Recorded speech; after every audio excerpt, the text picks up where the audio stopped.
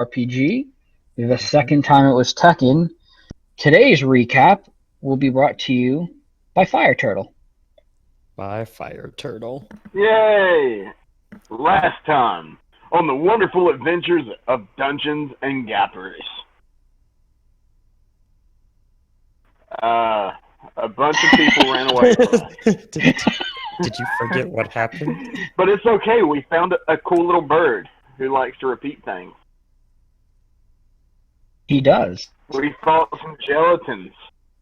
They did not taste good.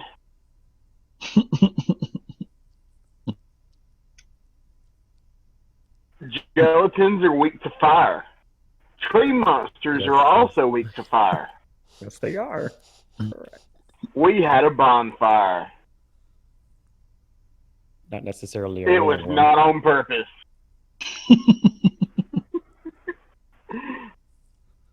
We fought a centaur who looked like Guy Fieri.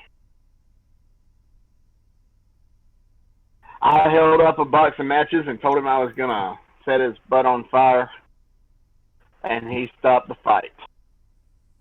I was not happy with the fact that he created an audience and set us up to watch a show. I mean, to be a show pretty much unto ourselves. So I tried to smack him in the face. I quickly changed my mind on that. Uh-huh. Forcibly. Or your mind was changed for you. You know, one of the two. Yeah. I quickly changed my mind on that subject. We got a library card for the bird, and we accidentally blew up the librarian, even though he was a very nice man, and I feel very bad about that. Do you, though? Do you? I kind of do. He was kind of nice and gave me a bag of holding. I mean, he might have tried to steal my soul, but for that, I mean, who can really blame me? It's an awesome soul. I mean, isn't that what you do as well, just instead of now, later? Well, I don't steal people's soul. They have to give it willingly. This is true. That is a very important distinction. Better. It's perspective. Cool deal. And where do our lovely group of adventurers currently find themselves, Fire Turtle?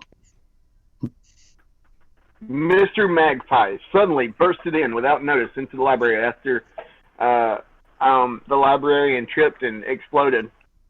Yes. You're like, that's not accurate. I don't think he tripped and exploded. I think it was Look, he's trying to make himself feel better that it wasn't his fault. That's but the it way was. Tortuga remembers it. Yeah, well, Tortuga's kind of wrong. It's your own Such a street. very tall stool and such very short legs. Uh-huh. Especially when people are casting zones of truth on you to make you speak when you don't want to. Weird. That was very well I done. mean, Thank you, That's Raven. what he gets for lying to us. Mhm. He shouldn't have tripped and exploded, though. You can give yourself inspiration for recounting for everybody. So, advantage on any roll of your choice during this session. And everyone good to start? Yes. Yes. Sure. Perfect. Okay, so you find yourselves, just like Tortuga had said, walked into the library, inquired about Mr. Magpie. Does anybody remember what Mr. Magpie was supposed to be for you all? He was our next lead for our necromancy group. Cool deal. You can give yourself inspiration too. It's Wonderful. Is he the necromancer or is he the next list card? I can't remember. He's a lead. So Guy Fieri Ball told you all that he might be the next person or the person to find to help you all figure out what to do next. And as you were inquiring and accidentally set the poor librarian in front of his wife's eyes on fire and burned to ash, Oh, In yeah. walks He Mr. tripped Magpie. and exploded. Yep. Oh, no. Right next to him. Well, that's awkward. Not laughing at the situation, but I'm laughing at how Tortuga is remembering this, because that is fantastic. Oh, poor little guy tripped. Okay. So, Mr. Magpie walks in and says, I hear you all have been asking for me. What do you do? I need to shift into an identity I have, Malone, the female elf. Malone, the female elf? Yes, I have the criminal background, but Gur needs to maintain above the law status. So my criminal Sounds background good. is Malone. Interesting. Cool. There you are, darling. We were just talking about you. Weren't we just talking about it? We were just talking about you. We were just talking about him. Yes. Yes, we were. Do you have somewhere we could talk We were privately? just Because talking I would about like to setting you on avoid fire. whatever this is with the dust on the stool. We're probably going to have to do something about that later. Now, I'd like to sidle up to him and put my arm through him so he can lead us somewhere else to talk privately. Through him? Through him? Like through his arm? Oh, You know, like I link arm? I imagine was you're like- trying to like. It's like I was like, held him what? with your arm? I feel like that's No, not I'm gonna trying to help. get super close for my next move. So instead of fireballing, just punch of doom. So I'm going to give you kind of a bump on this and say that you're able to shift before he walked in and noticed any of y'all, because that would have been awkward otherwise. So so go ahead and give me a persuasion roll. Give me a persuasion roll. Ooh. That'll do. Mr. Magpie looks down and says, Cool. I think we can do that. And he looks around and he looks at the female librarian, who doesn't actually seem to be very shocked that this has happened. Oh, that's sad. And you notice a tiny little egg actually on the stool where the librarian kind of turned to ash. Order of the Phoenix. I got it. Does he explode? And we'll come back. Oh dear. Are you asking that? I'm not, because I don't even want to know, man. Oh, okay. I don't even want to know. Sounds like a mess. Says, yes, I think we can discuss some of this. He looks around and he holds his hand up, and you see his glove is actually glowing, and you suddenly notice you are all not in the library anymore. You appear to be in another room. No doors, though there is a table with some food and drink. And he looks to Malone and says, will this do? Excellent, Sugar. We can do that. Oh god, are we trapped in please. here? For now. He says, please have a seat. Enjoy the food. Have some drink. He sits down at the head of the table and kind of clasps his hands in front of him and says, so, what's going on? Why are you looking for me? Well, I take my seat. Motion for the others to do so. I'll take my seat as well. I'm Bit gonna further stand away from him, with though. my arms crossed in a, very stern look at him, because it's like, I don't trust this guy. Well, Mr. Sounds Magpie, good. I'm afraid we have to apologize. We heard about your little problem. We were going to reach out for you, but before we could get here, your problem became our problem, and we had to deal with it. I have a lot of problems, technically speaking. Which one in particular?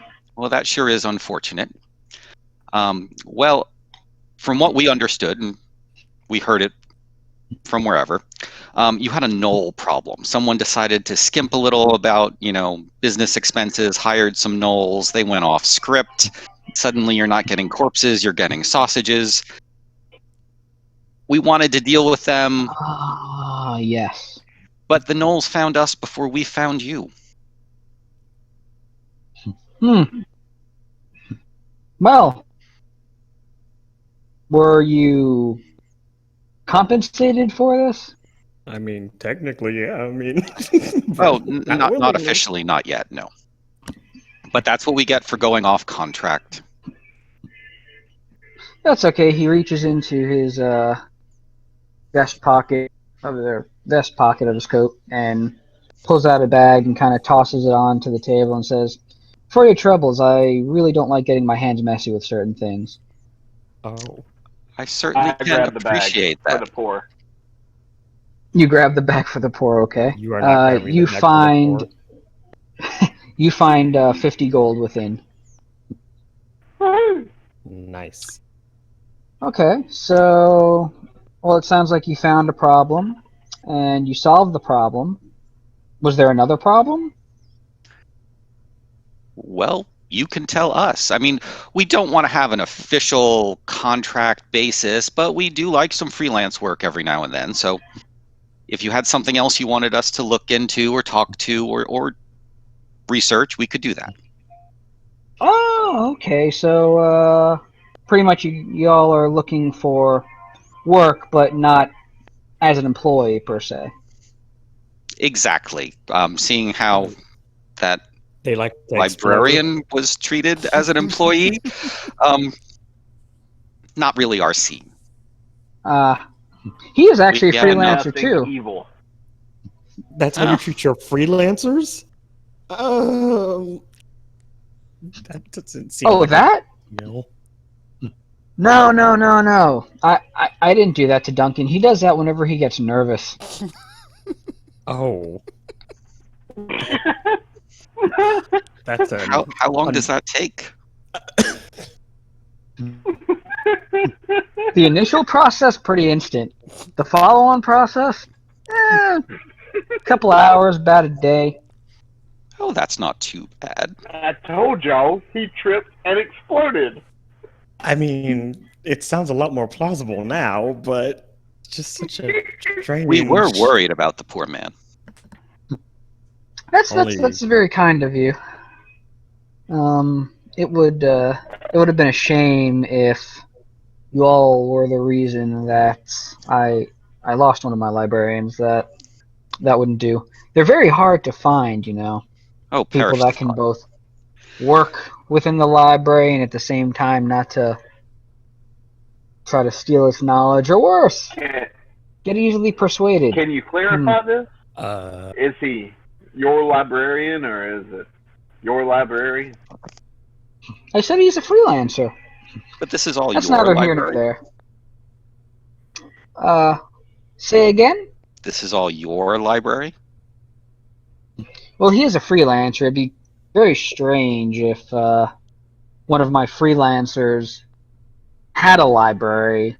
I mean, I could just get a library if I wanted a library, I suppose. Yes, this is my library. Oh, how wonderful. It is. Lots of good things. I see that some of you have already become a patron. Thank you very much.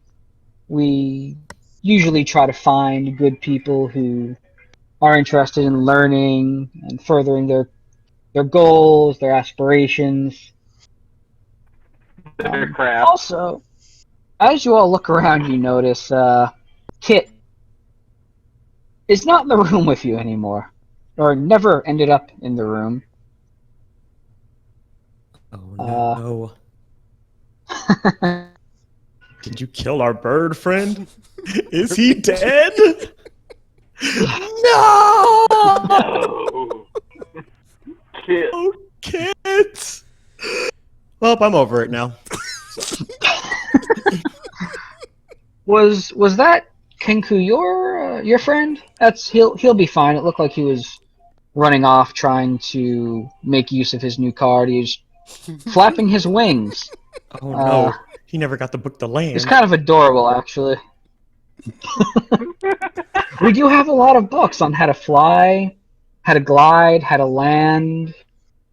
All very good books. I really feel like some of these should be combined into one book, but teach his own. That would be a very, very big book. We've tried that before, but then people tried to fly with the book, and it just weighed them down, and it didn't work, so we cut it up into different bite-sized volumes. It's been working well so far, except when it hasn't. Mr. Magpie suddenly looks a bit solemn for a moment, then continues on. So, you all are looking for some work, then? We are. Possibly for you, the people that you work for or work with. Yes. I actually do think I have something. And he reaches into one of the pockets on his coat and comes out with a notebook, and he opens the notebook. He's flipping through the pages. And he looks at you all. No. And then keeps flipping a little bit more. That was rude. Aha! And he tears a page out of the notebook and he sets it down on the table, puts the notebook back in his pocket. And you notice the page is blank. He's like, there you go. Oh, sorry. He taps the note twice and it expands, essentially covering almost the entire table into a giant map. Oh my. And sweet map. He says, okay. You do like maps, don't you? You should probably copy that. Yeah, it's underneath the food. You're fine. Magic. And he's pointing. He says, "So this area," and he's pointing to about where the gnolls are, or where you guys had fought them, and said, or the goblins, and said, "No, yeah, gnolls." I'm getting myself confused between gnolls and goblins because they both start with G. I'm good at remembering my own things. He points and says, "So that's. I'm guessing that this is where the sausage factory was." Yeah, and our he says party. Factory in quotes. Okay, cool. He goes and he makes a mark, a big X on that spot, and you almost see that little spot in the map kind of very briefly catch fire and just kind of dissolve away. Okay, so that one's taken care of. There is another problem we've been having dealing with, surprisingly, theft. In Perish this case... I was just about to say, I was like, well... say. Some people are finding family heirlooms have gone missing. Is it the Duke? Who? God. Oh, nothing. Continue. He leans into Malone and says, "Is your pirate musical friend okay?" Okay. No. None of us are. We're kind of a mess. Says, yeah, in the village, around the surrounding village, which I'm guessing y'all have been to as well, there has been a string pretty much of theft again. The livestock, the first spot, which I'm guessing is what you all had been looking into, because some of the farmers were complaining to me that was a problem. Luckily, it seems to have solved itself. Some other people now are mentioning that they have some family heirlooms that are vanishing, and they're not quite sure how or why. They are finding some family members, though, that are in the home with them, strangled. Very strange. There's no signs of entry.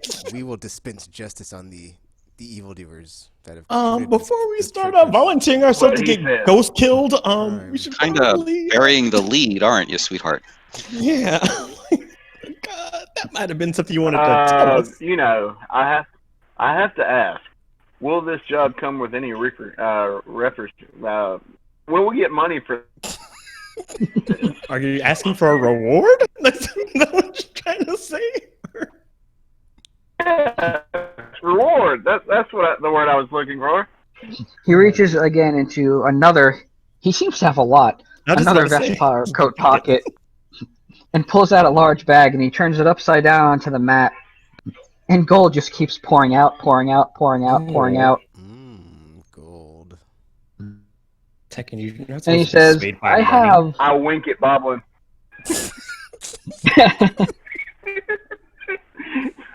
I have enough of this to go around. And he waves his hand and the gold vanishes again.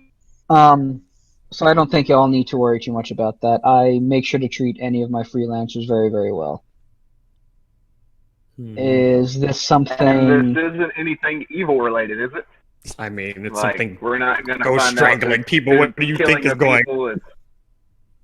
I mean, we are. Are you asking me if I? Are you asking me if I'm sending you to be evil, or if you're dispensing of evil? Are you sending us to be evil? That's my main concern, because Cleric is light. I'm a good dude. I don't do bad things like setting people on fire, except that one time. I don't want to talk about it. You but, literally exploded all of us. Are we going to be good?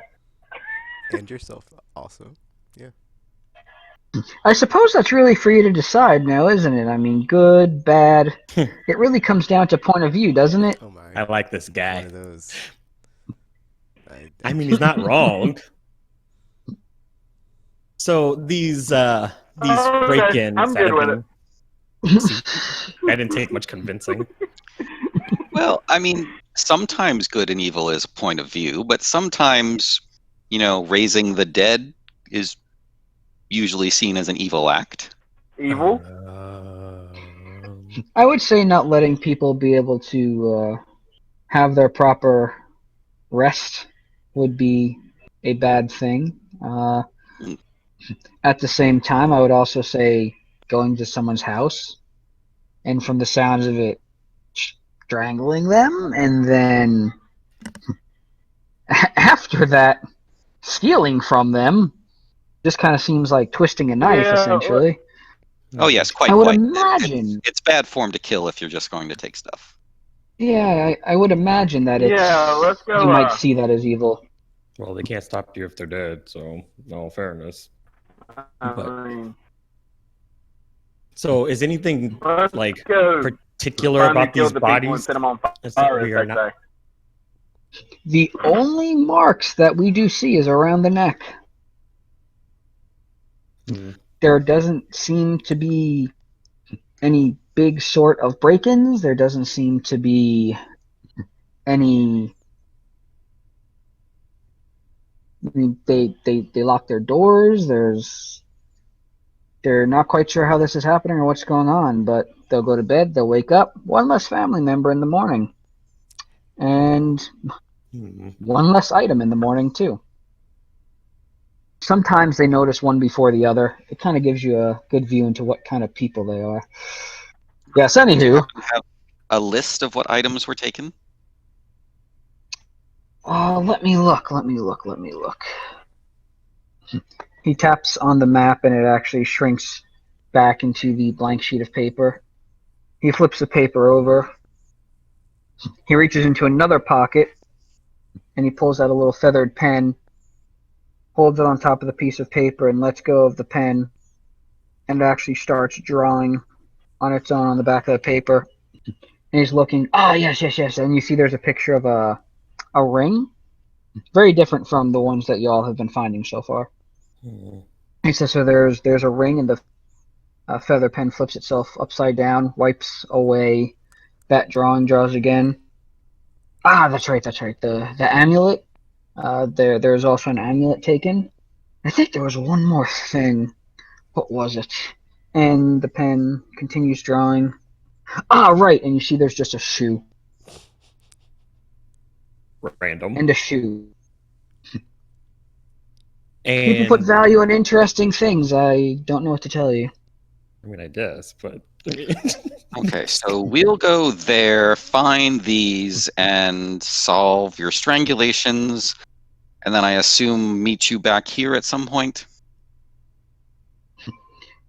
Yeah, just show up here whenever you have everything, and I'll show up as well.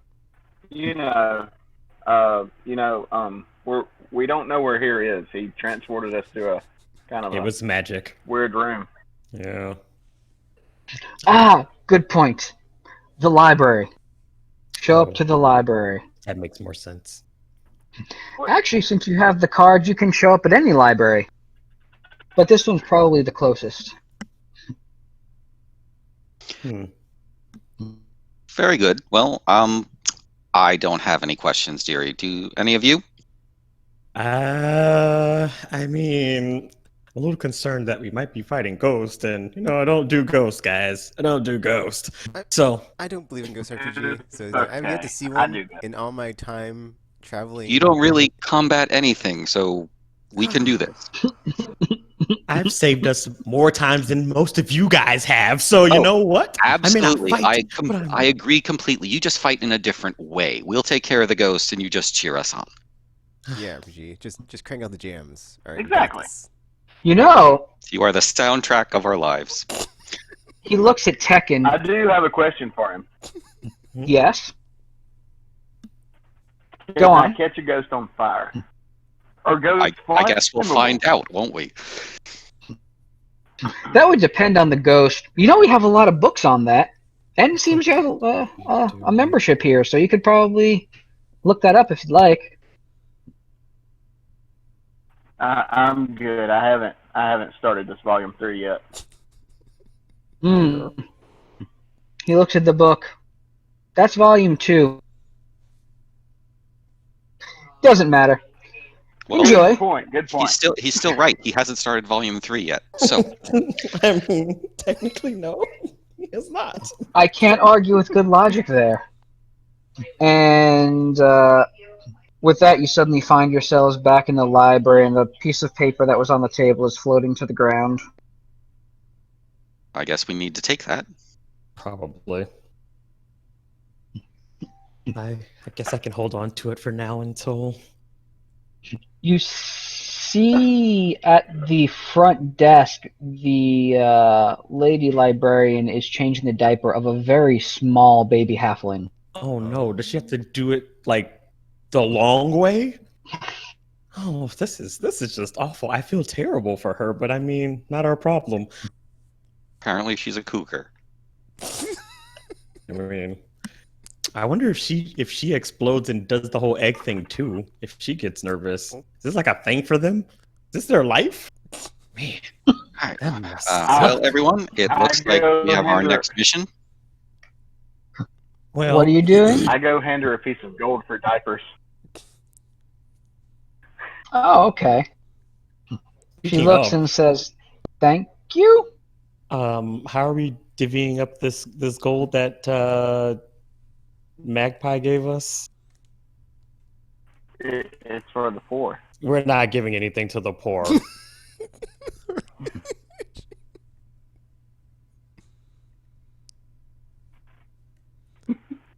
How many of us are there? We could just split it. Well, there's 4 of us here now. 50-50 me. We could all get I'm together sorry. and Y'all get save 10 7. for Pardon? the others or something. We're not saving anything for anybody that's not here. They should have been here. That's on them. They don't have to know. They don't have to know. And with that, all of it's going to the poor. It's not. Don't make me charm you. Don't make me do this. Because I will. I put it in my alms box. In your what? His poor His box of alms. I don't know. ALMS. Is Magpie still here? You see that he's wandering around where the shelves are. Some of the shelves he hasn't quite left yet. All right. Time to exit the building. So I'm guessing we're going to have to either, well, one, investigate these places where things were stolen, and then figure out if anybody else in town has any valuables that could potentially be the next target. Otherwise, be searching forever. Sounds Yes. good. The inn closest to the point on the map would be a good start.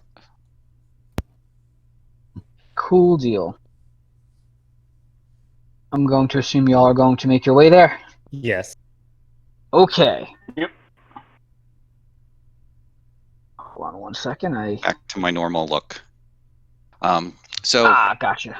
So that went well. Would have been better if the bird had stuck around as our little lie detector, but I mean, what can you do? He's his some kind answers of seemed to put him on the up and up. You trust this guy? Well, I don't trust necromancers, and neither did he, apparently, so... I should have cast Zone of Truth on him. Well, the last time you did that, somebody exploded, so we might want to hold off on Zone of Truth and people Just run because out. they got nervous. Uh-huh. All right, so let's get to our investigation. Awesome. So you all go walking back down towards where the village, or the closer to where the other village is that he had mentioned on the map. And there's people outside, kids around outside playing, people chatting, having fun. You don't seem to see, there is an inn marked on the map, but you don't actually seem to be able to see where the inn is. Well, that's weird. Is it protected by magic? Can we check that? You could. I don't think I have a spell for that. I do not have a spell for that. I think I have a spell for that. I don't. Or we could just, So ask there are people somebody. around? Yeah, excuse me. I would like to go. You're looking for I'd like the to inn? go Do you up know where to a that is? person and just ask them. Sounds good. So Gur walked up to someone and said, "Hey, do you know where the inn is?" And he appears to be a farmer. Oh, God. and, and he looks around and he counts 1. Are you the 2. only person in town? He looks and says, "Ah, y'all must not be from around here." I tap him on the shoulder and say, "Do you have a brother in another town?" I'm pretty sure it's just him. Have you met Billy? Oh, gosh. No, Billy's dead. Was he strangled? How many brothers do you have? 1, oh my 2, 3, so 4, have any fire 5 spells. brothers, and 1, 2, 3 sisters. Fantastic. Yeah. Hopefully this is just a regional dialect. Yeah, we're not from around here. Where would the inn be hiding? In the The inn. The inn is anywhere, well, pretty much anywhere you are. Were you planning on casting any sort of detect magic spells or anything before you? Kinda. Oh, okay. He just kind of points around and he says, "The inn's pretty much everywhere." Well, that's right, reasonable. though. Y'all aren't from around here. And as he says that, he kind of turns around and walks away, and it looks like another farmer comes out and says, "Y'all are looking for the inn. I'm sorry, my brother, they are working on some new potions recently, and they didn't work out too well. He's kind of sort of constantly drunk. We're trying to figure out how to reverse it.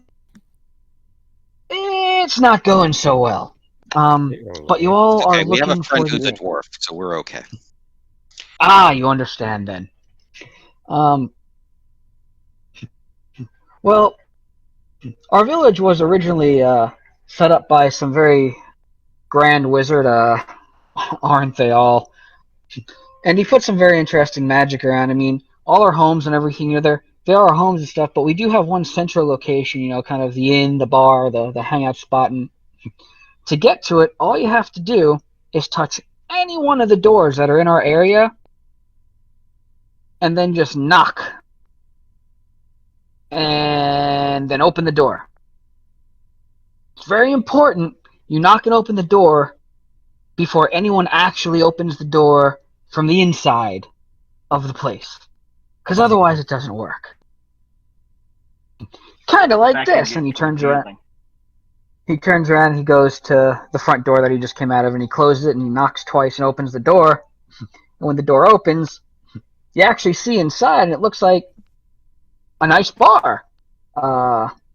You can see actually straight through, like the barkeep looks to be a half dragon actually, is over there, and he's cleaning some glasses. There's a lot of people in there that are eating, drinking, talking. Some people are singing. A lot of different stuff. Karaoke? Yeah. Karaoke.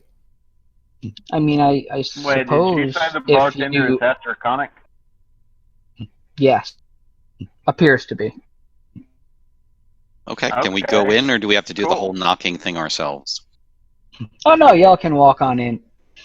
But see, what I was saying before is he closes the door and knocks twice, and he waits a minute, and a little kid opens the door looking kind of sleepily. He's like, now you can just get into my place.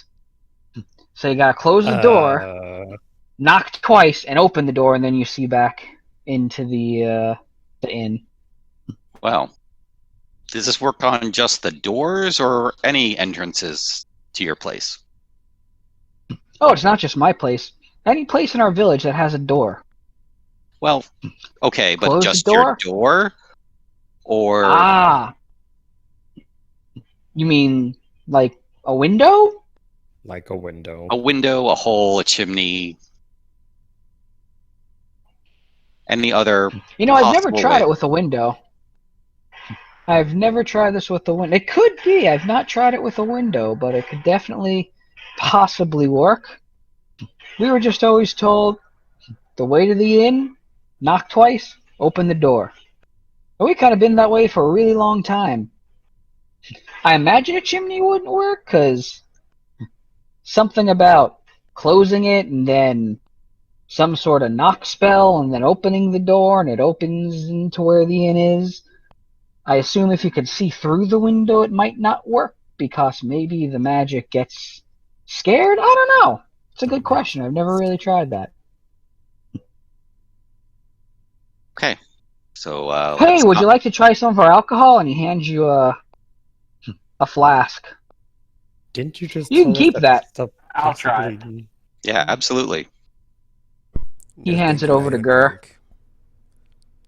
You want to check, Con? What's that? Oof, Oh, you're like that's some lightweight. strong stuff. I was like, you're a lightweight. It just tastes like really, really good rum at the moment. Back. You don't feel intoxicated or anything right now. Everything feels perfectly fine. Yeah, okay. That's not suspicious at all. Oh, There's I'm not no going to way give this you all can the go stuff bad. in the barrel over there. And he points over to where the other barrel is. And it looks kind of moldy and leaky and a little glowy. That's the stuff we're working with. You don't want to drink any of that. That you're holding in your hand there. May I have a flask of that? Of which one? The Pretty green sure he would glowy like stuff. the glowy, moldy stuff. Ah. Just the flask of it for later. Okay. And he looks at you a little suspiciously. And he walks over there. And before he does, he puts gloves on. And then he puts what appears to be a welder's mask on. That can't. And he opens be the lid. safe. And he takes a metal little dipper and dips it in. And you actually hear sizzling sounds. Oh. And he picks up... It's a he Tom actually and picks Jerry up a episode stein. going on. Yes. Sure, we'll go with that. You know He what? picks it up I and he bet pours Tony it would in. love that later. I mean, That's why I'm getting it. I'm getting him. And he screws the top on and presses a little seal on, closes the lid, takes the mask off, takes the gloves off, hands it to you, and says, "Good luck." You see his other brother that seems to be standing up and trying to grab at something in the air and then falling over, giggling. yeah, He looks at his that's brother. some safe stuff. looks back to Ramblin', or Tortuga in this case. Yeah, definitely good luck. Hey, if you happen to try it and you can make it back here, it'll be good to see you. Might have some questions for you. Wonderful. And with that, he says, "So is there anything else I can do for you? I mean, you just looking for the inn?" Well, we heard that some people were asking Mr. Magpie for help with some strangulation / thievery. Mr. Who? We heard some thieves were in the area. Stuff was missing. People were dying. Oh, yes. You must be talking about the Jones and the Ambers. Yeah. The Ambers. I'd like to find out more if you knew who knew more. Poor little Timmy's shoe. I never understood that one. You can talk to little Timmy. He's over there. And he just seems to be over there playing with a little ball. He's like, the Jones are in that house over there. The Ambers are in the one over there. And, well, you know where I live. You found me over here. Yeah. Thanks. No problem. I would like to go up to the little boy. Please don't scare the little boy. Is he still missing his shoe? And he is. He has one shoe on. Oh. And he looks at the turtle. You're a big turtle.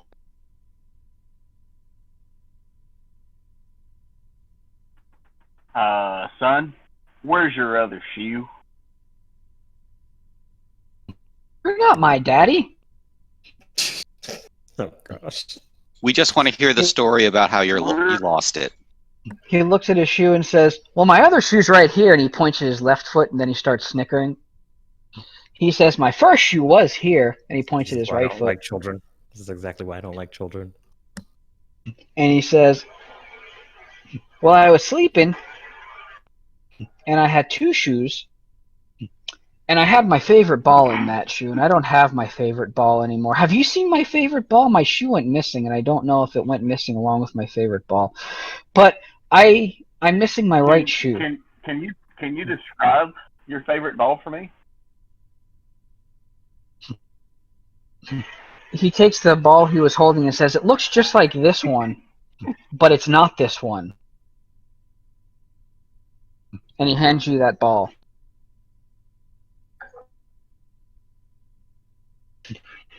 And he looks back at his shoe, and then he looks at your feet and says, can you wear shoes? Unfortunately, I cannot.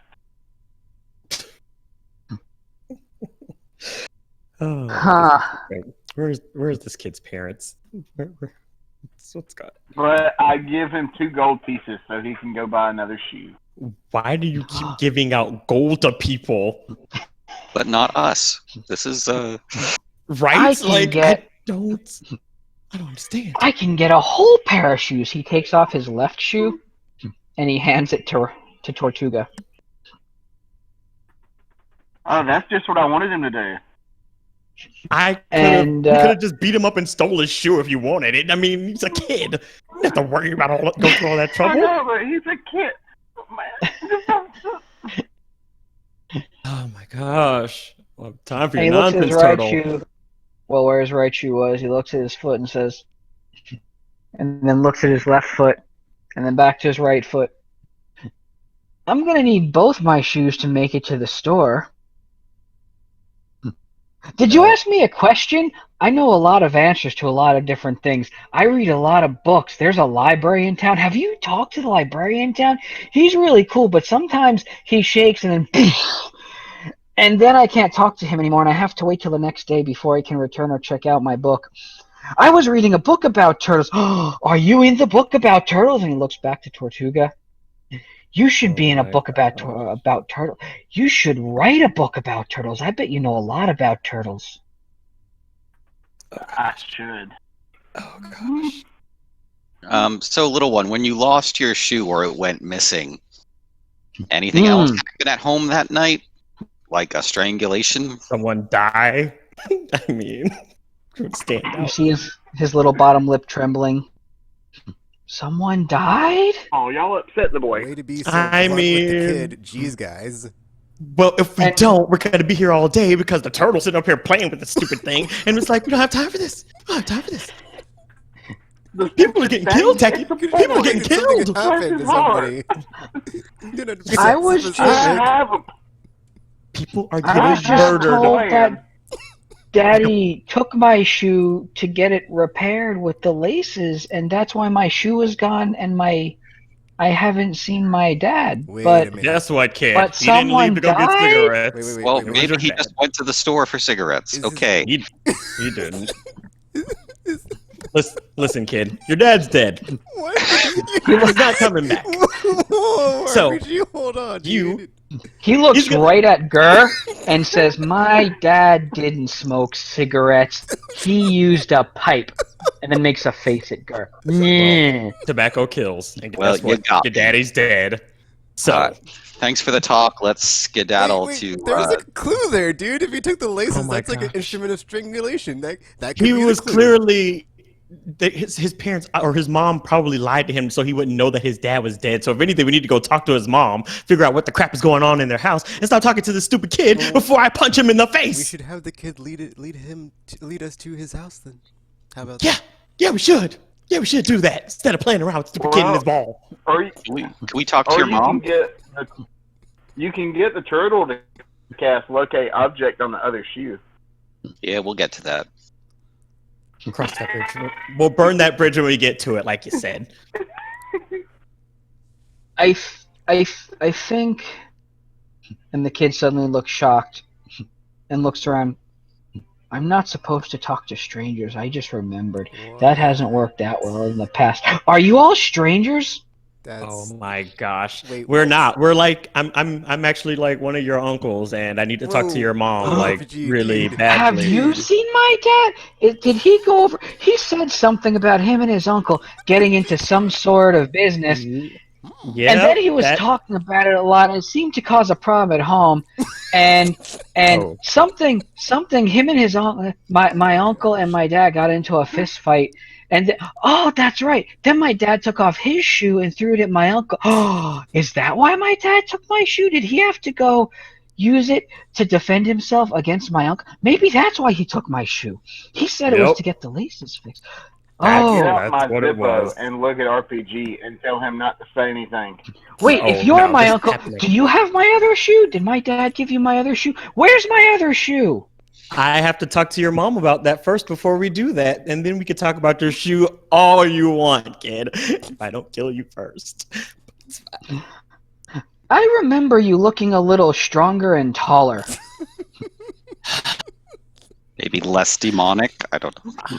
I am going to cast Charm Person on this stupid kid so we can get this show on the road because I don't have time for this nonsense and I don't like children. I think you need to learn Charm Turtle. There you go. What now? Oh no, you're good.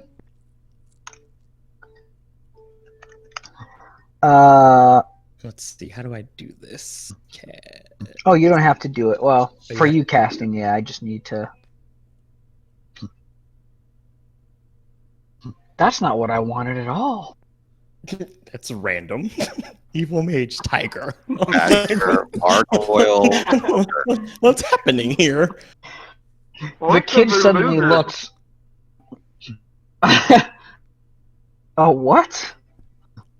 What's a what? Did you say a number Veluga? 4. Dylan? I made it make a wisdom save. Oops. In any case, the kid totally fails that save. He's a kid. What do you expect? He looks right at Sax. I have to not say Alistair's full name. Looks at Saxon wide-eyed and goes, "I remember that you used to play a flute. And bagpipes! Do you have your bagpipes with you?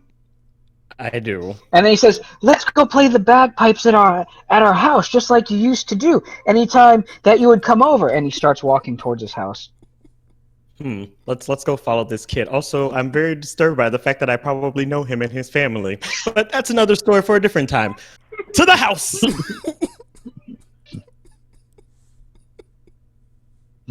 You guys walk over to the house, and there's no one in the house. There's a couple of pets around. The kids are around. He's like, oh, Mommy must have gone to the bar again. She should be back soon. And he just goes over and starts playing with his blocks. Cool. So let's leave him here. Let's go to that inn bar thing. Leave him to his own devices. If he gets kidnapped or murdered, that's on him. Not our problem. We never saw him in our lives. All right, let's go outside, knock twice on this door, and get inside that bar and pretend we never saw this kid, just in case anybody asks. We never saw this kid. What kid? All right, let's go. Exactly. Let's take him with us on the very dangerous mission. Nope. You already have a goblin. No more. Okay. No It's more a kid, strays. man. You're going to say the word fireball and accidentally kill him. Is that what you want to happen? Do you want a dead kid on your hands? Because that's what's going to happen. That's how you get dead kids. Not again. Not again. I mean, no. Well, that's not.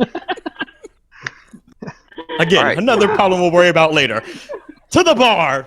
Exit the house, close the door, knock twice, open the door, into the bar. Awesome. Magic.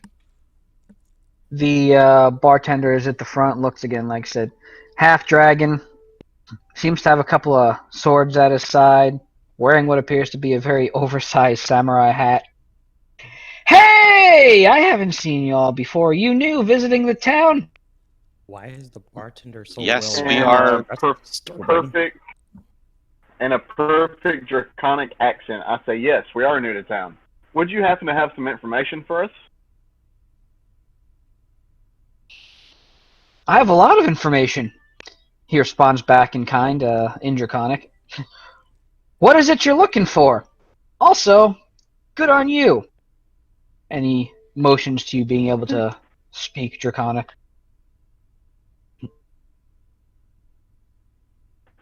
Well, we seem to have some missing objects in town and, one or two strangled people. We'd like to know what's going on here.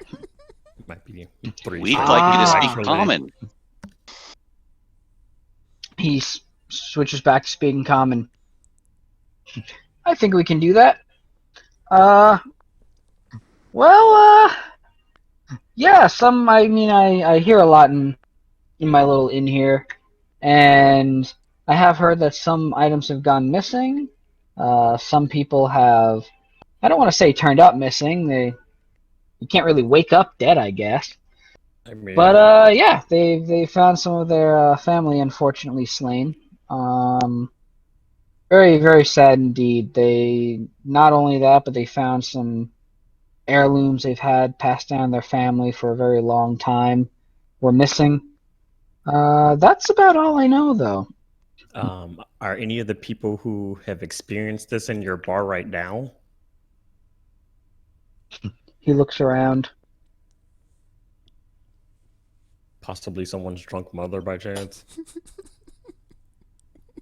I mean, we have a lot of drunk mothers that come in here. Your town's kind of a mess. Well, they haven't invented TV yet, so. Don't tell our bard that. Oh, are you talking about little Timmy's mother? Sure. If that's who that is.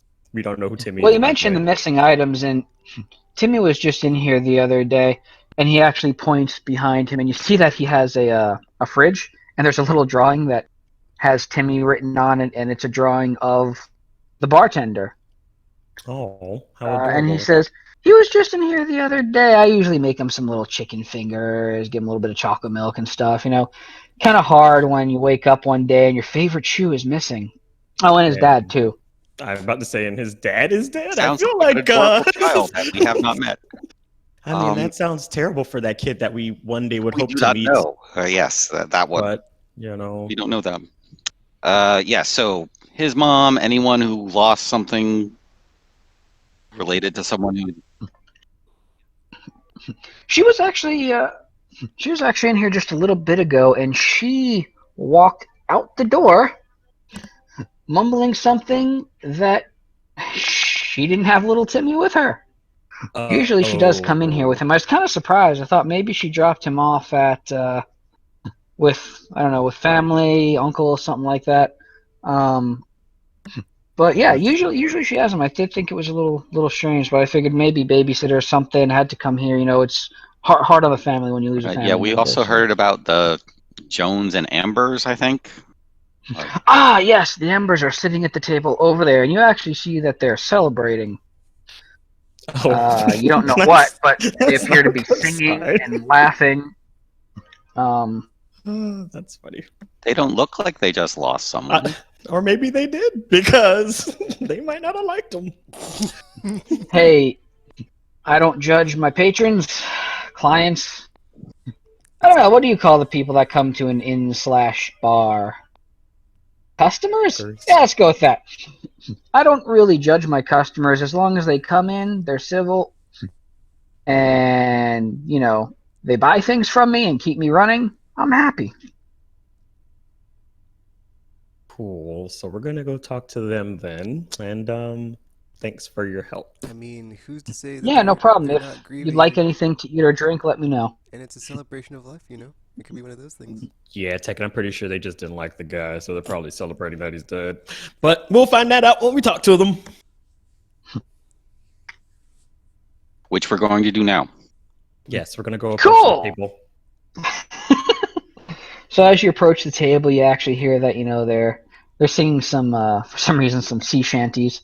Was his family? They seem to be pirates? celebrating. They got a big meal and everything.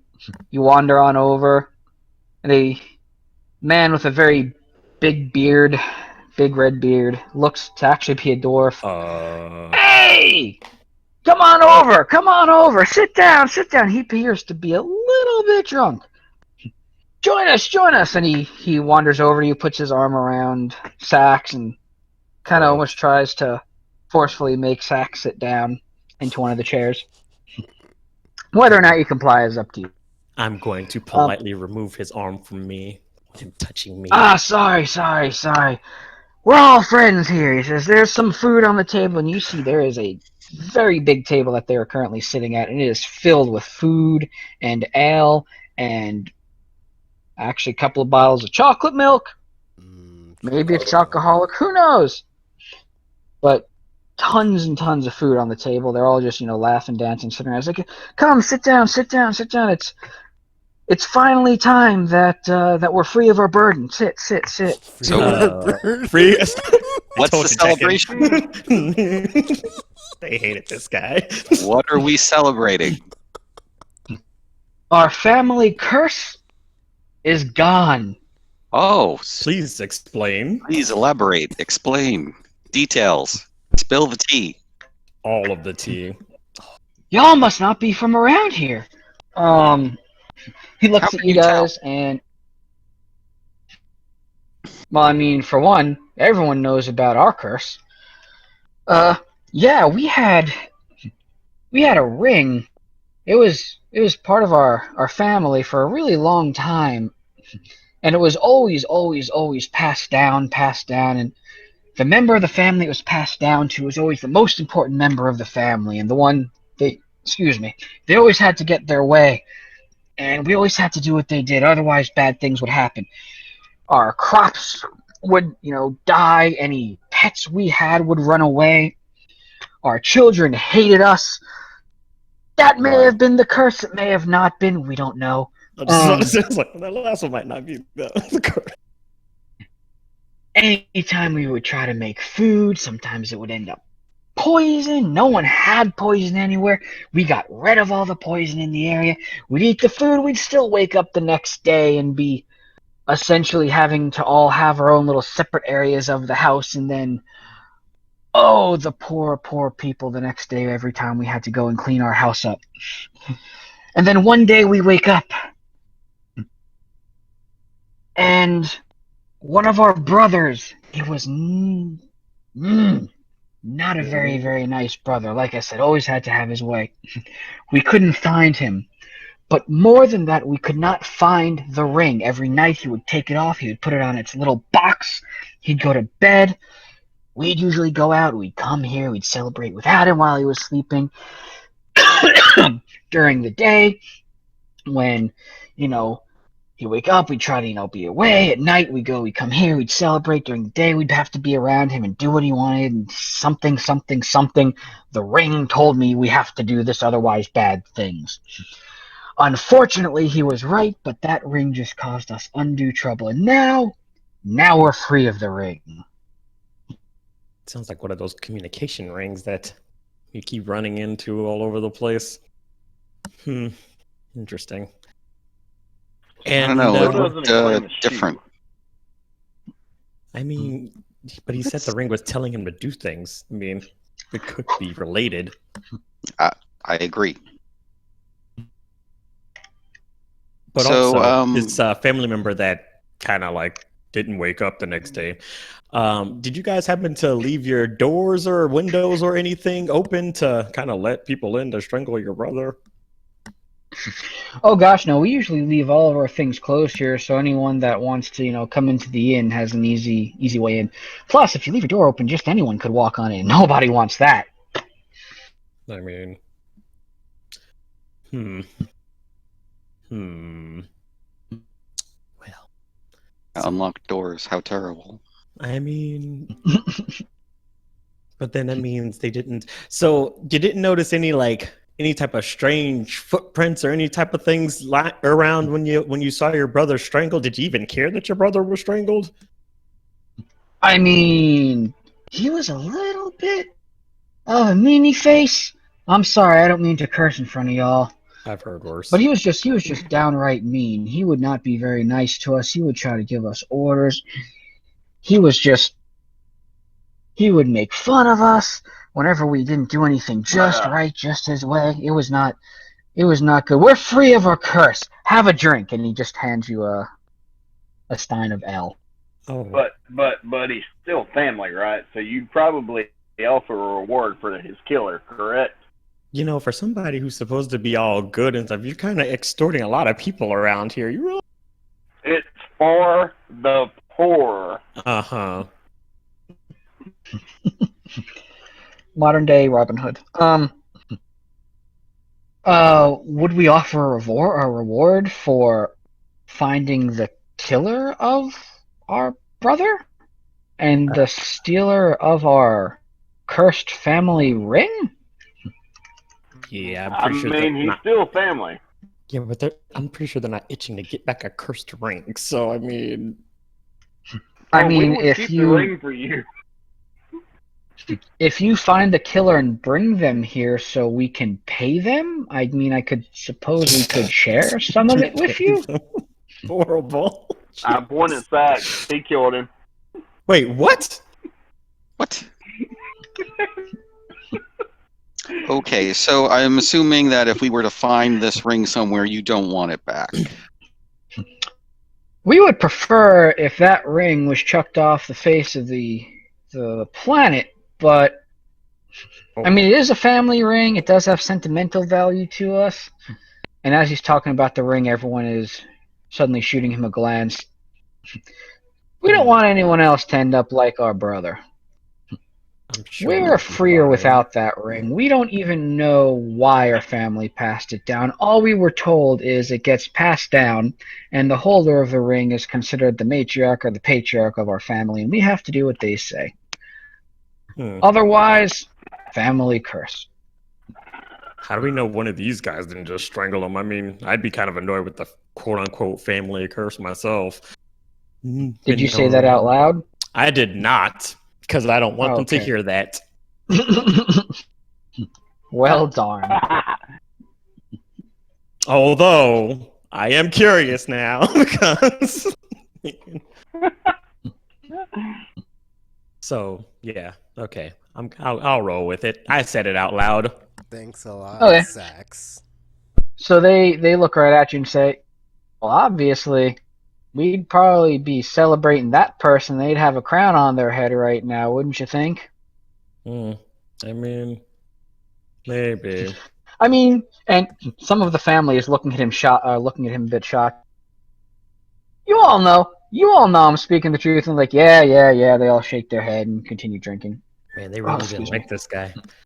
I wonder if the other families are like this. We need to talk to these Joneses and see if they're celebrating too.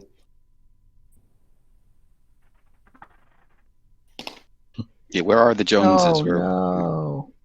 Oh no! What happened? Hold on 1 second. Give me one moment. What the hell just happened? There we go. The Joneses are over at, and they look around, and there's a bunch of people celebrating, and there's a group that is crying at a table. The Joneses would be over there. They seem to be in a lot worse mood than you guys are, so... Well, I think I'm going to stay here. You guys can go ahead and talk to the Joneses. This doesn't sound like it's going to be fun at all. I'll go talk to the Joneses. I'm used to dealing with grieving people. Oh, wonderful. And burning people, and... I mean, cremation is part of a funeral. Sometimes I'm the reason that they grieve, and, either way. Sound like a very good cleric. So, let's go over to the Joneses. Fine, let's go to the Joneses. The sad people. They're over there, and they seem to be crying, and they're all like writing little notes, and they're definitely grieving. Are you going to go over and say anything to them? All right, Turtle, you're up. I would like to offer my condolences to the family and ask what happened. One of the family members is sobbing and goes over to you and wraps their arms around you and says, "Oh, thank you. It's much appreciated. We lost David. We were all sleeping in the middle of the night, and then we heard screaming, and when we woke up, David was gone. He was dead. Well, and his favorite amulet was missing. And we just don't know what to do. We've had David for so many years in our life. He was just like a member of our family." They said I have another question. Go ahead. Is David a family member or a family pet or? David was our dog. Oh. Of course, and yes, poor David, bless his soul. It's us, and points to her little kid that's sitting there. This is Bella, and she has grown up with little David. Like he's been like a brother to her this whole time. It was very traumatic, and she just seems to be over there looking around, smiling, drinking a little glass of chocolate milk. Doesn't really appear to know what's going on. All that traumatized. Also, you guys said you heard screaming from the dog being strangled, or? And it was the dog's favorite amulet. Well, he has a collar. It was a very nice collar. This was we've had it in our family for a long time. It was my great grandmother's goat's collar. And it just felt right. Like it's been passed down, family. We've had it, and we decided to put it on David. He's always with us all the time. So we figured, it was good. He seemed so happy once we put it on. He seemed much happier. He was much more attentive. He was listening to us finally. It was really, really good. Whenever we took it off, magic, he seemed very, very angry.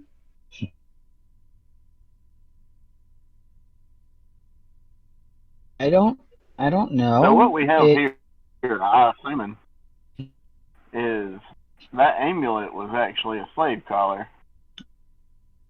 Oh, that sounds a lot worse when you say it like that. The lady talking to Jesus. Perish the thought. We would never do that to our poor David. He was such a good little dog.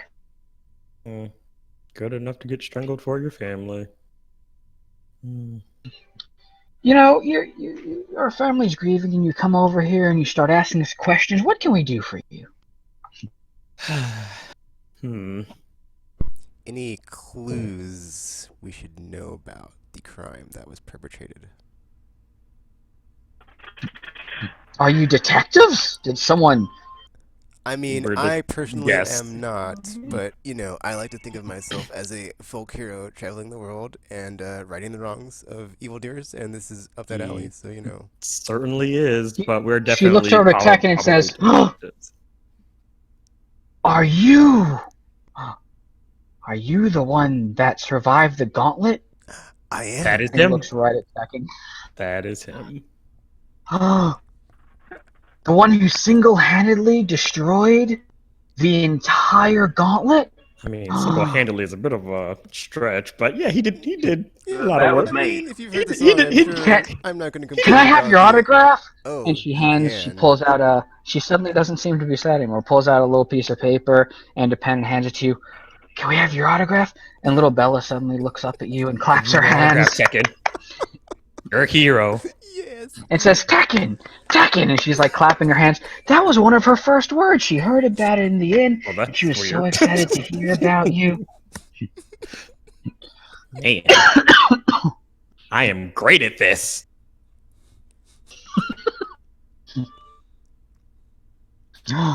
And looks at the bard. You must be his sidekick.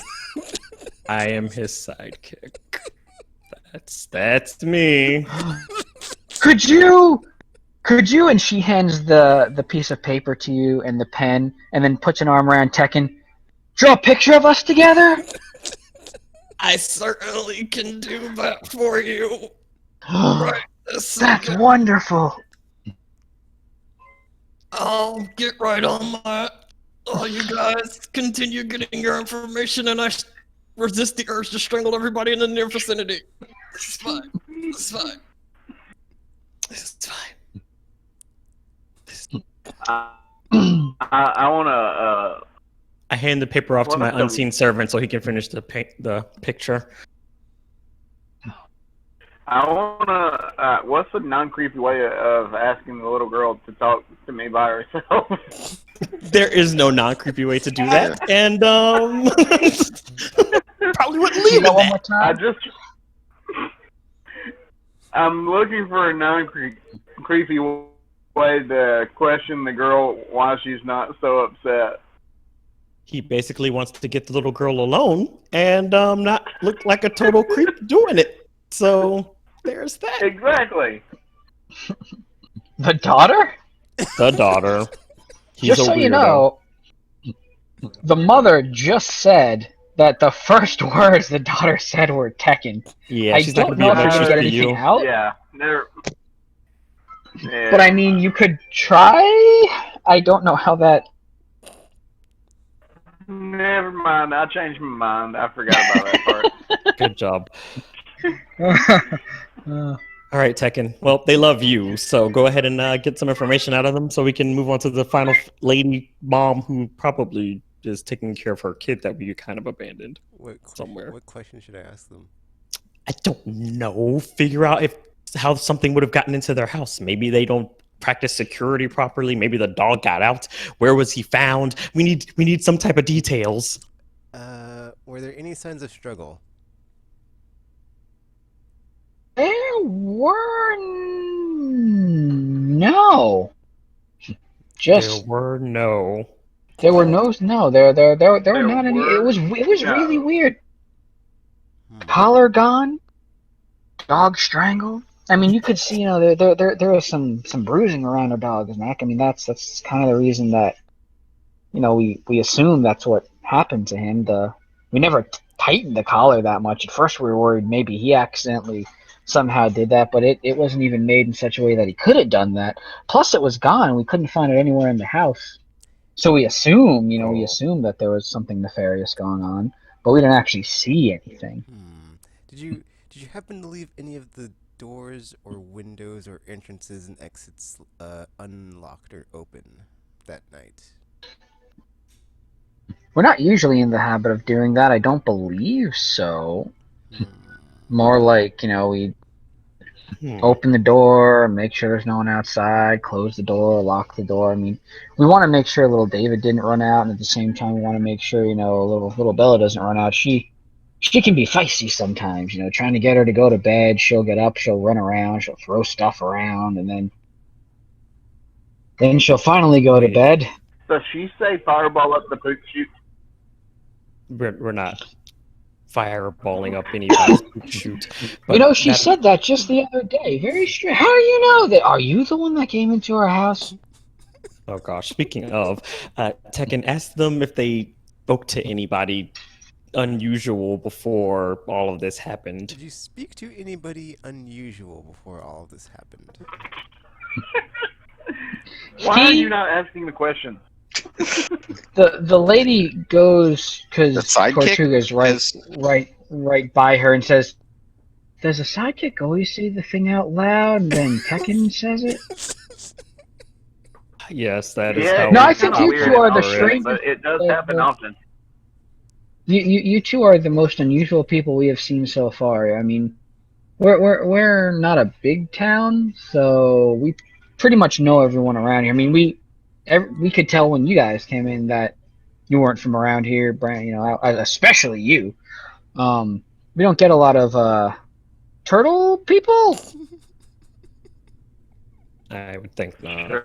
No one does. I mean, so were there any strangers around here recently? Other than us, obviously. Yeah.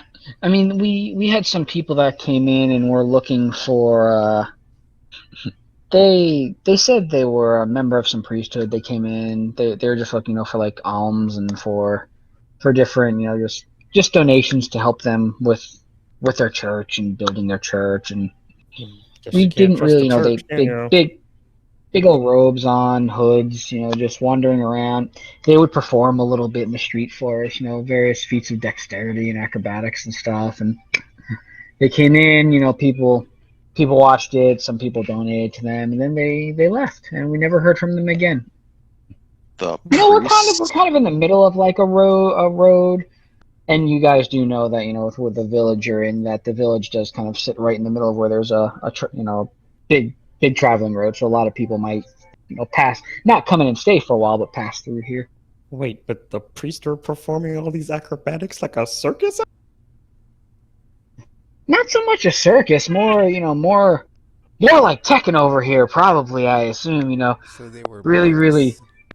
But they were dressed as priests? Well, that's not they were wearing robes and they were talking about a church, so we kind of assume. I mean, we don't tend to pry too much into people's lives. So a bunch of random strangers come in here in weird robes and start doing flips in the middle of your street and nobody questions anything? I mean, they didn't seem dangerous. Nobody questions anything. Honestly, this village, guys, Tortuga, you have my permission to burn the whole thing down once we get out of here. But I cast. Not yet. We have to leave. Oh, okay. As soon as you.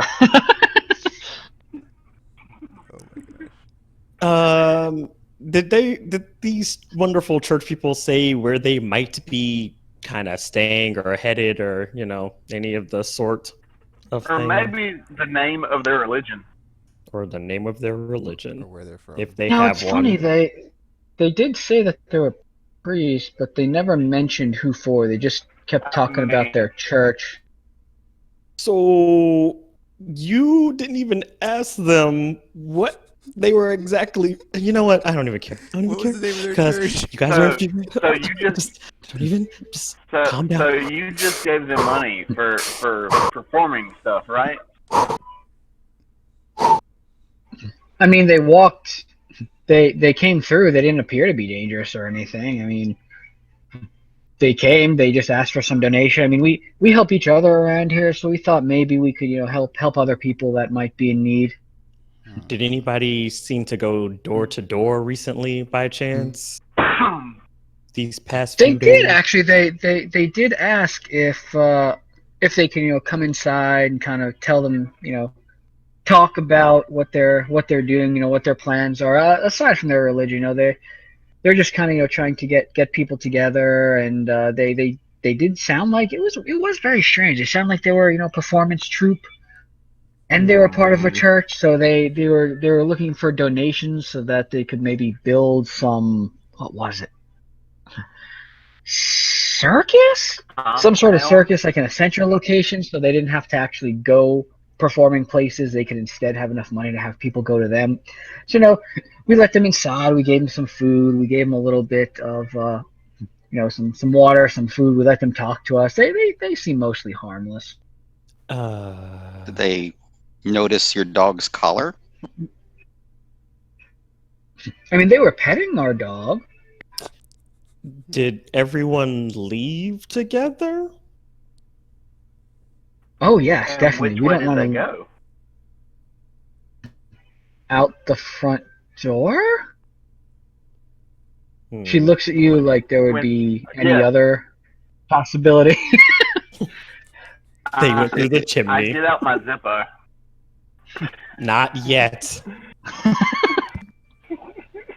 Oh, that's interesting there. Is that a family heirloom as well? Yes, spread the word.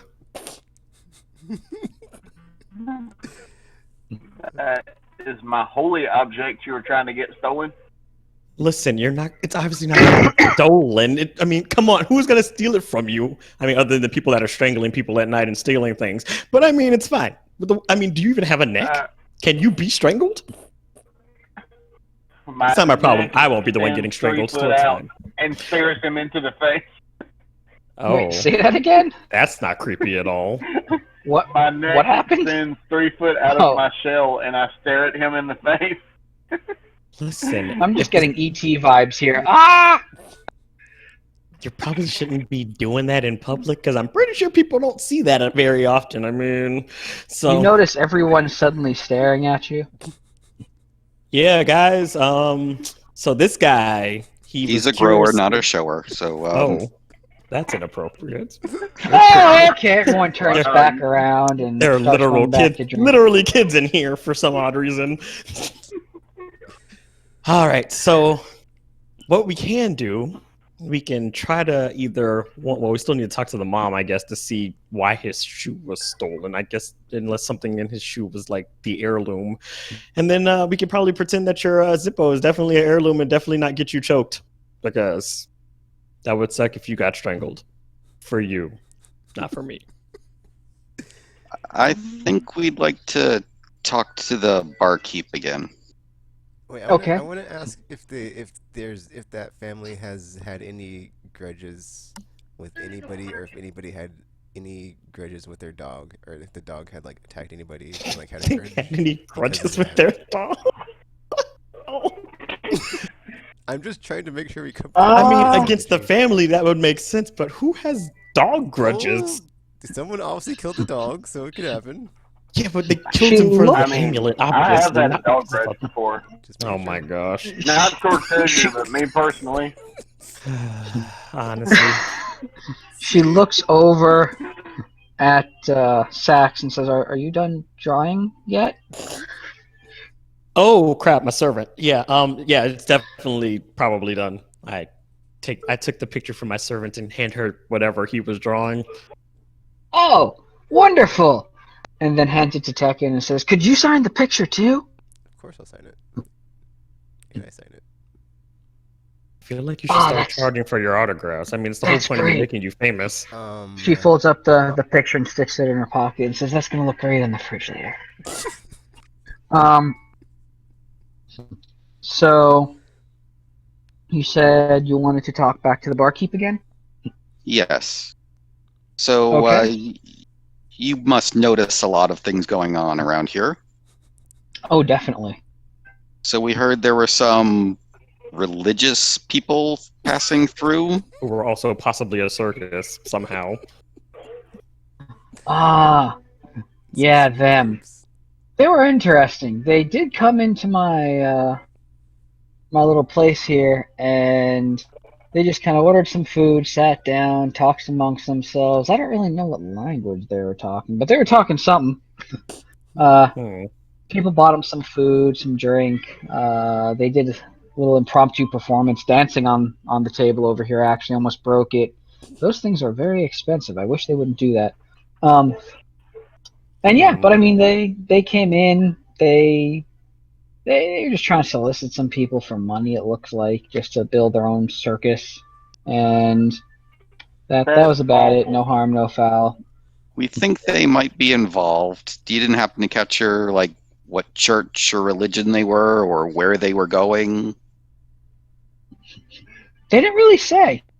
I don't really recall any of this. I just remember that they said they were part of a church. They were priests, performing priests. Clearly. And so you don't remember their false for heretical religion? Hey, there are lots of gods out there.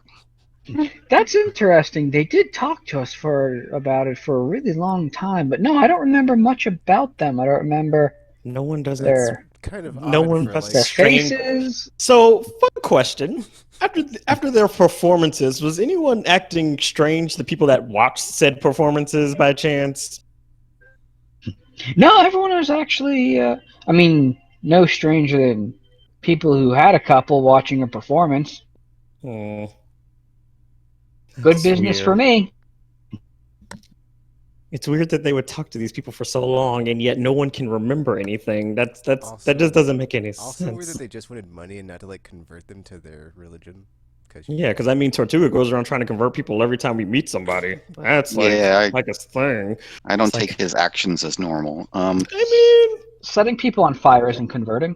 I mean, it's converting them into a different something. That's true. I mean, charcoal and ash. But it's just weird that.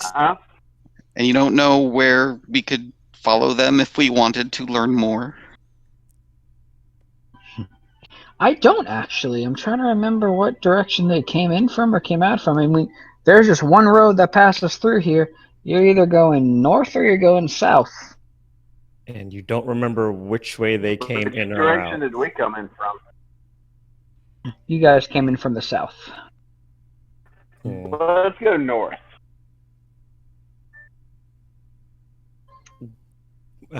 Are y'all leaving the bar? Did the mom ever come back in with her kid, or no? She hasn't come back in yet. All right, so as far as plans go, we can either stumble around in a direction, which is a terrible idea. I mean, it's worked well for y'all so far. Yeah, I mean, we just got lucky. However, we might have gotten lucky with the shoe. See, oh yeah, I can do the. Our cleric can locate object on something he's seen, and if the shoe and ball look just like the shoe and ball we have, that might be enough to find our way. There's only one way to find out. I mean, we'll probably still be stumbling, but at least we have a direction to go. Especially since no one seems to remember these people some weird reason. This is what we get for asking questions and not destroying things. I mean, sometimes we have to try to not be terrible people, because otherwise, like, it's going to be all like, oh, no, we're not those kind of people. We're good guys. And I'm like, oh, my gosh. Whatever. We are the good guys, right? We certainly yes, are. Absolutely. Yep. Yeah. Okay. Didn't want to have to burn anybody. Yeah, no, we definitely believe in righteousness and all that crap. I should probably persuade him. Oh, well, then again, he's probably not that smart. That should be a high enough check for him, right? I'm looking for... Oh, there we go. Persuasion check. Interesting. So what do I cast against LA? That is a very high persuasion check. I don't know what you're persuading unless I missed something. That we're the good guys. We're the good guys. We need him to believe us. Oh, gotcha. So Gur was trying to persuade, and you got a 20. You probably sense That's something slightly up. However, Gur, go ahead and give one more roll of persuasion. Where are the good guys? Nope. Oof. I beat him. You It's don't fine. need it. No, Sax's persuasion roll was definitely high enough, and for the most part, I mean, I don't like to speak for other characters, but for the most part, what Sax is saying sounds like he believes what he's saying. So whether or not that inspires Tortuga, it's good enough for right now. Fantastic. Cool. So you're casting Locate Object on that one shoe? And I guess the ball, possibly? I mean, we know where that shoe is. It's in his possession. We want the pair that looks... You know, you take all of the puns and the fun... No, I'm just kidding. Just try to head you off every time you make a turn. Every turn. So that's what you want to do, right? Yep. I think it's the only thing we can do other than stumble around blindly. At least we have a direction to go. Cool. For now. Although I am curious as to why they would steal a shoe. That is just weird. I will say... Unless it's the ball they were after. Or the laces. I think Tekken might have been onto something. I will say that... excuse me. I will say that because Tortuga has his inspiration, he can use it to locate familiar objects. Not the object he has specifically seen before. Because I'll say if you can kind of assume that the shoe looks one way versus the other, it's easy enough. I mean, it'd be really crappy if the kid was wandering around with two entirely different shoes, right? I mean, I wouldn't be surprised in this village. Well, he did say that the ball looked just like that one, so if we have to use the ball, we could do that. That's a good thought to do. So which one are you doing? Are you checking the ball or are you checking the shoe? Probably check the ball. I feel like the ball... Which one's going to get me a higher score? No, I'm just kidding. That one. Let's do the ball. The ball, okay. So you check the ball, and no, it's the spell is going to show you an object that's at least within 1,000 feet of you, and you know the direction of its movement attitude. So that should be pretty good distance. You actually do detect that from the north area, there is a very familiar ball that is ever so slowly moving. I mean, we should... Hey, dudes, we need to go this way. All right. Let's do it. Cool deal. So, you all wander out... After I take a little rest. After I take a little rest. Oh, are you going to take a short rest? A long rest? What are you doing? I mean, if I take a long rest, I can get that spell slot back. And we know that there's only one road, so we're not going to lose them. Unless they start sprinting. You are also in an inn, so I mean, if you wanted to sleep. It's y'all's choice. How slowly are they moving? It's actually moving pretty slowly. Wonderful. You got more spell slots. Right. Let's go. Oh, that's true. He does have more spell slots. All right, let's go. Okay. Dang it. I like how he has more spell slots. One. Oh, yeah, that's his level 2, though. He has a bunch of level 1 ones. Yeah, he should be all right. That's true. And just remember, his level 2 spell is the one that's going to probably burn everything to the ground. I guess all his other spells do, too. So. Yeah. I was about to say. I'm surprised he didn't burn the ball. Okay, never mind. You all go outside, and I'm guessing you're heading towards the direction. I'm guessing you're going to be following our turtle, because he knows what direction this thing is going in. Cool. So, excuse me. So you all wander outside, and you actually see little. Oh, I thought Annette was talking to me. Instead, she's talking to herself with the video game she is playing. Okay, so you go outside, and you actually see Timmy, and Timmy's like, he's waving at Seas Tortuga and waves. Hi, Turtle Man. Mom and Dad came home. Wait. What now? Mom and Dad came home. Pardon? Your dad's still alive? I mean, oh, that's great. Hey, why don't you show me to your father's boy, son? Did you just call him boy? Child. You actually also happen to notice, it does seem like he has. I almost phrased this a very poor way. Oh. He is currently carrying both of the bouncing balls. That's why you were gonna. It appears he has found his other toy. So. And that's what you located? So the shoe was actually what they took? It is. Well, that's weird. We should probably go talk to his parents, though, because Let's talk to his dad that is not dead. I mean, as far as we know, he isn't. He could technically be. I mean, we're working against a bunch of necromancers, after all. You walk inside and you see two. I got this. You walk inside and you see two ogres. You do happen to notice, not that anybody had checked, but the kid was a small little ogre boy. We did not and check you that. See.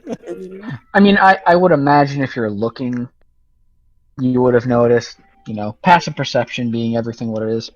It's not like he's a kid trying to hide that. And you see the ogres are kind of sort of like muttering to each other and arguing with themselves. And I'm losing my words here. And yeah, so they're kind of over in a corner, and it seems that they're arguing with each other right now. Oh. Can we tell little Timmy to go outside and play for a second. Oh gosh, are you gonna just straight up try to attack them now? Because I feel like that's a bad idea. I'm just going to find something out real fast. Let me talk to them before you go set No, I got this. I can't turn undead. You can't be trusted, because next thing you know, it's gonna be the whole house is on fire. We're all gonna be on fire, and it's just gonna be a whole mess. It's gonna be a whole mess. I cast turn undead. You cast turn undead? Why do you want to become undead? No, I'm just kidding. Okay. We're not even sure they are undead yet. Why are you? Yeah, oh my god. I know, this will tell us. Just straight up, this will tell us. But if it doesn't work at all, then you just wasted another spell. Oh, that's right. It's not a spell. It's not a spell. It's an action. Yeah. Yeah. Class feature, right? Yeah. That.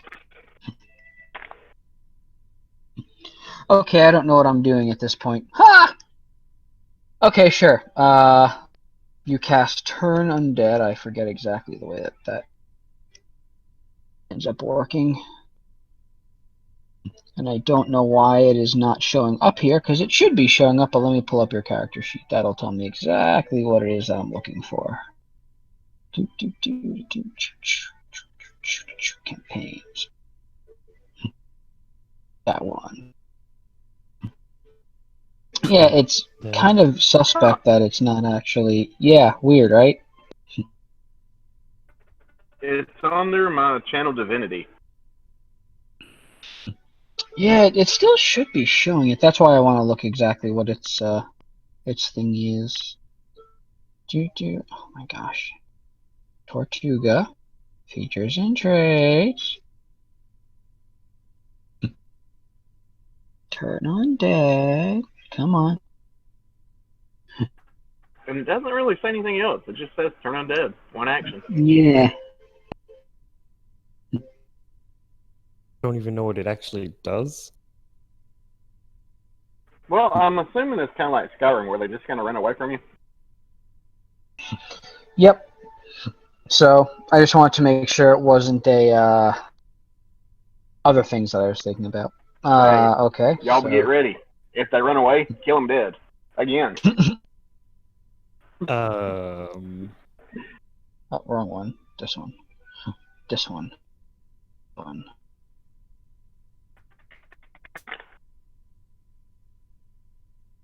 Let's see.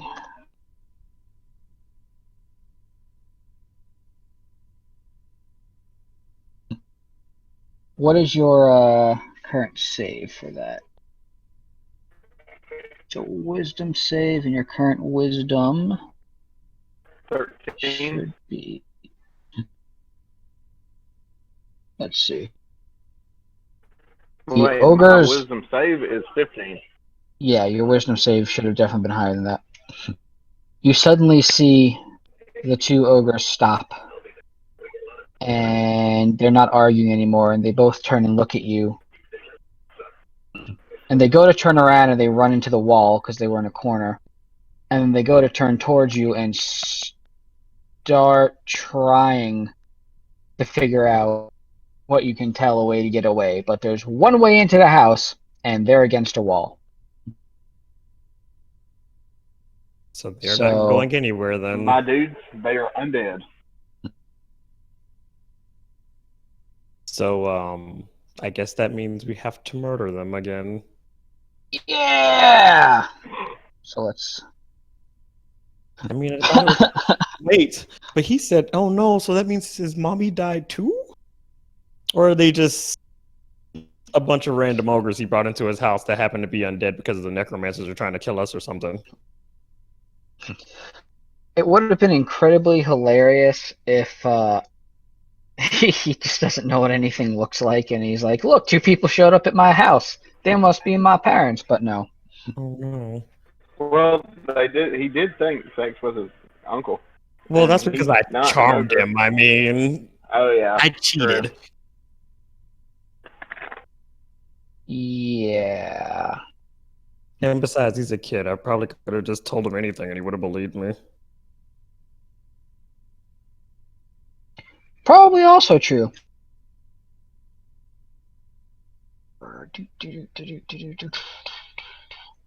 My touchpad is like super sensitive, and I have my stuff pulled up, but every time I go to move to a different tab or something, I accidentally keep closing it. Can undead creatures talk? Could they give us information? Or are they just dead? There are varying types. I mean, they could do whatever technically I want them to do. That statement works for everything in the game.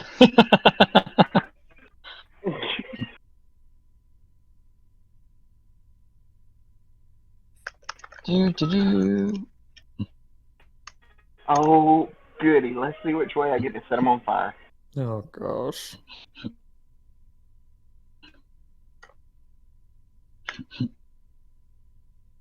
It is Tekken's turn. Okie dokie. And Tekken appears to have still been hurting from last time a bit. Did he not? Yeah, we weren't allowed to rest. He's supposed to? Well, y'all kind of went from one place into Magpie and then went straight heading out. You did get the rest after we rested before we went to the library, though. He should be. Yeah. So fine. take a long rest, Tekken. Okay. What do I do for that? G space LR. G is short for game, and LR is short for long rest. Perfect.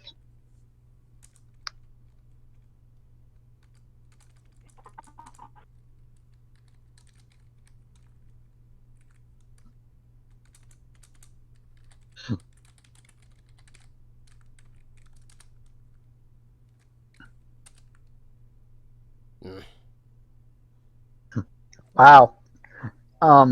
Bad. So, Wow. You try to punch one of the ogres. Instead of punching it, you actually manage to knock it out of being frightened of Tortuga. The other one still seems pretty scared, though. You can spend key if you want to do another flurry of blows. Actually, how many do you have of those now? I'll go ahead and just wait until next turn. Okay. If you die. Gur's turn. I am. Which ogre is he going after? I need to try to be close enough to Tekken, like within 5 feet, for the next thing to work. Okay. It could be whichever one. Were you going after the first or the second one? OG1, I guess, since that's what he went after. Okay. Excellent. Nice. Are you following up? Oh, yeah. And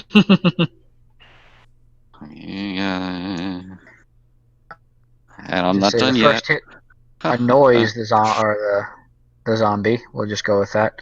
The second one really angers the zombie. The third one severely pisses off the zombie. All right, so just so everyone else knows what I'm trying to do now, I can do a sneak attack if they're distracted by someone else within 5 feet of them. So by following up where Tekken went, I get my sneak attack, which actually can do a little bit more damage now. Oh, cool. Okay. So I don't need to have advantage if there's another person distracting them. So that's what Tekken is, my distraction. He's a pretty good distraction, isn't he? Swing his fist around. He is. And we still give him all the credit anyway. And you said you were going after OG1. OG2 is still visibly spooked for... Jesus, how many rounds was that? I think... So what does it mean when they're scared of him? There are different levels of turn undead. So at because of where he is now, they'll just try to run away. So they're trying to get away from him. At higher levels or higher level differences between him and the undead, they can just like disintegrate. Oh. But that shouldn't happen for a few levels. Unfortunately, I don't have that one yet. That would be useful. So your turn undead save is 13, but because we already went with it, it's still definitely going to be spooked. It has nowhere to run, so it's just kind of going to stand there and blah blah blah blah blah blah blah blah blah blah blah. Come here, Matt. It works better for crowd control if they have someplace to go. But well, I mean, at the very least, they're not hitting y'all. Yes. True. I approve of that scenario. I mean, effectively, that is still CC. It's just CC where they're not going anywhere yet.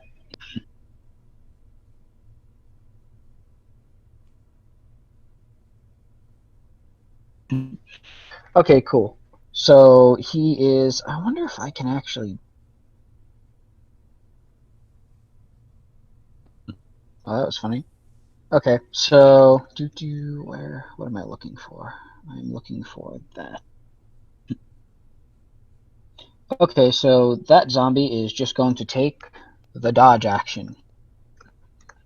So anyone that attempts to attack it has disadvantage. That is about it. And now it is, oh god, Fire Turtle's turn. Well, this should be quick. He has holy magic and they're dead, so... I mean, I don't actually have anything. Does radiant damage do like extra to?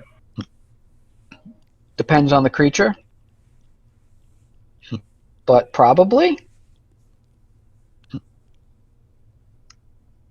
Okay, sweet. I was actually gonna do like a cleric thing and bless everybody, but I guess I'll try to set them on fire.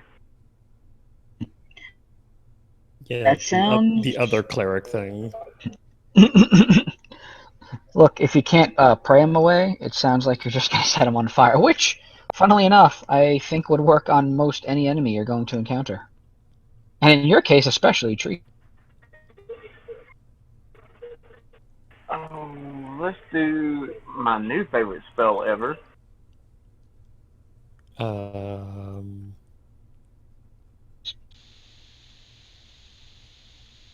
How do I do multiple targets again, T?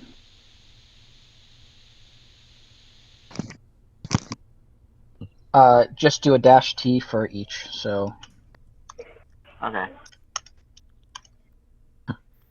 Like that. I also can't stop laughing that they're called OG. They're the originals. Nice!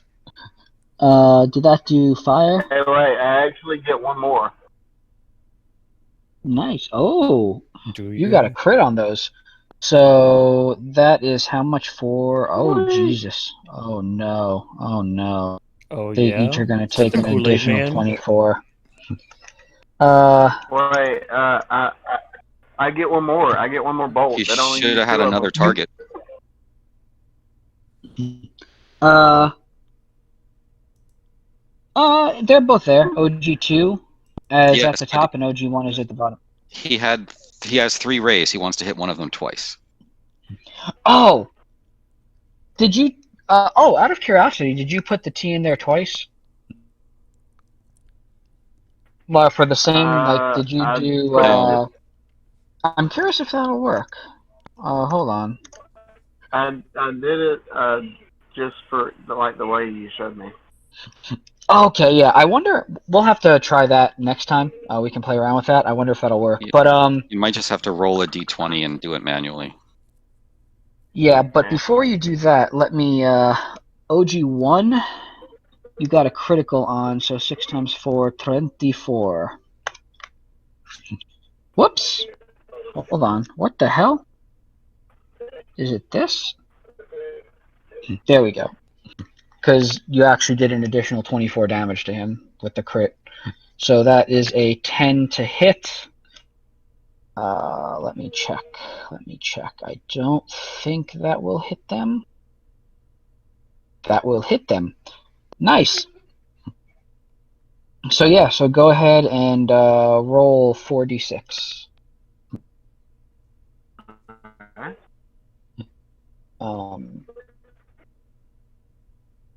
Which one did you hit? 2d6. I want to hit the OG1. Okay. So yes, so roll... Oh, sorry, 2d6.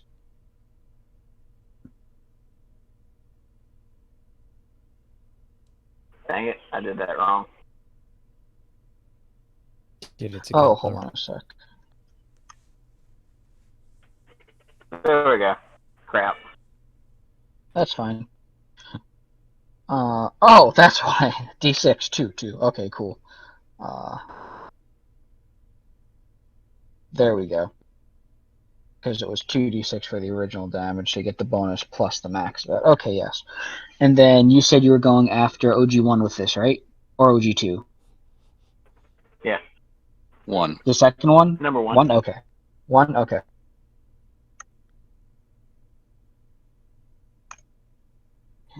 Yes, 3. There we go. Perfect. Okie dokie. Also, in the future, if you do something like...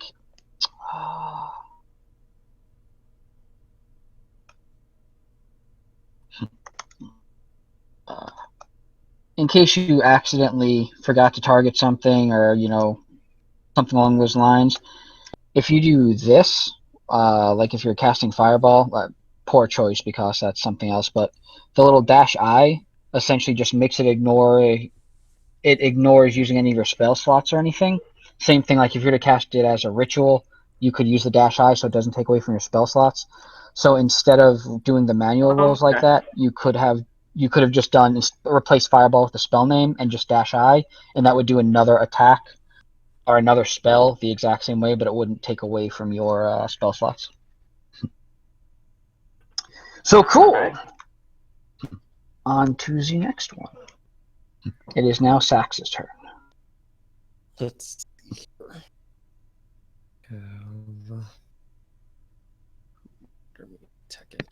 okay, I'm going to first with my bonus action give wait, how do I do that again? I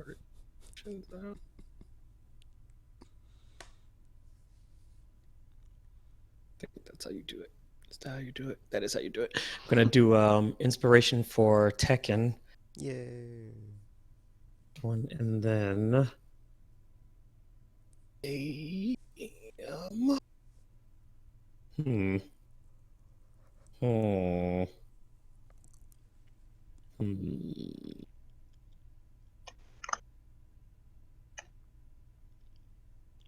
So what?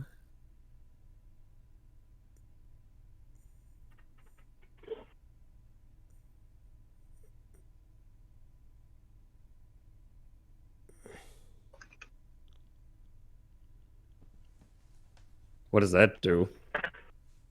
Oh, what I just put in? Yeah. Just a note so I can keep track of which one had fear. Oh, all right. Actually, something that is kind of interesting is if you do something like this. So I could do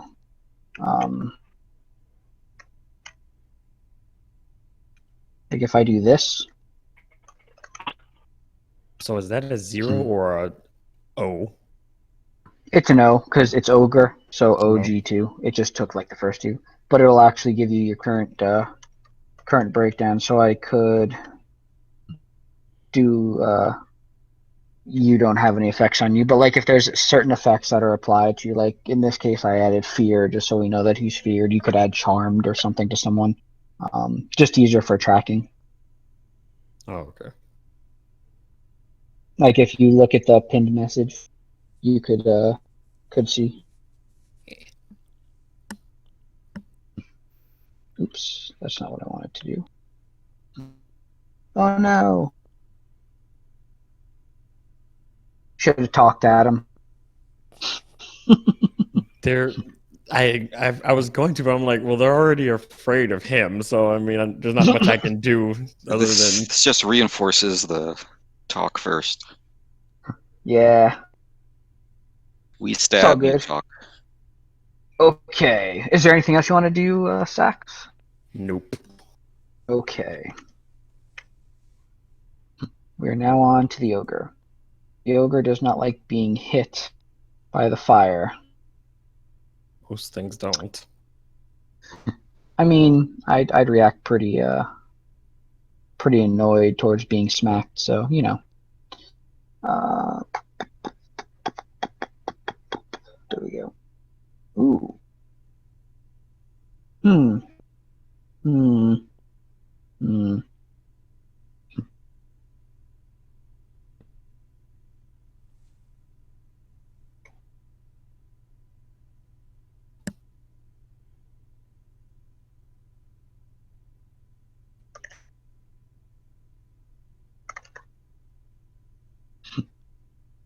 You notice that this is ogre 1. Good. You notice that this ogre reaches behind him and pulls out a very big morning star and starts flailing it around. Where the blazes was he hiding that? Zombies, man. Behind his back. I feel we would have saw and he swung it and totally whiffed, trying to hit the turtle. And that is it for his turn. It is now our monk's turn, Tekken.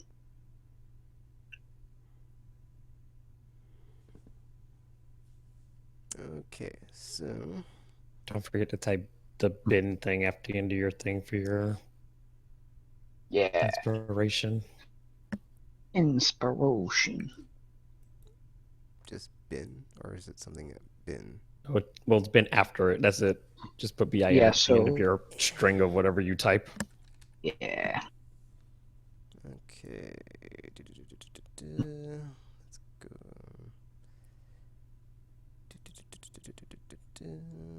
Okay, bin.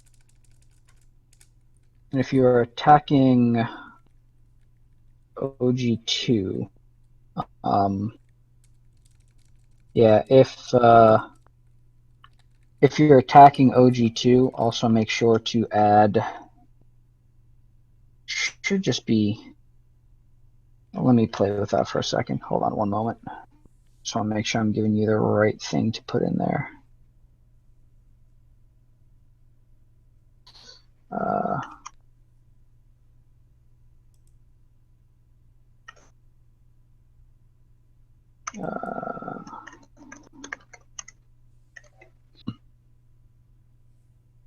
Okay, yeah. So after you type whatever your attack is, also add that at the very end if you're attacking OG2. Okay.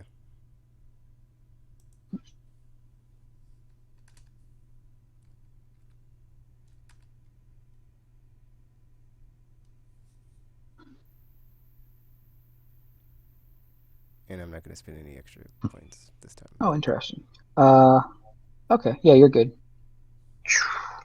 You swing around, you miss the morning star that was coming swinging, and you hit the other one for some damage. It is now Gur's turn.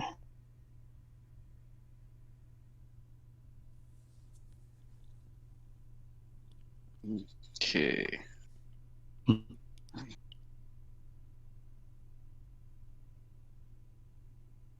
Oh, nice. 1, 2. So much violence.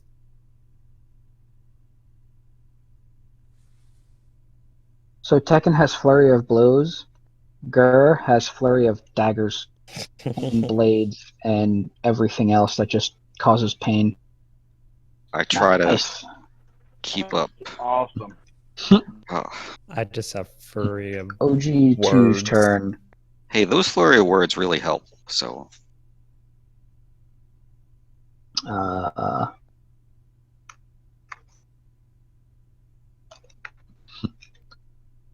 Okay, he took dodge again. So same thing. If you attack OG2, just make sure to add the DIS at the end. He has nowhere to go. I mean, he's trapped in a corner, so. Kind of his own fault when you think about it.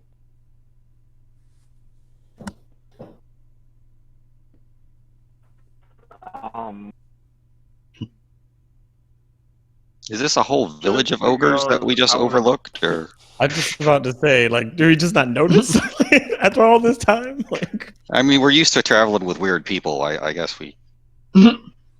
Yeah, you noticed like... it was an ogre child. It was a mix of people that you saw.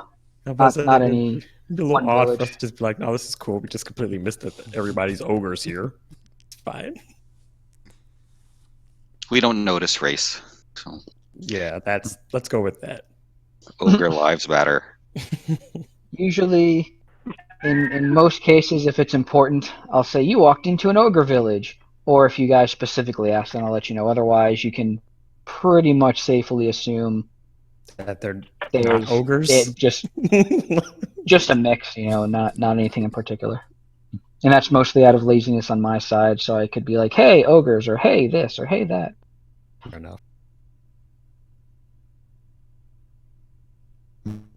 Alright, so I'll cast some blast on everybody. On everybody? Like, literally everybody? Well, I mean, I get to choose 3 people, and we got 3 other combatants besides myself, right? That's a good point. Did you roll a... Oh, you don't have to do that. 10 rounds on 3 people? Yeah. Cool. Okay, yeah. Also, it boosts us. So, okay, I was like, is he attacking us? The crap, man.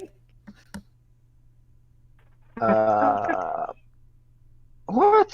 Hold on. I want to do something cleric-y. I mean, I guess know the feeling. once in a while is.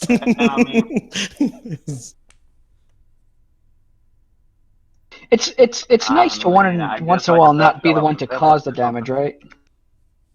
I mean, now he wants to have a conscience. Nope. Do you have to It is Alistair, right? I'm like not crazy. I think I keep typing your name wrong. Alice. There's only one L. That might be what you're. I do that every time. You'd think I would know this by now. Can you cast Bless with targets and target us? Let me see. It's okay. I can do this. I don't actually know if it would add that. I do really like that the DM can, just go in there and manually change things. Oh, yeah, it's fantastic. This is a nice little system that they have set up. Tekken. There we go. And now, I status. Look at that! Tekken's got bless on him. Oh no! Did he bless me? I'm gonna combust. God. Well, your odds haven't gone down in that department, so. Yeah. That's a good point. That's a very good point. You're not wrong. Okay. Is there anything else you're going to be doing, Tortuga? I think that's it. Okay. Next! Alistair. And see, now it actually shows you what your resistances are, and it says, look, you have bless on you. So now am I just like, is there just like a halo of light above me or something? Or what? How does this? Yeah, so actually. I like to imagine it as a small flame burning above your head. That sounds about right. So now, when you do an attack, this is going to be a really fun string of things. So attack, let's say the attack you're going to do is not unfarmed. Unarmed! But unfarmed strike would be interesting if you want to hit one of the farmers, I guess. Strike. Take this! I hit him with a farmer. It did. Let's see, OG or OG1-2 or dash B1D4. Not dash B, dash D. There we go. So now when you do that, you can add the dash D like that at the end, and it will automatically roll a 1D4 onto the damage. Or, oh wait, nope, it's the attack on the attack. Roll. Yeah, let me fix that. There you go. Whoop. There you go. Instead, do the dash B, and that'll add 1d4 to the attack roll. And then same thing, if you make a save, have to do a saving roll, you can also add in the dash B. So if you cast a spell or something that requires the person to make a save, you can add that dash B, and it will automatically add that 1d4 to them for that. Pretty cool stuff.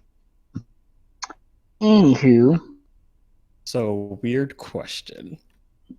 But could I convince one of them to just be dead again?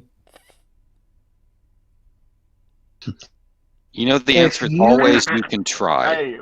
Yeah. Go ahead and give me the rousing speech and tell me who you're trying to say it to. And then give me a persuasion roll. Hey, instead of convincing them to be dead, why don't you tell them who brought us back? Who brought them back? I don't know if they actually can talk. He said they don't speak when I Well, they were sitting down and having a conversation amongst themselves, so... I mean, it sounded like they were arguing amongst themselves. Well, we can ask the one that's left after I finish persuading the other one to die. Oh, cool. Okay. I'm good with this. Here. There's one of them that's still afraid of you, so that would make it easier to persuade them later. Okay, I can do with the bloodied one.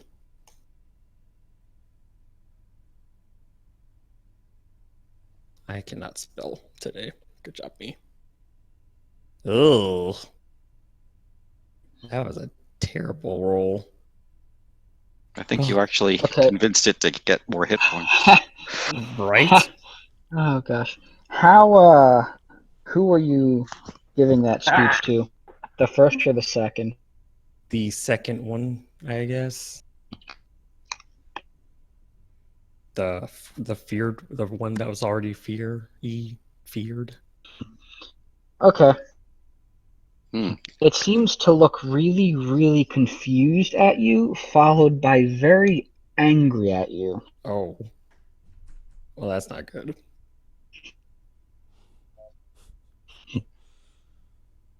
Would you like to try anything else? I don't even think there's anything else I can Hit try. it with something sharp. Hit it with something sharp so I could inadvertently miss that and screw myself over. Are you really going to roll natural 1 twice in a row? The answer is yes. With my luck? I know that, but... This is a pain in the butt. Hey, you do have an advantage for an attack roll.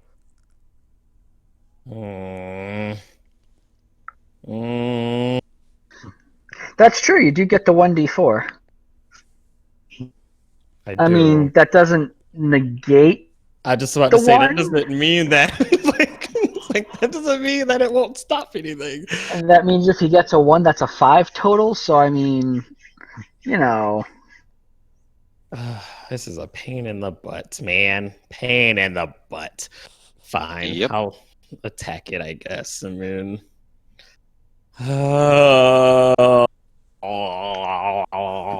Okay, that is how that works. Cool. If you don't want to have to keep, I was gonna say, if you don't want to have to keep checking the current initiative with the little pinned, you can do that, and it will show you. Or that rather. Yeah, that works too. I mean, it's the same thing, but if you wanted to check there, that's how you can do that. Can I try convincing the other one? Since I failed so miserably with that one. Sure, but I will count trying to convince both of them as a single action. Alright. But it's worked well for you in the past. This is the first time it hasn't. I was just about to say, it's the first time it failed so spectacularly. That's In weird. fact, every time you succeeded spectacularly, this is the first time you failed, and it was spectacular. So in every case, you can say your speeches are spectacular. All or nothing for me. I guess that's one way to look at it. So yeah, go ahead and give me another persuasion check. That one's not. That's not good either. What a bother. My rolls are not doing great this battle. Just for fun. Wait, did it? Did it? Congratulations! Fail? It succeeded. Wow. So go ahead. Let's hear your speech. Well.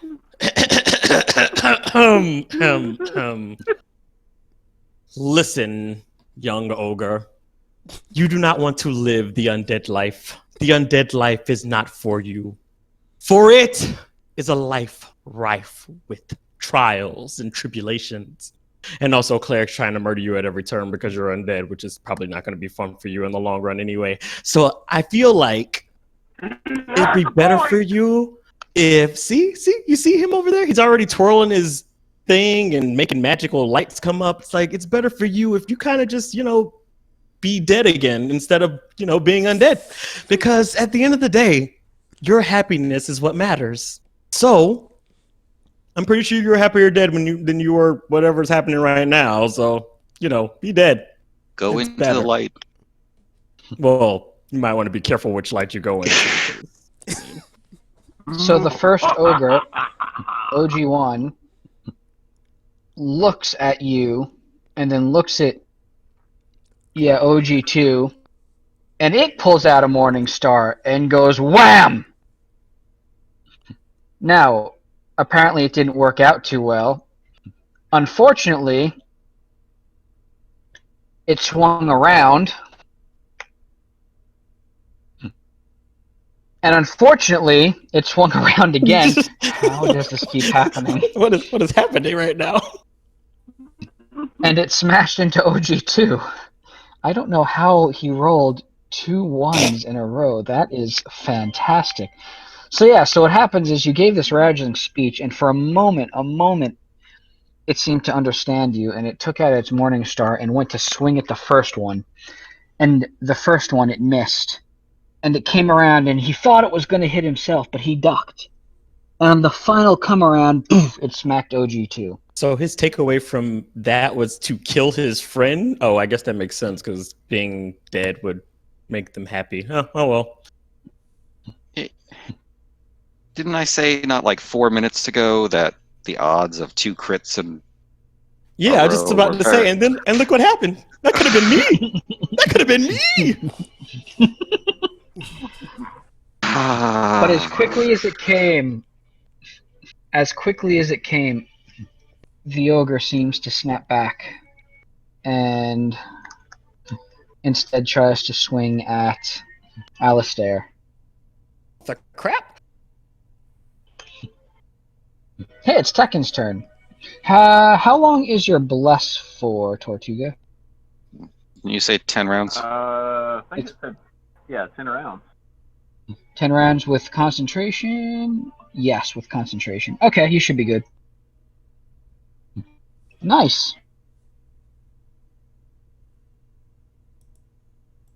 Okay. I love that thing tracks how many rounds we're at and everything. It's fantastic.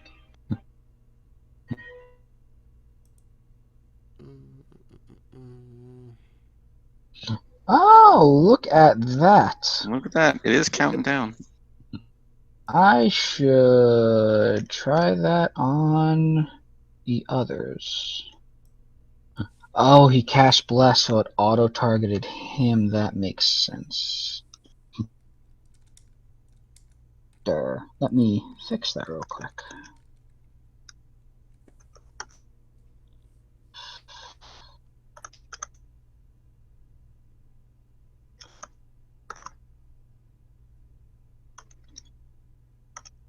You didn't remove, you just added a new status called remove. What? Oh my gosh. I did. Tekken now has a remove status. Nice.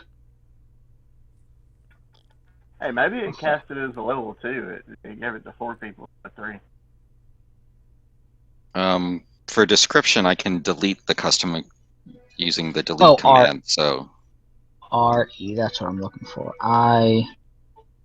RE Tekken Bless. And then RE Tekken remove. Affect Tekken Bless. Do you feel affected Tekken? There we go. Why? Nope, it's there. Cool. Now I just need to do it for Alistair.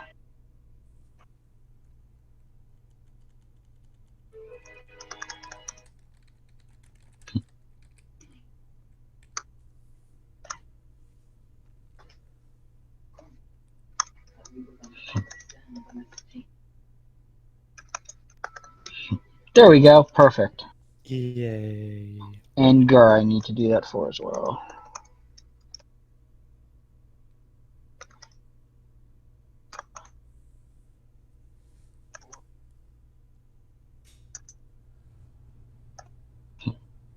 Cool. Perfect. Nice. Now it should automatically track everything down. And I did all that stuff, and it's still currently Tekken's turn. I don't know if you hit anything. Yes, Tekken has not hit anything. It is our monk's turn. Okay. Yeah, I was going to do Flurry of Blows and then spin my key point to get the 2 unarmed strikes as a bonus action. Okay, cool. So, what am I what am I doing to get the thing? No worries.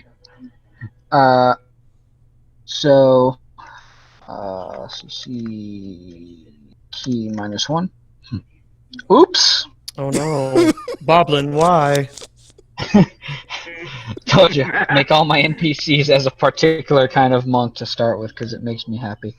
I actually typed the command in instead of showing you the command. There you go. Okay.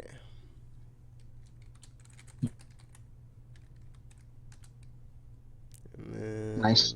So for the next 2, you can just do 2 normal unarmed strikes. Excuse me.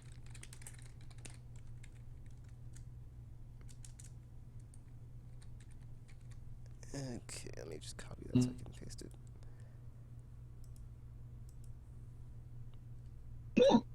Man. Excuse me. Deflect missile attack? He can deflect missiles now. Yay. Yeah, it's not only can he deflect missiles, but if he rolls correctly when doing his check for deflecting, he can actually grab the projectile and throw it back. Oh, so nice. if someone's shooting arrows at him, he can effectively catch it out of the air and chuck it back, which is pretty cool. Tekken, describe your killing blow. Yeah. Okay, so there's a very large, looming, lurking ogre, and it's like, ooh, I'm an ogre. And I'm just like doing the thing where it's like I pull back my fists and I just go and just punch with all my might, and then I hit it, and then it's like, a moment passes, and then it just falls over and dies. It's like, ha ha ha, yes, you're dead. Nice. Again. You dead. You re-dead. Again. So is it undead? It's an undead now. It is now Gur's turn. After watching the monk totally It's so annihilate. Dead, it's alive. Isn't Dead Alive the name of a movie? Dead or alive, yeah. All right. No, like So Dead Alive. Oh yeah, that I don't know. I think I'm narrowed down my opponent. Yeah, it's only 2 or the 1 guy left. Maybe we should try to interrogate. I can't hear you over the sound of my dagger. That's about right. So, am I close enough for a sneak attack with everybody else going around this guy? Oh gosh, yes. Oh, all right.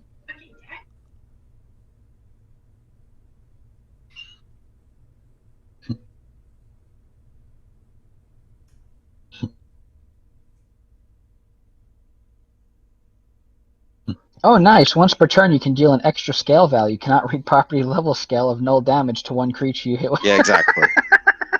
It's not what the official description is. But Time to go to the bug list and submit. Yeah, Nicely based done. on my level, it's an extra 2d6 currently, but it does cool. scale. Very nice. Okay, it is OG2's turn. OG2 The original takes ogre. dodge again, I think. Let me just look something up real quick.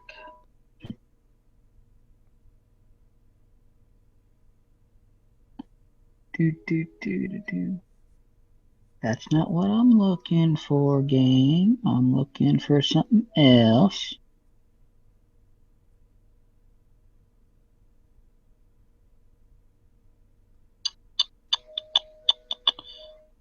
Oh my gosh.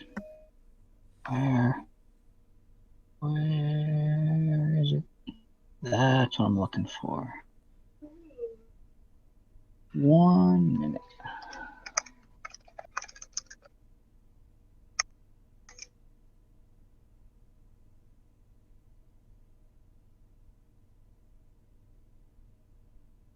Not that I think he'll last for this, but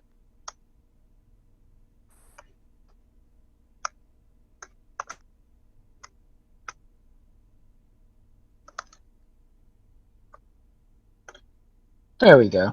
Just for my own tracking. He takes dodge. It is now Tortuga's turn. Oh, nice! It even gave you the little concentration thing, so you know you're currently maintaining concentration. Oh, so what? Can he not cast anything else while he's doing that? He can't cast anything else that requires concentration. Oh. Or he can't concentrate on any other spell, but as long as his concentration... Like, I'm deep in prayer right now. Well, get the hell up and help us. He can still attack, he just can't concentrate on any other spells. So it's kind of like a set it and forget it, as long as if he gets severely hit, he doesn't lose his concentration, and that spell keeps going as long as he can maintain concentration. Wonderful. Well, good news. This one doesn't require concentration. Which one are you doing? There you go.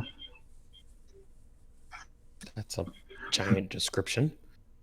It is.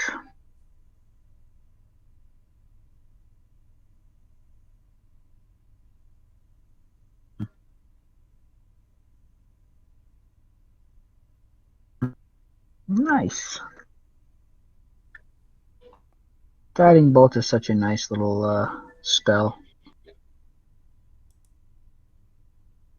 Is that what you're going to do? I've never heard of it until I had Tortuga. Nice. On to the next. Alistair's turn. Wonderful. Wait. Sax's, I should say. Can this ogre talk? Can I ask him who sent him before I go on with my turn, or is he just a mess right now? You can try. Okay. This I don't like when you say things like that, but okay. Well,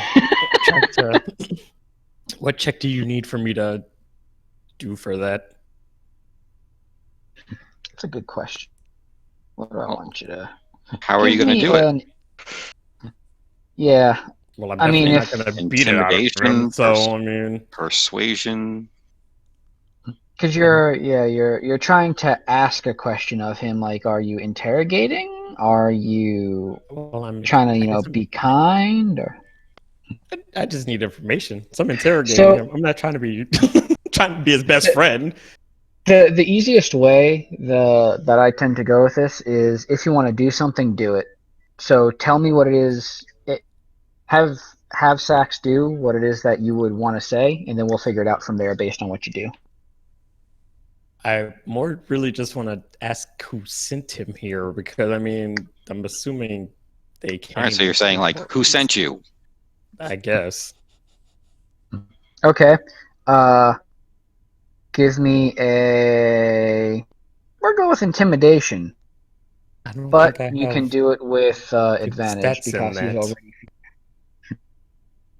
How do you do it? So you can either do it the cheap way, which is do a oh my gosh.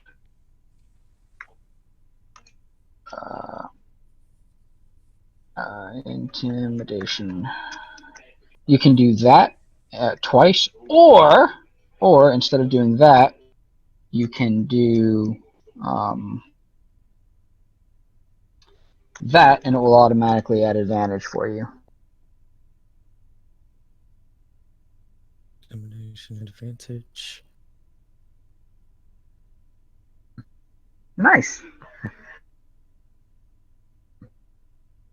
The ogre looks at you and goes, yeah,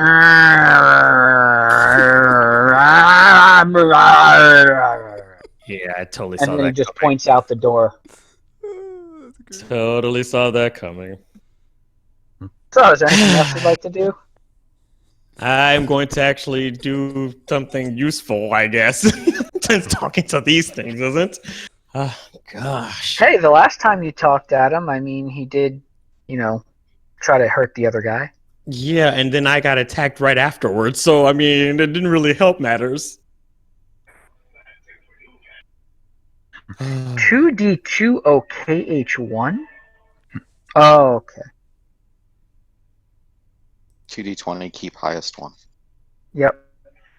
It's just interesting how they phrase that. Oh yeah. Oh, nice.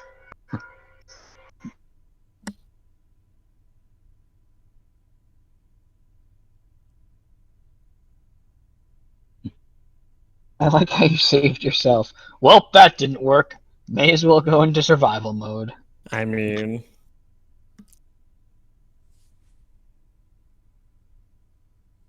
Tekken's turn. Okay. Alright, well, let's see if we can kill this last effing ogre. And that will be fantastico. Why does it always do that? Do what? The like. I honestly have no idea. Oh, maybe it's trying to figure out which of your mini unarmed strikes you want to do. So when you type unarmed I think strike, you're using put unarmed attack. strike in quotes. Yeah. Wait, so when you do it, do Like when I type sneak attack, I don't do attack. I just do sneak. So this way I don't have to use. It's that space that's screwing it up. Well, it'll pop up with unarmed attack 2 again. Yeah. If you just do that, if you just do unarmed, and if you just do attack, it'll still get confused.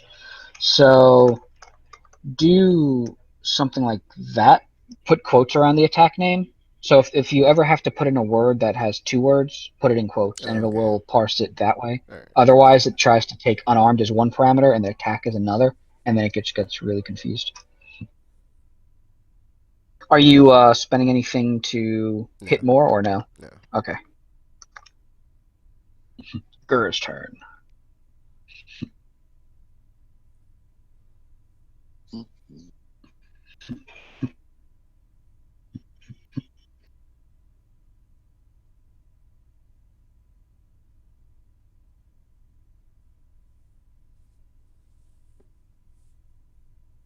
Sure I hit the right thing. Okay.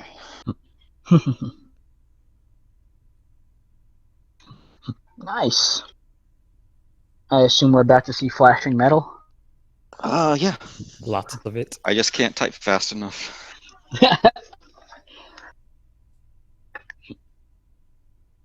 So, one thing that might be useful, which I found out, is you guys can make your own personal aliases that can actually take parameters. So, not that this'll work, but you could just end up doing something like, sneak attack OG2, like that, and it would automatically do your sneak attack, everything set up appropriately at something called OG2. So the aliases are pretty neat.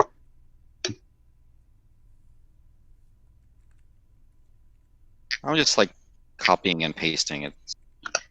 Oh, that works too. It's just making sure I'm doing it against the right creature and sneak attacking yourself.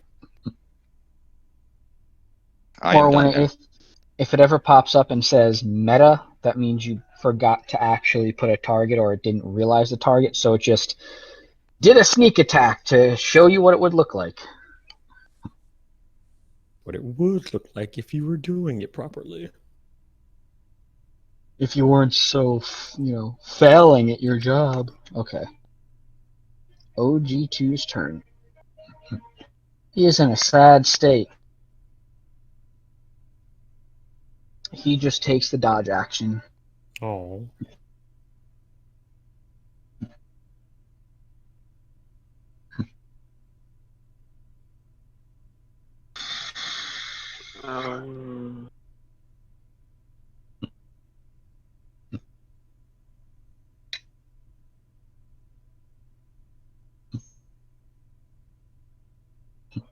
Nice. So, as this is happening, as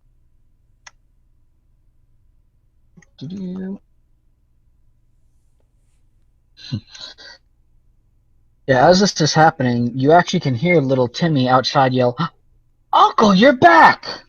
Oh, crap. Forgot I told him I was his uncle. And you guys turn around and see there's another one of these behind you. Wonderful. That has wandered his way in. Kid has a lot of undead family members. Yeah, is this a live ogre or an undead ogre? Good question. Looking, you can easily tell they look very similar to the other two that are in there. Okay. So, as far as you can tell, based on quick glance, they appear undead. Family or yes, they look like family members. Similar as in they came in probably undead. They have a smell about them. Gross. There might be some chunks of them missing. Worse. Hey Timmy, do you have any more family members that we should know about? Because don't need any more surprise undead ogres hopping up in here. The family reunion. I don't know. Uncle showing up was a surprise. Fantastic. What a bother. You might be able to talk to that one. Can I convince Uncle to leave? Because I don't want to deal with this right now. Sure, go ahead. These ogres are such jerks. Actually, wait, can this one actually talk, though? Because I might be able to get information out of him, though. You'll have to talk to him first. No, because the last time I did that, stupid thing just started yelling and pointing outside, and that didn't help me at all. So the way D&D differs from the games we're used to is you have one save, and it occurs at the end of each session. I don't know what that means. I guess what I'm saying is just do what you want to do, and we'll see how it goes. Right.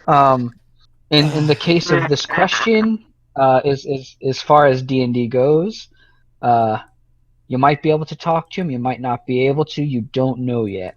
He just kind of wandered into the door. What check do you need me to do for this? You can give me a performance check. Wait, what? Why? I don't care. I'll do a performance check. Because you're an actor.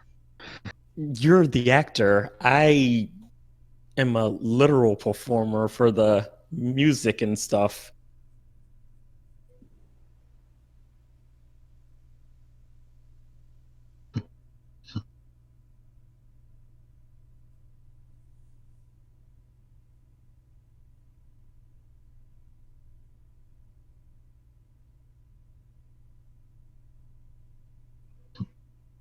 Oh. So I guess he failed? He failed gloriously. So go ahead and give your speech. Well, I don't... oh my goodness. Well, you still haven't asked if he can even talk or not. So I don't even know. Who sent you, Ogre? Who sent you?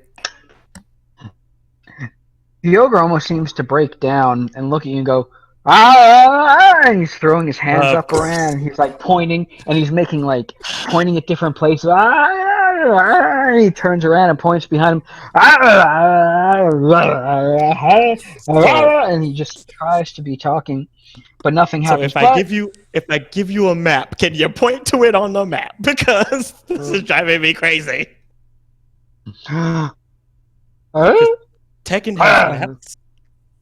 And he shakes his head, yes. Took the piece of paper. Yeah, but that's a list for the drawings and stuff. Did you not make a? Did you not have your map stuff that you already make maps for? I didn't make a map for the. Pretend that you did. Boblin made a map. Boblin is an expert map drawing. He made a map. The ogre holds up its hand and points like at the bottom of his palm and goes and then points at his pointer finger and then points like towards the top right of his hand and goes and then points at his pinky, goes and then snaps his pinky off. That's cool. I completely understood everything he said, so we now know where we need to go next after this.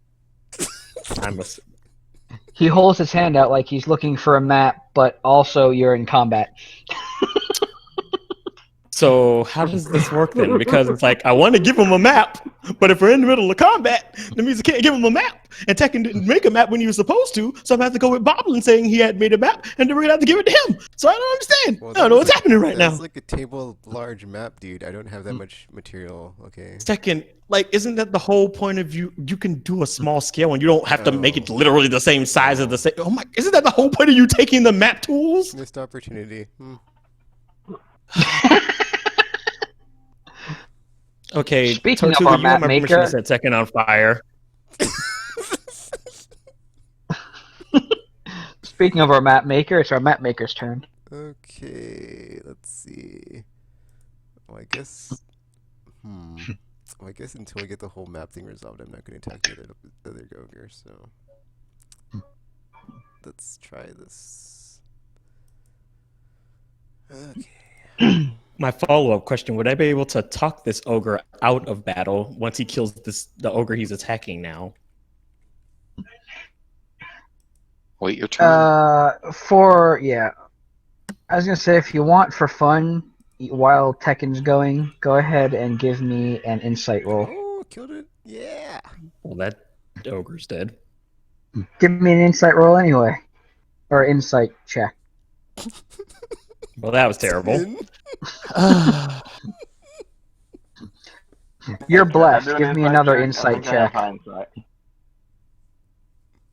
Go ahead and give me one more. Hindsight check. Or sorry, we're gonna add 4 to that. 14. Good enough. You can pretty much tell that. Oh, there you go. You know that this ogre not only knows where this place is, but he's not going to attack you. Oh. Wow. So, guys, don't murder the undead ogre, because it's not going to attack us. Because I know things. I just know, guys. I just know. Just trust me on this. The half demon in me knows. Well, no, that I just know, man. I just feel it in what would have been my soul if I had one. It's there, right there.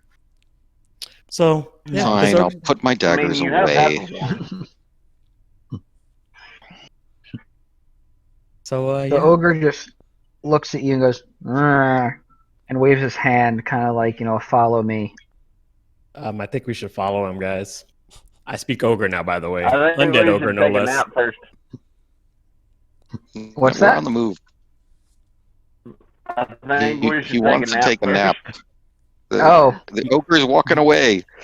We don't have time the to take a ogre nap. looks at the turtle that's sitting on the ground and goes, "Rrr." Ogre continues walking. He said you need to come on. You don't got time for that. Ain't nobody got time for that, Tortuga. Let's go. Undead ogres don't get tired. Exactly. The ogre turns around and just starts walking out the front door. And he's kind of lumbering. Timmy looks and goes, "Uncle, where are you going?" Timmy, go inside the house. You don't have time. Are you sure? The ogre looks at Timmy and puts a finger out and points in the house for him to go in the house.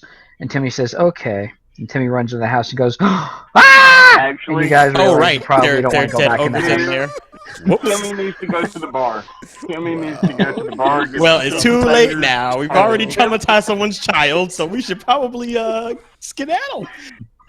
Although, one has to wonder, has he been living with undead ogres all this time? Stiff drink. He just needs to go get a stiff drink and, well, chicken fingers. I mean, I'm assuming he'll eventually do that on his own. We have to follow our ogre, man. I'm sorry. Kids aren't our problem. He's not our child. Ogre slowly lumbering away. We're following the ogre towards the north.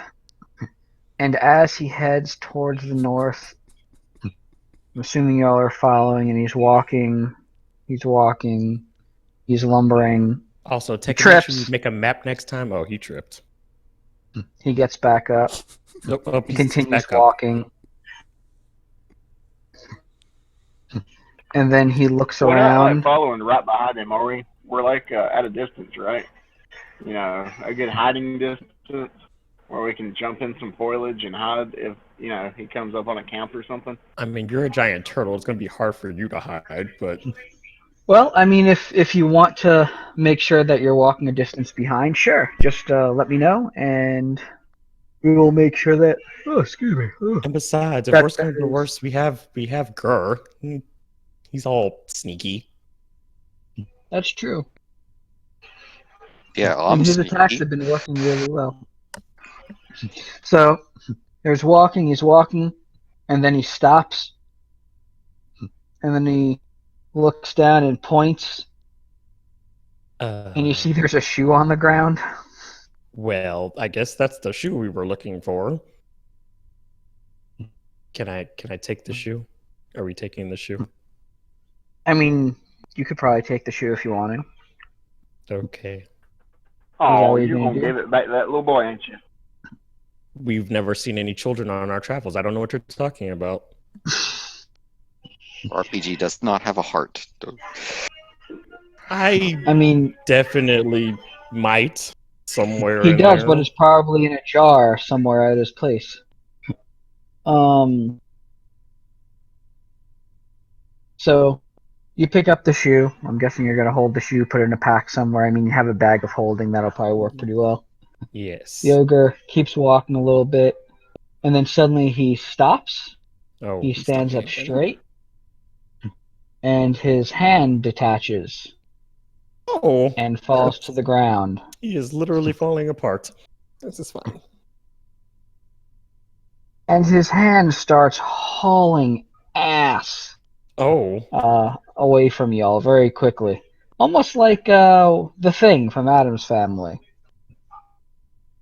Are we following the hand? Should we chase this hand? Because I feel like we should probably chase the hand. It's faster than this dead ogre. Let's chase the hand. Dead ogre. Cool. Y'all start chasing the hand. And you're running and running and running and running, and the hand keeps just doop doop. It's jumping out of the way of everything like it's been this way before. And you see there's a small little,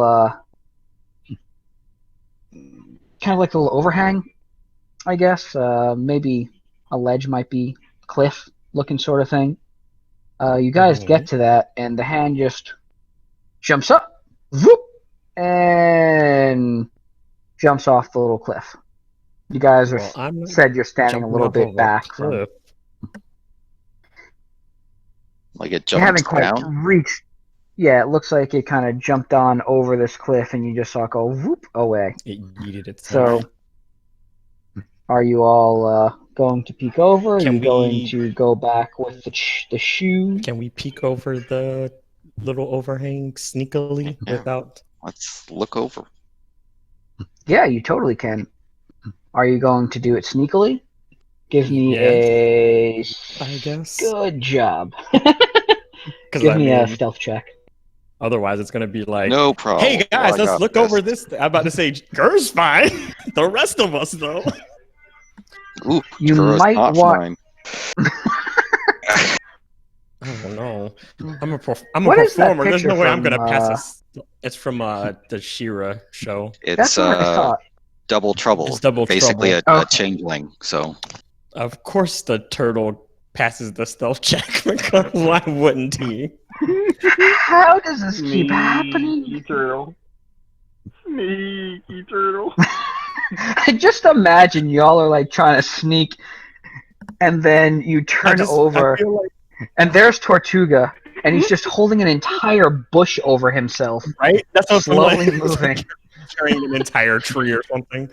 I don't know if you all have ever played Divinity Original Sin, but when you sneak in that game, it just puts either a random bush or a barrel or something like that around you. Sometimes a rock.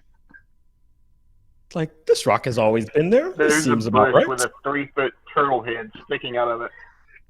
Turtle neck extending out of it. Oh my god, that's so creepy thinking. It's like just imagine, if like you're the kid of the turtle, and it's like, okay, it's time to go to bed. Good night, and the head just kind of extends over the bed to see the kid off to sleep. Good night. It's like, oh, okay, I'm never gonna sleep again. Tortuga Brightburn, the periscope.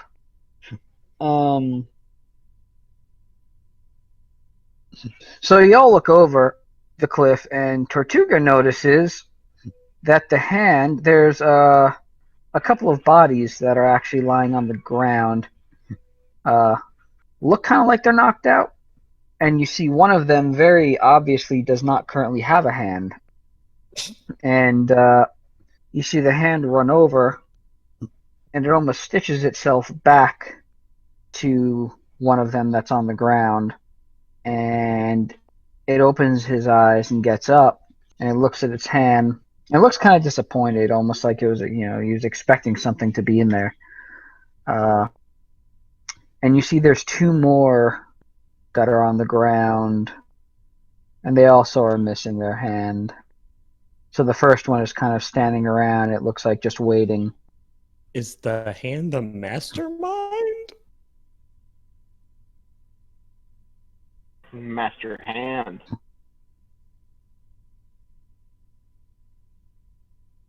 What do y'all do? Be disturbed by the fact that these guys are sharing a hand? That's not. Which is, it's good that you got, a little slightly disturbed by that, because as Tech and Gur try to very sneakily peer over the edge, as soon as the first one opens his eyes, he looks up and seems to notice you. Doesn't seem to attack or anything yet, but does seem to notice you all standing up above there. They might be peaceful, which, possibility. Do you guys want to go down there and try talking to them? I don't. And their magic hand? As you're debating, another hand coming up from behind jumps off the cliff as well.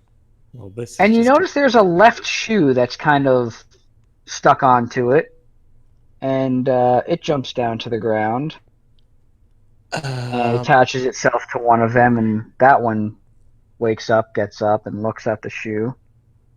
And then another one runs from the opposite direction, not from where the cliff is, but from the other side, and runs, and it appears to be holding something that looks similar to a necklace, attaches itself to the body. So this explains and that how one they wakes were up. Getting in and out of these places, and the hands were the ones strangling people. We found the culprits.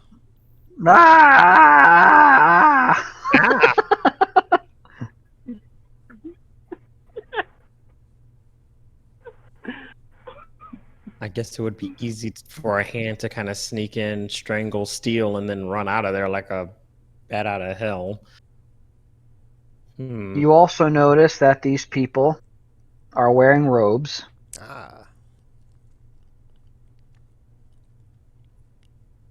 And how did the townspeople not notice that a bunch of robed circus people were missing hands? I just feel like...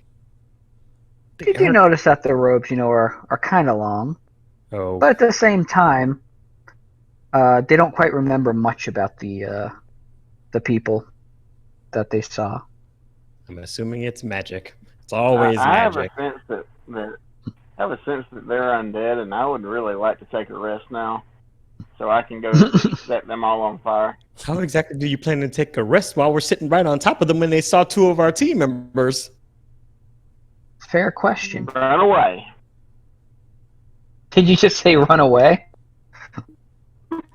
Run away. They and miss our opportunity, because if we run away, they disappear. We're gonna lose them. We're not gonna know where they are, and then it's just gonna be all. Well, these priest things were talking to the other people in the town, so you might have a good chance of talking to them. Well, and like I said, they haven't attacked us yet, and they saw two of us. So I'm assuming they're not like immediately hostile. We might have a chance. It could also be possible that they have no way to get back up that cliff. Also possible.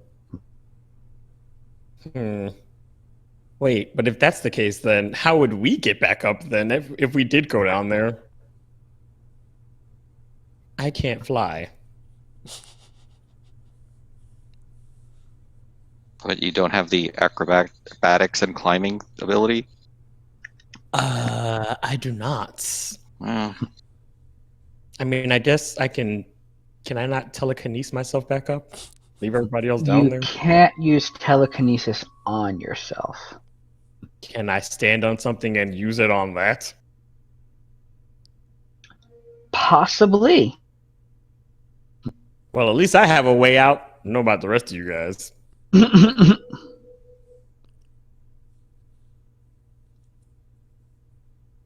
So how do we do I this? think we should go down there and confront these perpetrators of the heinous crimes they've committed and dispense justice on them. Whoa, why are you immediately assuming they're heinous crimes? I mean, one family was actually celebrating because they did them a favor, so I mean... People died, RPG, okay?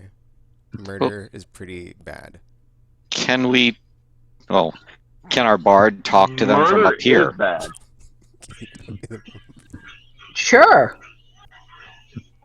How far away are they? Like in feet? Like within spellcasting range? You're not... How are you going to complain about not having magic but want to immediately start using magic? Because if we get into a fight with them, then you're going to be the one that's in trouble. They appear to be about 60 feet away. 60. I think we'll go 60 feet away. Casting range. But yeah, that's not casting range. So I mean, it is a guiding bolt. So that's pretty good. Yeah, go ahead and yell at them.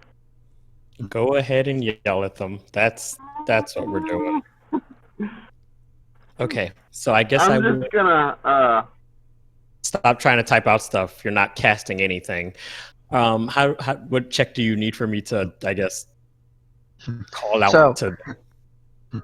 Go ahead and tell me what it is you're going to say or do, and then we'll go from there. Well, I'm gonna ask if they have, if one of them is the one in charge, and if I can speak to said person that is in charge. So, give me a persuasion check. That's good. You get him out, and I'll blow him up. No, which... Look what you did. You messed up my roll. Good plan. It looks at you and tilts its head a little bit to the right. Can I call for a do-over? I was distracted by Tortuga and him trying to cast a spell. Well, we're not in combat yet, so you could attempt to talk to one of the other ones. How many of them is there? Okay, so 3 I can keep that you trying can see at the for moment. 2 more turns. All right. That was only slightly better. Alrighty then. This is just... What is going on with my rolls today? This is horrible. Don't get a 1. Or do get a 1, either way. With my luck. Oh, there you go. That's better. Sorry, I had to clear my throat. That's why the first 2 didn't work. Understand. The first 2... let me do a little thing real quick. Make a little I just need to go over here. Into tabs, click. Thank you.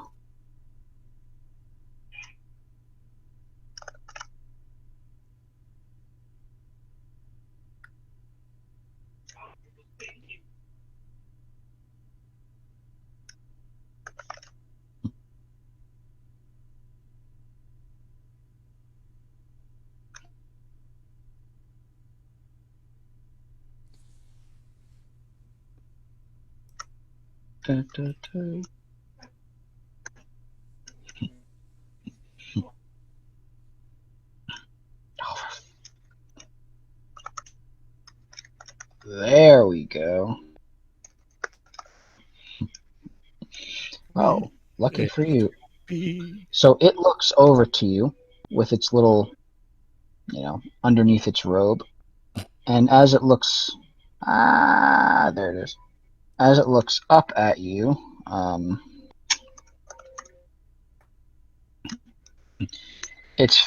the hood falls back a little bit. And you see that. Pleasant. And it looks, and it extends its hand and points behind you to answer your question.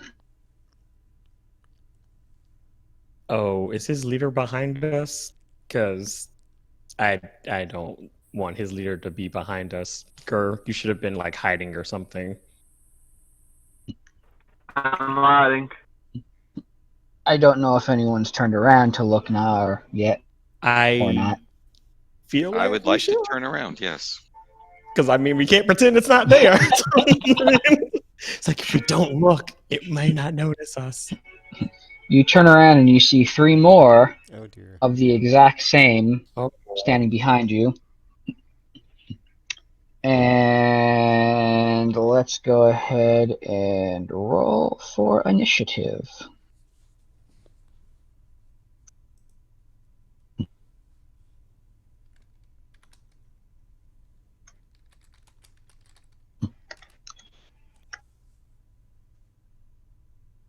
Yeesh. These rolls tonight have just been ugh. DUI. What? Only 1? I said 3. My gosh. But since he was pointing to them, I'm guessing, is one of them the leader then? Obviously, RPG. Do we know?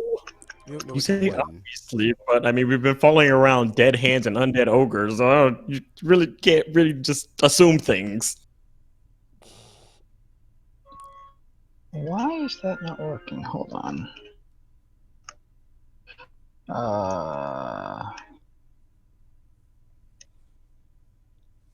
Tekken, protect me. Should work. That should work. That should work. There we go. I don't know why it didn't work the first time. Interesting. Okay. So, yes. It is Gur's turn. The 3 that are behind you are probably about 40-ish feet away. Slowly having been making their way, I guess, to the others.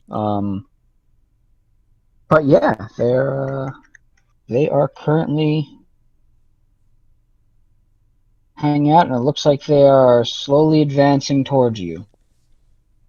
Okay, so I have a bonus cunning action that I can use to take dash to get close to them, and hopefully put myself so I can start combat a little farther away from my bard. Okay. Are you making your way closer to them or further away from them? To them. I want to engage before they, meet them before they come all the way to us, so that my friends have more options. I don't get murdered. I appreciate it.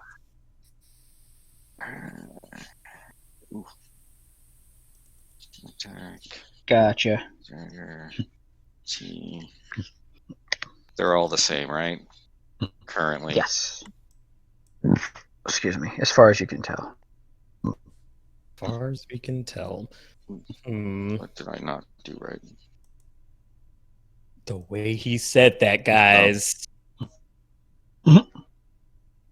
That's just how DMs talk. It's sort of lawyer speak.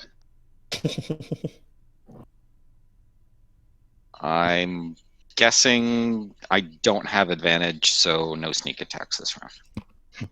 No. No one actually has advantage. If it wasn't for him asking, they probably would have just snuck up on y'all. Oh, so we could have potentially got murdered. Fantastic. You saved us. Yay, I guess. Because our turtle was going to run headfirst into them. That would have been hilarious. For me. Because... Uh-oh. We lost Ramblin'. Oh, no. Ramblin's back. Ramblin', did you get a fireball up the chute? Is that what knocked you off? Fireball up the chute. It must be getting cloudy or something around the house. My internet's going in and out. Gotcha. Dun dun dun. Are one of them behind you? Are they trying to steal something from you? Do you have any family heirlooms? Maybe. He has a Zippo. Okay.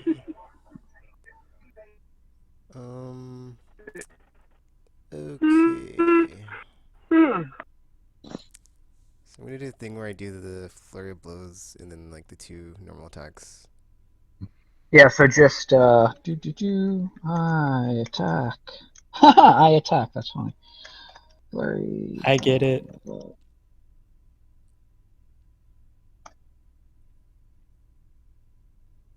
That's what you should do. Okay.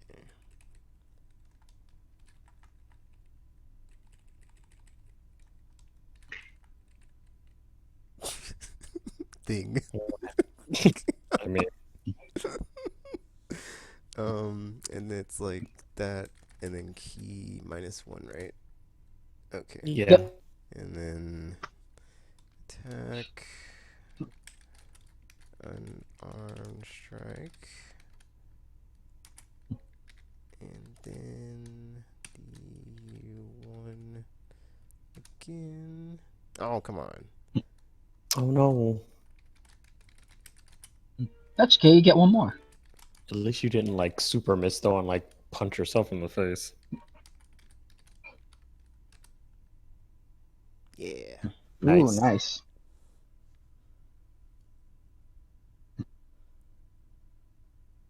I like to see those status changes. I know, it's really cool. No, it's like really disheartening when you like attack it and like, nope, still injured, didn't move. It's like, yeah, what I'm saying. Yeah. It's like, why won't you die? Because I can't. So, let's see. You move this way. No, this way. I said this way. Thank you. You can close this. Move that there. So, on its turn,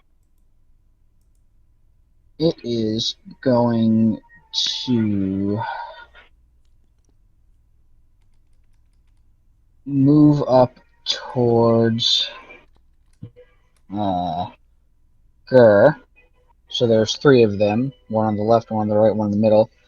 The one in the middle, I don't really want to say run, more like a sprightly shuffle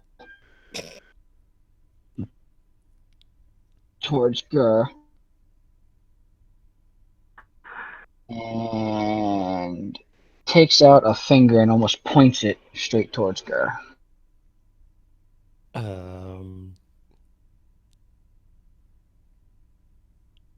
Let me. Yeah! Clipboard, don't fail me now. Please fail him, clipboard.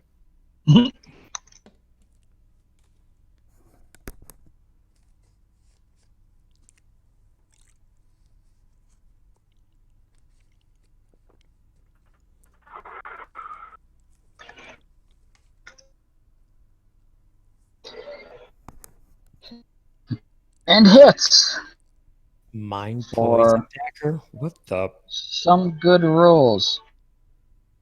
It almost looks to recognize and seem impressed by the daggers that Gur currently has.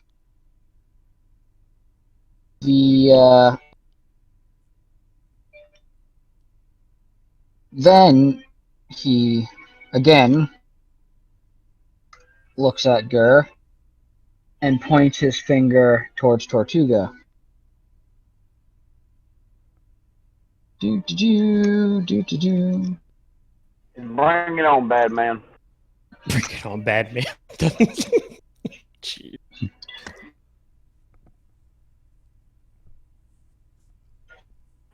You don't want none of the turtle. I feel like he does.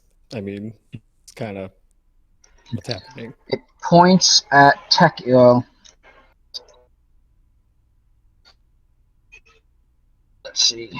What happens to Tortuga. Yeah. Ah, and you have succeeded. So Tortuga feels, for a moment, you feel a twinge in your head, almost like you want to smash Tekken, but then the thought quickly fades. Oh, what the crap? They can charm people too? Nice.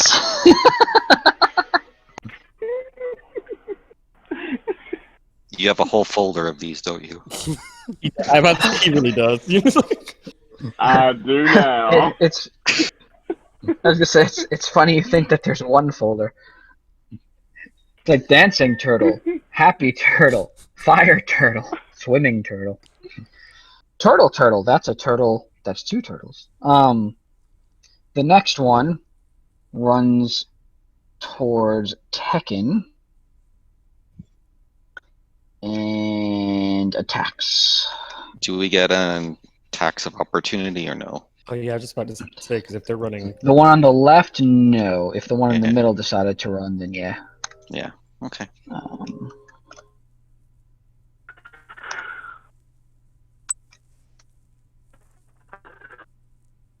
Yeah, that should be right. Thunk. Uh-oh. Holy crap. That was a good amount. Then, he looks right at Tekken, and again, points over towards Tortuga! Wait, how many turns do these things have? They might have two each. Very possible. We're kind of undermanned for that. Don't worry, you have a goblin. I'd kind of like to tap my library signal and see if it'll give me a number 2 spell slot back. And very, very well, Tekken also gets a twinge in his mind for a moment, like he wants to punch Tortuga in the face. Oh my. But then it quickly fades. And lastly, just mark down Tekken made an intelligence save. So is that It's horrible. The third one is running up towards Tortuga and takes a finger and makes a slash. That's not at all what I wanted to have happen. Let's try that again. Try to attack the turtle, the whole system goes down. It looks like it. Maybe that's what your sigil is doing for you right now. Yes, wife.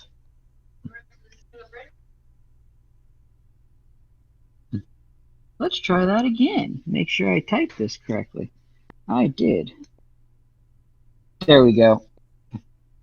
And unfortunately, Tortuga is very, very beefy, and that did not work. So then he points towards Tortuga, and then slowly drags his finger towards Tekken, and we'll see what happens here.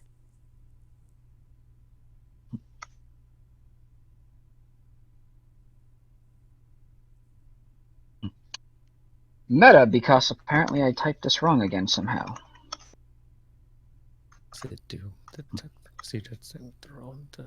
I just can't type is what's happening. And Tortuga fails. Now, Tortuga gets a sudden twinge in his head, and it doesn't go away like last time. And now, Tortuga must make a Wolverine hammer attack, just one, on Tekken. Okay. This is bad.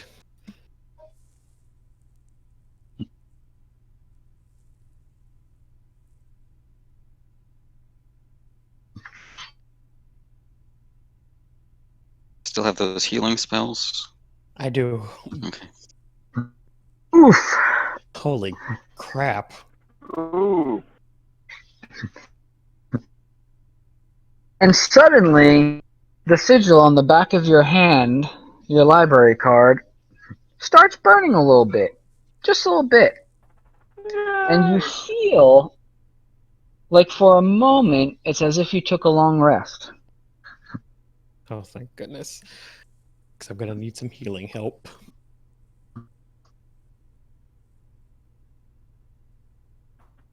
So, can I take a Let me actually see if there should be a way for me to actually just have you get spell slots back.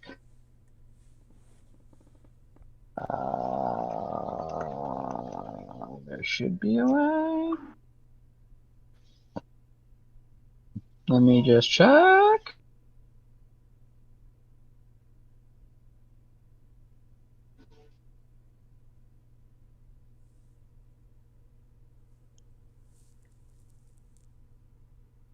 Huh. So, in that case, try this, Ramblin'.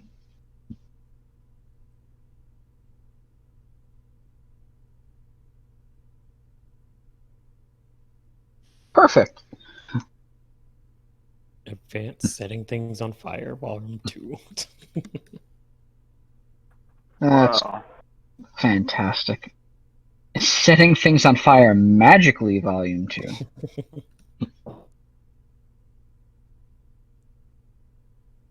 And now, that was all 3 of their turns. So, it is now Tortuga's turn. Look at that timing. You have been blessed by the gods. Thankfully. Oh, nice. I It's okay. I'll just modify it so. Just 6 creatures. Oh, nice. So it's a blanket cast. Wait, you've been holding onto a spell like this all this time? No, I've just got a useful healing spell. Like when I went to level 3. Oh, that's not suspicious at all. Look, first he has to learn how to do the damage, and then after learning what the damage does, he can study for a little bit and learn how to not do the damage. Uh-huh. I just think he Undo was... the damage? What's he was that? holding off on this all this time. Did you heal Gur too? No. Oh, it says Yeah, I healed 6 everybody. Because it's up to 6 Okay. creatures, yeah. Yeah. Good catch, good catch. Thank you. Beautiful. I'm guessing you targeted yourself as well? Oh, yeah, definitely. He's at full. Although, He should. Oh, look, it allowed me to over-level him. Oh, I like the way that looks. Let's go with like, it. I Library accept card that. is flashing brightly on the back of your hand. Sax, no. Sax too, right? Ver, Tekken, Oh yeah, me too. Tortuga, and Sax, yes. I keep typing Sax and it doesn't work. Because I don't have it as my name. And you also get a nice little boost there. So, Fantastic. that was a really good turn there, Tortuga. Heck yeah. It is now the rogue's turn. Didn't we skip Skipped me. I Bard? think. It is now the bard's turn. I prematurely went next and then realized You got we too had to heal everyone excited. else. All right, so to He start healed off, everybody really well. I was happy for him. well, these stupid things get like 50,000 turns, so who knows how long that's gonna last. So for my first action, for my bonus action, I am going to use my Mantle of Inspiration to grant them 5 extra temporary HPs to all of them. Okay. So, actually... Can I cast that? Is that like a thing? Well, if you and Tortuga already have temp HP, it's not gonna do anything to me. It's for you and Tekken. So in this case, technically, because of what I did, and I'm just gonna roll with it, I just increased their health past it for now. So that's not quite temporary health points. Okay. I don't know if it's tracking it like it's temporary health points, but I don't think it's temporary health points. I can then also add temporary health points or set them based on the rolls. So if you go ahead and do the spell you want to do in order to give people temporary health, that's totally cool. First, I have to do that. And then I don't know if do I have to actually cast the mantle? Is that let me see if that works.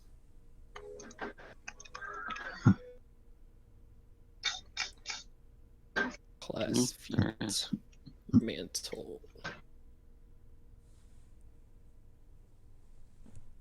Oh, I put number cast, of not creatures. class. Whoops. Okay, yeah, you don't actually have to cast it. It just looks like number equal to your charisma modifier. So whatever your current charisma modifier is, it's 3 plus 3. So up to 3 people can gain 5 temporary hit points. And in using that, which is also really cool, it also means they can immediately move without having to get opportunity attacks. So it might be a good way to get out of range of them. So you can do it on 3 people. So I'm assuming you're going to use it on all 3 of three your. of them. Yes. Yeah, nice.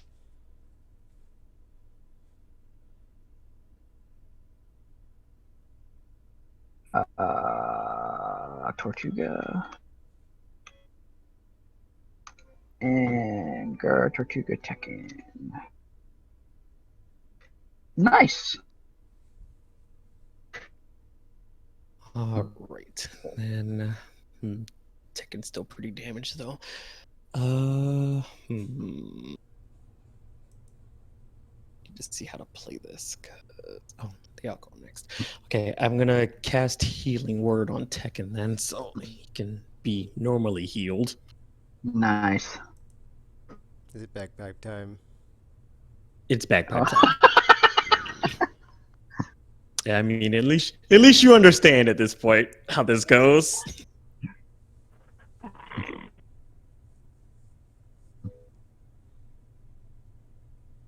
There we go. Nice. Open wide, Tekken. Open wide. We're just gonna move on. We all know how this turns out. Gur's turn.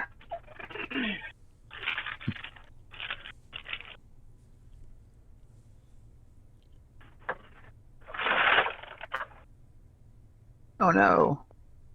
Again. Oh no! There's enough people that are around. Oh wait, no, you're pretty far distance away. Before we do anything or go any further, all 3 of you who got the temporary hit points, you can move away from the people if you want to. It looks like up to your actual current speed without provoking any opportunity attacks. So if any of you would like to break away from the guys that are standing right by you to move, you can do that. Otherwise, we'll move on. Yeah, I am probably prone after this critical failure, so... Oh, that is a critical failure, isn't it? I will be staying where I am on my back. Oh, I didn't even see that. And that is it for me, because I have to hit to do a sneak attack.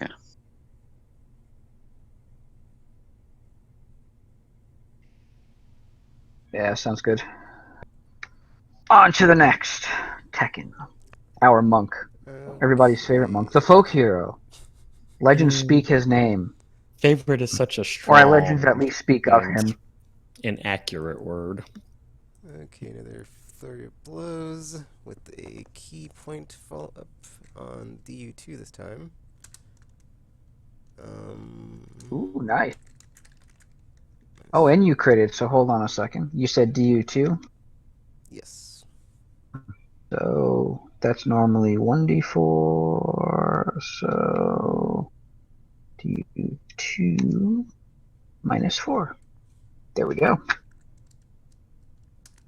Alright, and then Unarmed strike. Oops, that's an R. Okay. Du-2.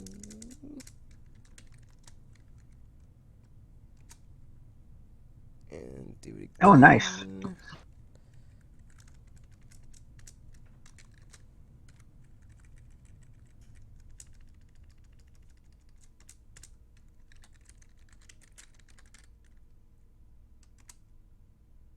Okay.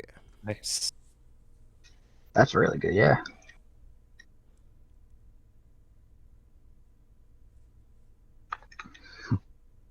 It is now their turns. Let's see.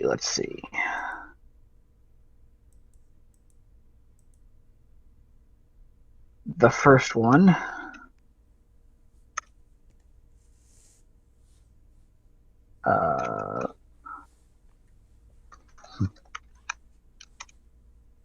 who's right by Gur makes a slash with his finger. Oh no. Holy crap.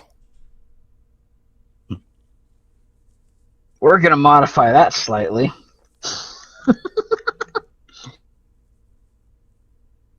And instead, let's see, what am I doing here? Are these the cows just in robes? Right. Right? They might be. They might be. Seriously. Cows. And a lot of damage is done.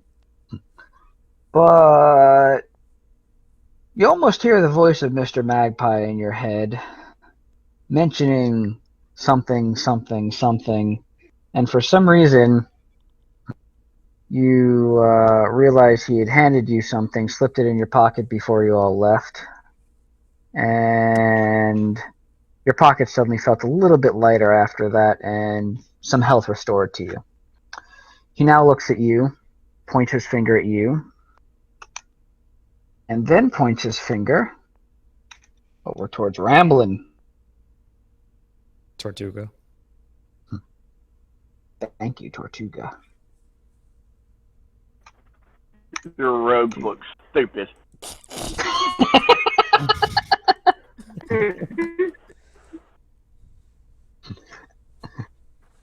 And not only did Gur save, but Gur saved gloriously. Super save.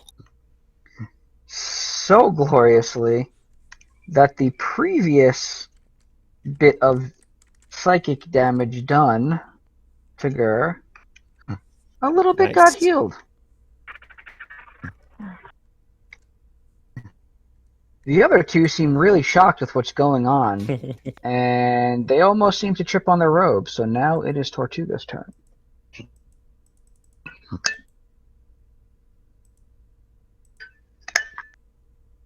Blasted cows. All right.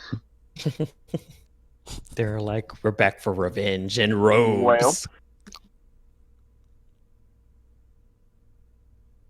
In robes! Yes, just like that.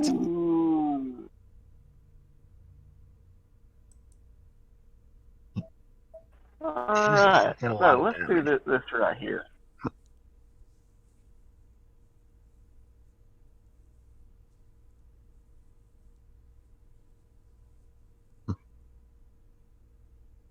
I'm going to write a very nasty letter. Well, not a nasty letter, a very kind letter explaining that I don't think the challenge ratings are correct for certain monsters. Yeah.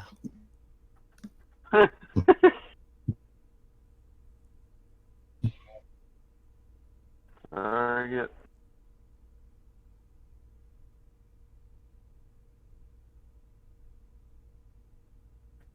Target.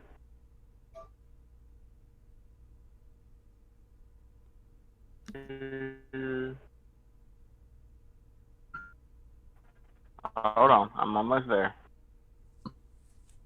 What are you typing, a book? Hopefully this is right.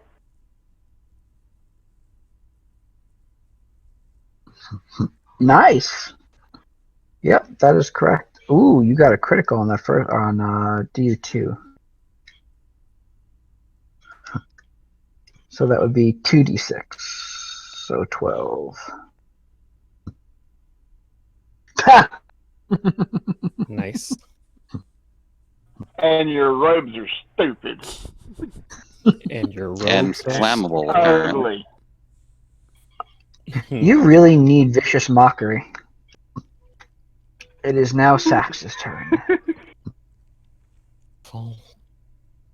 Let's see here. Current dates we have bloodied and injured. As that first one falls dead, would you like to explain while Sax is readying his attack how you killed that robed figure? I pulled out my Zippo and I lit it ablaze and I shouted, "Abominations!" I was kind of hoping you were going to say you shouted your robes are stupid. Also that. Sorry, go ahead. That's what was coming next. Abominations!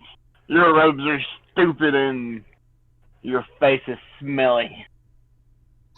That's an odd insult. Hey, he's really close, Yes, and maybe sir. turtles have really good smell. Uh-huh. All right. So I want to cast that seems about right. For some reason, I'm thinking about the ninth gate.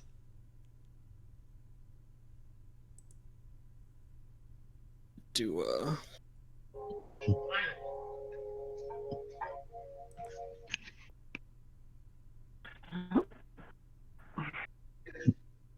this works? I don't think that's how that works. I don't know if that's how that works.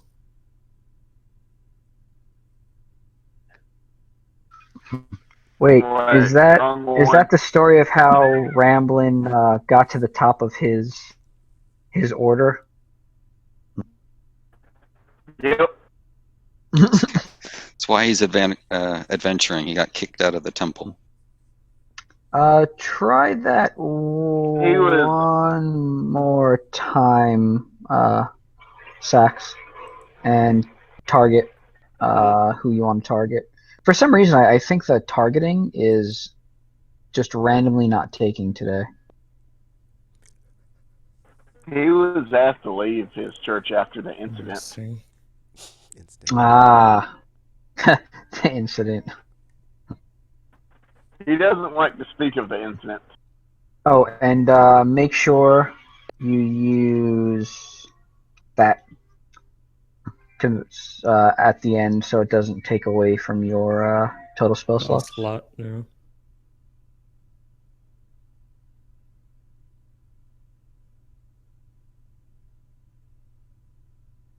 There we go. Nice.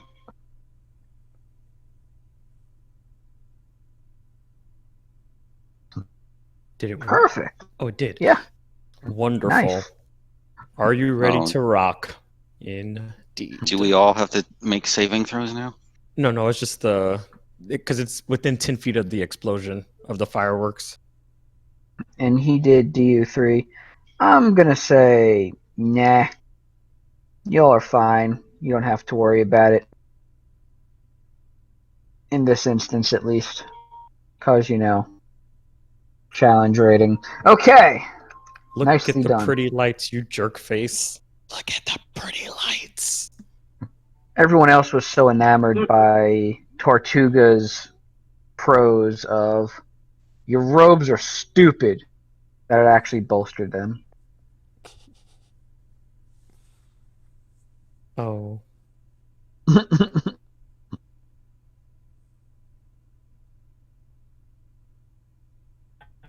Dang it, I could have been blinding people this whole time. I forgot about that.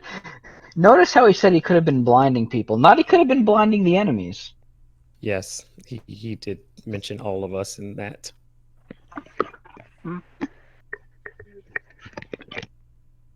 Mm-hmm. Wait, what is the special ability of that dagger anyway? it gives him blind sight, which means even if he's blinded, he essentially can still make attacks and stuff without disadvantage.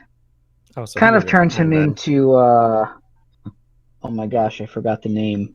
Daredevil.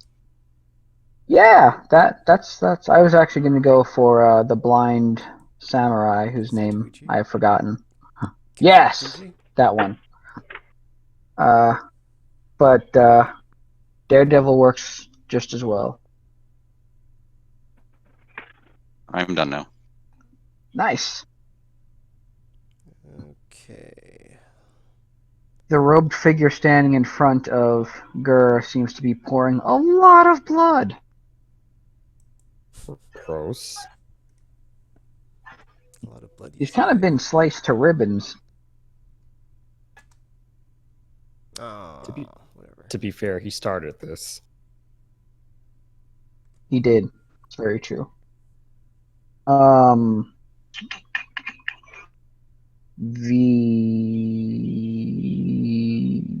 you have any key points left? No. No? Okay. I don't think you do. And now it's their turn. So, the first one. That is not doing too hot.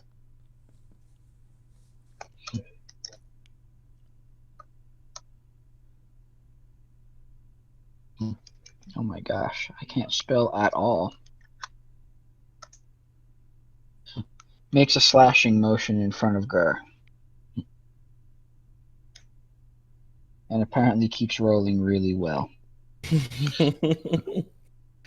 Where did you find these monsters? In surprising places. Again, the soothing words of Mr. Magpie in your head are bolstering you. The next one, who is standing by Tortuga. And is blind. Oh, yeah, he is blind. Gives him disadvantage. Actually, I don't think I can target anything if I'm blind. Even better.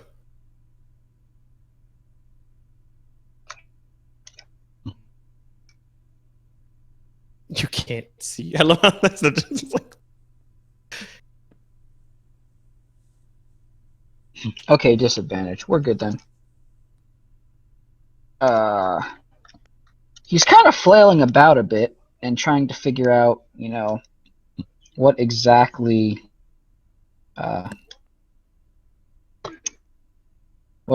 he's doing, because can't see.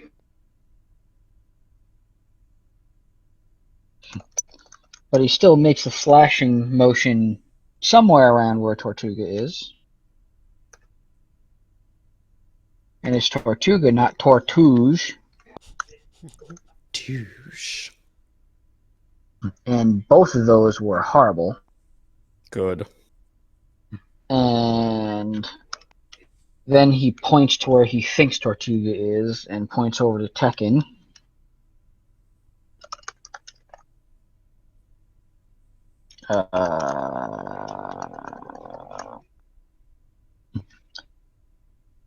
Tortuga, please make a Bashy Hammer attack on Tekken. Okay. Wait, did he roll a natural 20 there at first? Yeah. Holy man. Oh wait, why wouldn't it go with that? Oh wait, no. Why did he have? Shouldn't he have succeeded then? On. Nope, I always misread these. You don't have to worry about doing that. Yeah, I was about to say that should have. I got that backwards. You trying to should be happy. I mean, jerk. Yay. I accidentally gave the target disadvantage instead of giving him, so him the disadvantage. That's instead of giving the target advantage on the roll, which is what I should have done. It's backwards and weird. Anywho, DU2 falls down, finally dead. It is now the turtle's turn. Tortuga, what would you like to do? Which one's left? You have 1 and 3. 1 and 3. It just removed that 2 from combat because it was annihilated by Tekken, I think. previously somehow. Yes. Yeah. It was already dead. All right. Oh my.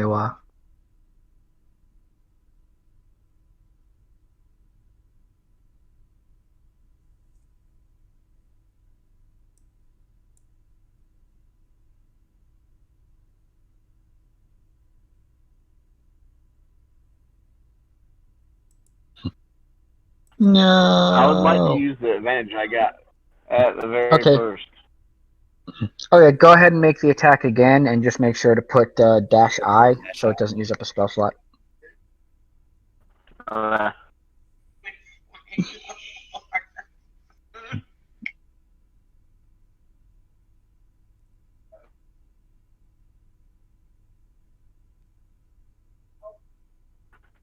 that's after I put the target, right? I would put it before the target to be safe. So -I and then -T target.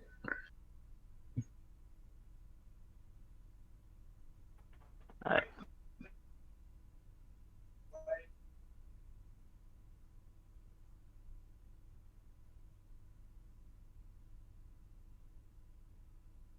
Woot.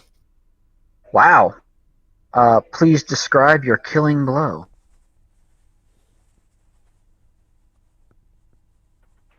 I said, "Be gone from my vision, stupid face." Are you sure you're not the bard? Sax's turn. Wonderful.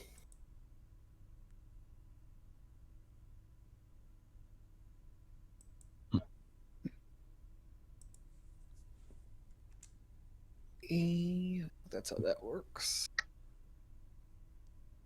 Oh, nice. Thank you. I mean, I figured somebody should be healing. Why would the fire cleric do that? He has cleansing flame. He doesn't have healing flame. Are you going to give anyone inspiration?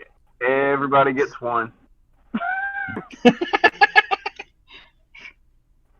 Spider turtle. Spider turtle does everything a spider turtle does. Sets things on fire, sets things on fire, sets things on fire, sets things on fire. Look out! Here comes fireball. Terrible. Yeah. Do you have any bardic inspiration, or are you saving him? I'm saving it just in case. I only have one left. Gotcha. Gur's turn. Gur, who is tanking these. Ridiculously powerful monsters you threw at us. I mean, they weren't supposed to be, but you know. Oh, 2 misses. They have psychic and a crit powers on when phone. they twice in a row. They're like psychic gurs, basically. Yeah.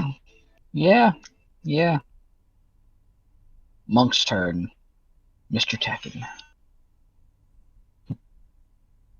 2-weapon fighting is all fun when it's me. I know, right? The enemies can't have them. What do you mean? I have to agree with that.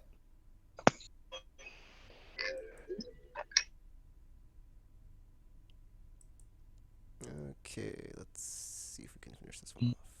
I believe in you, Tekken. I believe in you. I take back my belief. Oh no. You failed me, Tekken. You failed me. Oh, nice. The remaining one that's there.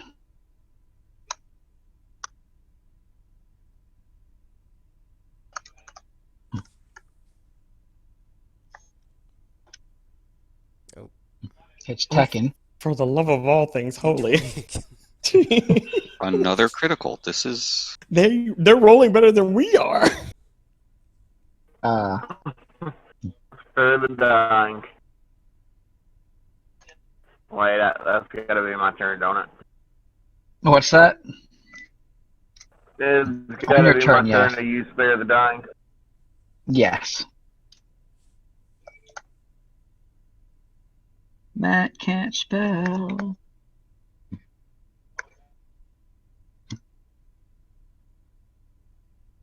I like how much damage it did to you, and you're only 1 HP under what your max is right now. Yeah, that. Hey, wait!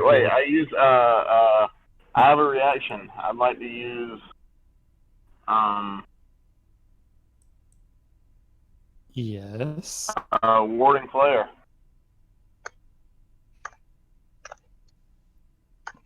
Wait, why didn't you use that before when it was targeting you? I keep forgetting that I have it.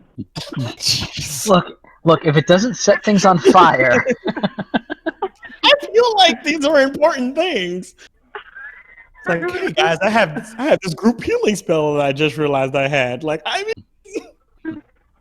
So that was 16 damage it did to you?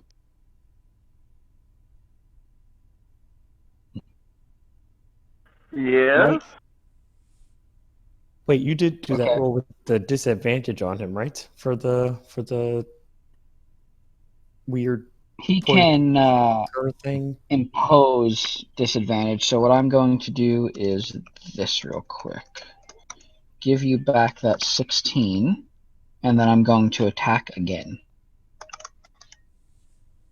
Because he should still be blinded until my turn comes up. Because I keep throwing fireworks at his face. Oh, 3. Wait, that was 3 Hey, that's technically what I did. Was it not 2 that was blinded? I thought it was 2. Or no, 1. It was 3. It was 3? Yeah. Weird, why isn't that showing? Oh well, we'll fix that. So he's blinded, and you're imposing that on him, the disadvantage on him already anyway. So let's do that. Miss! Look at that. Much better. Fantastic. Firework assault! It's a nice spell. It's good for shows. Apparently good for battle, too. I was going to say, good for shows and death. Tortuga? I guess I'll save checking. Don't sound so torn up about it.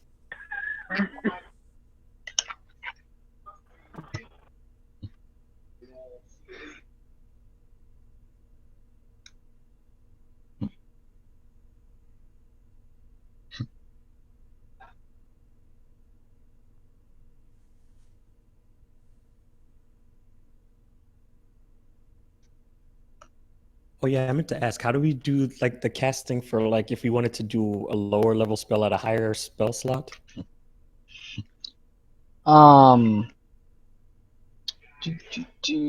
Cast. It should be, I think, -L, and then, yep, that's it, yeah. So, whenever you do the spell,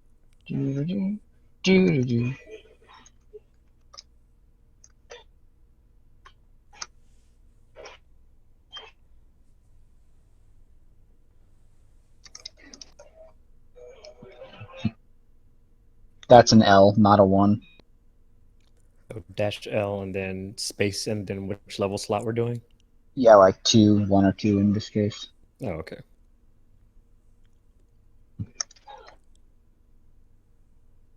Which is a good question, because now it is your turn.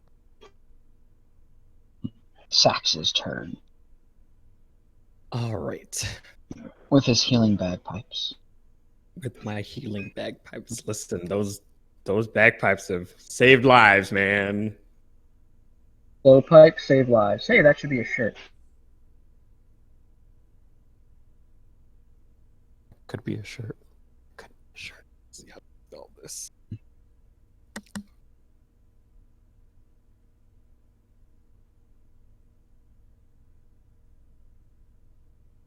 Did dash target and what is his name?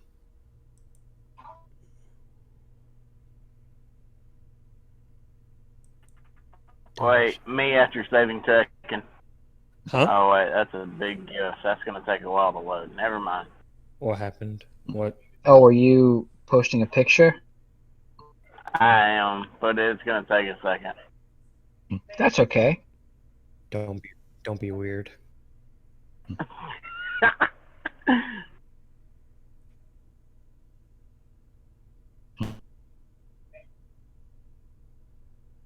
Wow.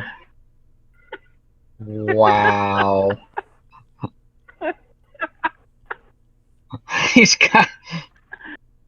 He has tiny little glasses on.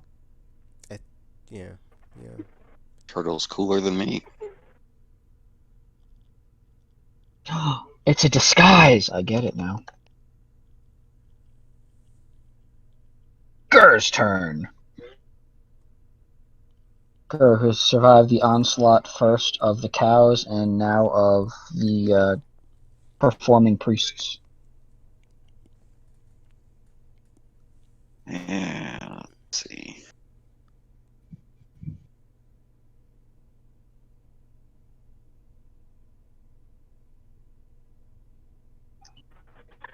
This actually makes sense because I've always heard the first 5 levels are pretty much survival horror. It's true. Level 1 is the scariest. Up until about level 5, yeah. Once level 5 kicks in, you get some more fun things that make you feel a bit more... Oh, thank goodness. Sturdy?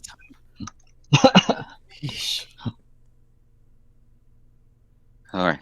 Well, he hit him twice in this attack, so that's pretty good. It's now Tekken's turn. Please kill him, Tekken. Please kill him. Kill the midget. Kill him. End him. End him. You, for some reason, feel like you have found a key point out of nowhere. Bolstered also by a voice in your head from Mr. Magpie. So if you would like to make a flurry of blows, even though you're out of key points, you feel like you are empowered enough to do that. Do it. Yes, I believe in you, Tekken. I believe in you. Make him already dead. Make him already dead. Oh. I didn't save you just so you could die again. I mean, he's not wrong about that. And I'm practically out of magic, so I can't even, heal anymore, so, yeah. I mean, that's good, but I don't want to. Nice. I'd rather set something on fire. And one more.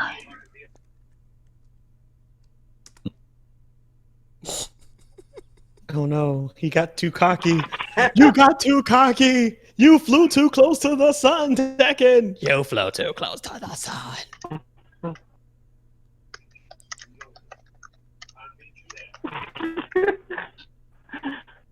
Oh. Oh no. It looks at Tekken and goes, slash. Tekken, why? It's the turtle's I'm turn. very glad Torture this is a cantrip. Isn't it great? Oh, is it a cantrip? Oh. It's so hard. What's really cool is to say goodbye. My predictive text now it knows who I'm typing it for. Oh, nice.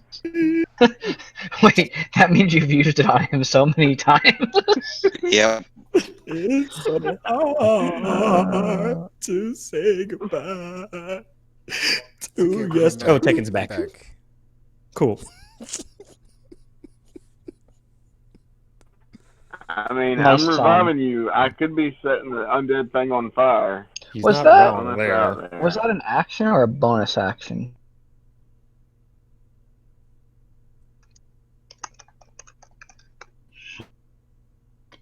Oh, for frick's sake.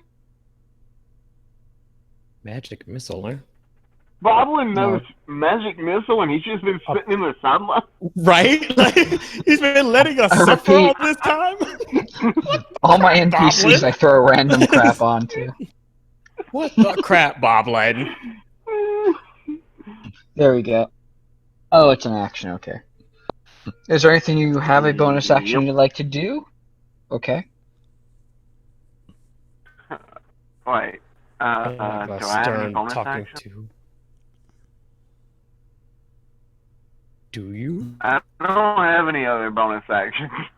Okay, it is now Sax's turn, who may or may not heal Tech. I mean, having a stern talking to Boblin after this.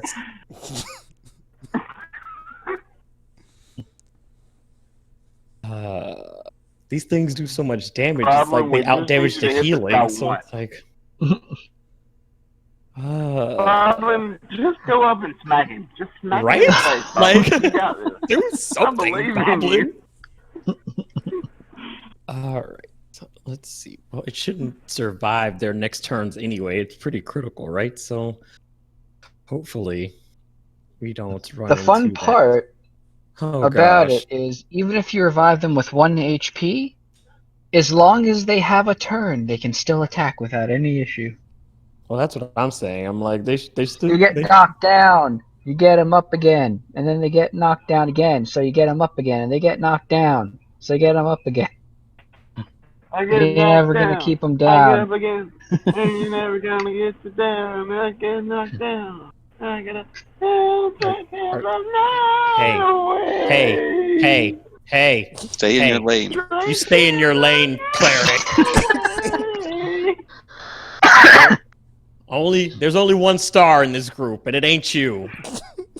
Hey, there is one song that Tortuga's allowed to sing, and it's I Didn't Start the Fire. Suck it.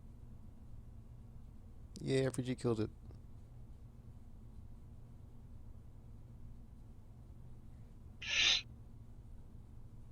What's everyone's time looking like? I got a little bit longer. I got till 2. That was good last week. Yeah. Alright, cool deal. Funneled Tortuga's terrible singing into its head to finish it off. So, you all look over, and you notice over the cliff that there's 2 of these little things where there were 3 before. Oh my god, that picture is adorable.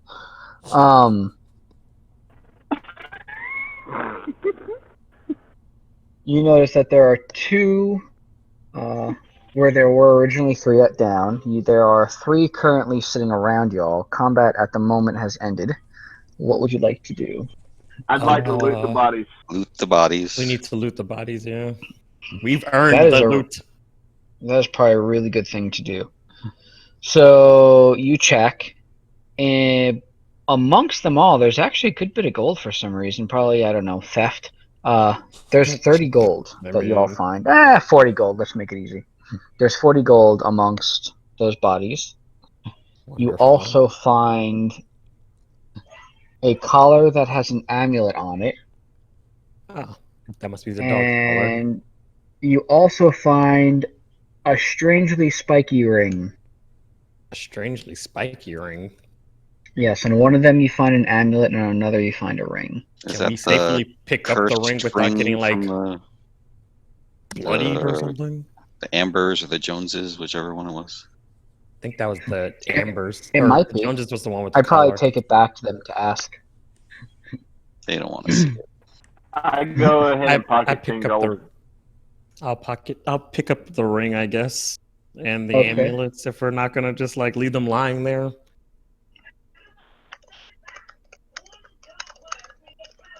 Cool deal. Should we just split it up 10 gold apiece? Yes. I probably would, because it sounds like the turtle has already taken his gold for the poor. The poor. I feel like he's never actually paying the poor. I mean, he could technically consider himself poor up until a point. Eventually, he's going to be giving it to the rich. I am handing it out to people. I feel like... You are. You gave like 2 gold to the others. I don't know. All right, so we got what we needed. So I feel like we should probably not try to engage those things because we almost got murdered, and I'm out of magic. So same here. So I'm not sure how safe it is for us out here. So what would you all like to do? Let's go find a door we can knock on and head back toward the bar. Okay. Yeah. So y'all make it back to the bar without any incident. You walk up to the farmhouse, knock on the door, open the door, go on into the bar. Are the Ambers or Joneses or Timmy there? Timmy is there, and he appears to be talking and slurring his speech. Oh no. But he's only been drinking chocolate milk, so he's probably had a bit too much sugar. You see him slam down his drink. And I give... Go ahead. I want... the bartender is probably sitting right there beside him, right? The bartender's on his bar, yeah, telling Timmy he thinks that he's had enough chocolate milk, and Timmy saying, I'll tell you when I've had enough chocolate milk. And he slams his cup down again. And the bartender fills up his chocolate milk. And Timmy just drinks that chocolate milk. You're enabling him. I give the bartender 10 gold to take care of the boy. Why are you doing that? He was doing it for free.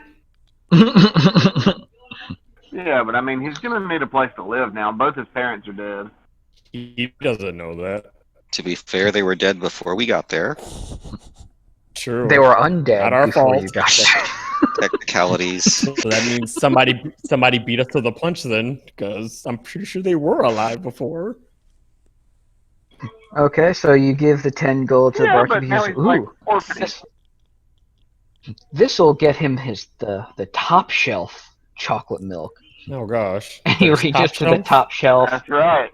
And gets aged chocolate milk, which you might find a bit questionable and ported for Timmy. Ew. And Timmy seems to be enjoying it. Timmy is an ogre. I don't know if that means anything, but it's basically chocolate cheese or something at that point. Yeah, most likely. Well, Timmy's drinking and he just kind of, falls asleep on the bar and starts snoring. The bartender takes the glass away, cleans it out. That would be so adorable if kids weren't the worst. So, bartender, have you seen the Joneses or what's it called? The Ambers around? Yes. You look around and it looks like the Joneses are just sitting kind of solemnly over on a table. And the bartenders, oh my god. The Ambers are sitting and they're still celebrating, albeit a bit more drunkenly. Seems about right. All right, so I guess we can. Well, I guess we can talk to the grieving people first. The fun people is a better way to end it because who wants to be sad when they stop talking to people? No offense to them and their dead pet. I'm just saying. Hello, Joneses. They look at you and say, "Hey, it's y'all again. We back. How can we help you?" Your wonderful hero did with the murdering, and we got your amulet collar back. The amulet collar? Can I see it? The amulet collar. This thing. I show it to them. You hand it over to them, or you just show it to them? I show it to them. They don't get to touch it. They say, oh, "That's the collar. Thank you so much." And she goes to reach out to take it. Oh, not in my house. Listen, my lovely, lovely friend here. See, my folk hero here has what you call a finder's fee. And while we would love to just go around helping people for free, we kind of can't. So, finders keepers. But do know that he was all righteous and with the dispensing of justice for your dog there. So, yeah. Thanks for all your hard work and loving our Tekken. Right, Tekken? Yeah, right? Thanks for loving me. She just looks up. We don't have much, but we do have, well, we did have a family heirloom that was worth some money, but you're currently holding on to that.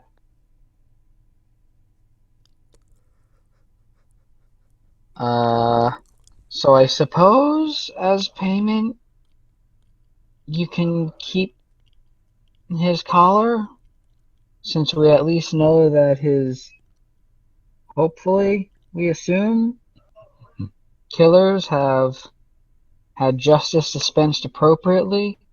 And knowing that it was done by the great Tekken does kind of ease the pain a bit.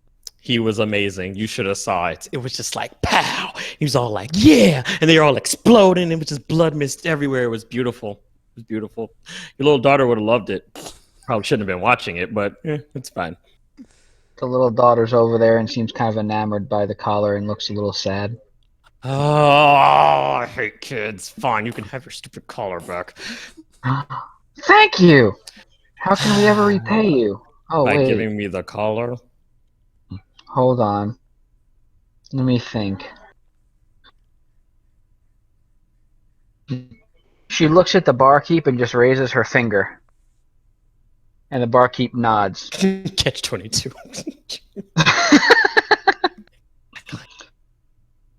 You now have an open tab on their family tab at the bar. I mean... Which also means you can get some rest. As well. Sits down.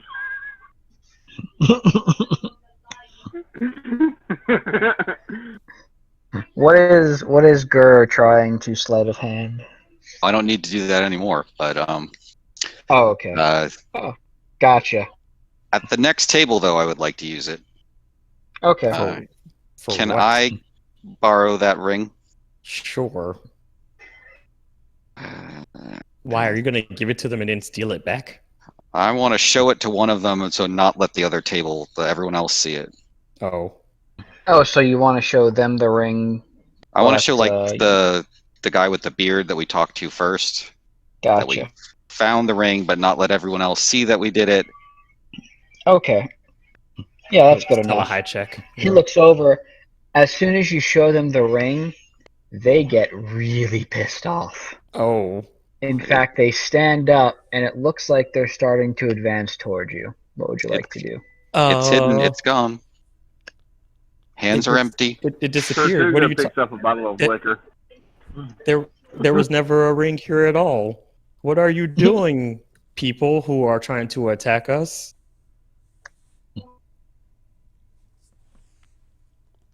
Can I just like... Wow, that is not... Oh, there we go. The guy with the red beard looks and says, actually, let me do this as well.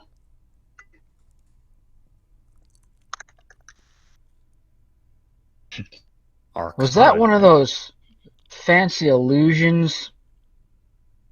What? Yeah, it wasn't here, but it's been destroyed. Yeah. In a How would volcano. you find that ring? Remember your performing priests? Mm-hmm. We tracked them down. Turns out, not priest. So, thanks for that. It's got us all murdered. Did you pay them?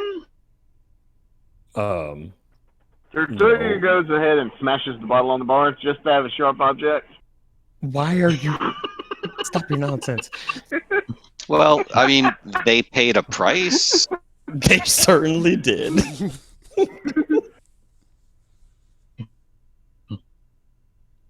And you made sure that the ring isn't gonna come back to us? Yep. Oh, you'll never see that ring again. You'll never see it again. Okay, y'all are friends. And he chucks a bag of gold to y'all that has 20 gold pieces in it. Oh, nice. Only 20? That's all you got? What'd you say? I said you're doing a great job. It takes 5 pieces of gold.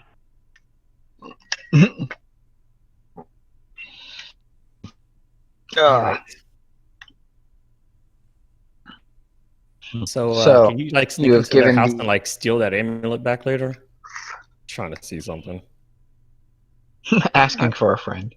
I'm not gonna go steal an amulet from a little girl. I mean, it's either you steal it or I'm gonna charm it off her. So I mean, the way I see it is, we're gonna end up with that amulet one way or the other. Save the thievery for something big. Fine. The family. Can I do like an insight check on the amulet, or can I not since it's out of our hands now? We don't have it anymore. It would insight would be for a person. You would want to do Arcana. Or an Arcana. If you wanted to know more about it. But you know, you could go back over to the family and ask if you could see the amulet. Probably. Can we ask them then if we can inspect it? Sure. It's the least we could do for you figuring out who the killer was and dispensing justice for us, especially by the great Tekken. It's gonna be such a good story to tell. Bella will have this for the rest of her life. Until she dies horribly. So you pick up the amulet and you study it, and it's definitely magical. And you know it is used, there's some necromantic energy that you detect is coming off of it, and you're kind of getting the feeling like it is actually used to store part of a soul. Oh, that's... I would like to persuade the little girl that this amulet is very dangerous. It's necromancy. And I don't think she's going to understand what that means. You might want to tell the parents. Oh, yeah. I'm telling the mom this. I think that's your dad mode kicking in, where you're just talking to her like it's your daughter. I'm like, apparently so. Apparently so. Haha. See what I did there? You know, Sax, you might be able to convince them that its time with those priests has corrupted it somehow. I can do that. My order hates necromancy, and this, yeah. Oh. That's super persuasive. All right. Yeah, they say, does that mean that our daughter could be in danger from this? She definitely could. Yeah. She might even get her soul sucked out into said amulet, which means it's not safe for any of you to actually have it. We should probably hold on to it for safekeeping, because, I mean, if our turtle soul gets sucked out, who cares? But for you don't want to lose your daughter. That would be terrible for somebody. I mean, I honestly wouldn't care either way. But... you know, for safety reasons, we should probably hold on to this bad boy. You should really let the great hero Tekken take this away from you. That's even more great for the story. I need to write this down. And she takes out a little notebook and writes in it and puts it away and hands the amulet over. Thank you so much for looking out for us. Carry around a notebook on Tekken? Is it officially licensed? Because I feel like we have him trademarked, so... You can't it's not so much for Tekken as much as for our daughter. We're cataloging really, really interesting things that she'll be able to retell stories about later on. For example, the amulet being stolen, the amulet being found, the first time she walked, the first time she fell off a cliff, the first time we learned that she did what? She could... Huh? You know what? You're not going to just, like, blaze past that. I mean, your daughter fell off a cliff. What kind of parenting are you now? Doing? How do we know she's not dead? What if we have to kill the daughter? The dog saved her. Our dog saved. Like that's how we found David to begin with. When she was a little dog. When she was a little girl, and I mean, I guess she still is. When she was a tiny itty bitty baby, and she went to fall off the cliff. The dog saved her. How long ago did this happen? Out of curiosity. 5 years. Interesting. Okay, then. Well, our job here is done. We saved your family from possibly being murdered by necromancers and reanimated in the process. And you got to meet Tekken. So, count yourselves lucky. I think that's payment enough. Thank you all. Especially you, Tekken. Especially you, Tekken. Despite the and fact that we had to she looks to Sax and says, "You take good care of him. He's good people." I always do. Him, my bagpipe, best friends.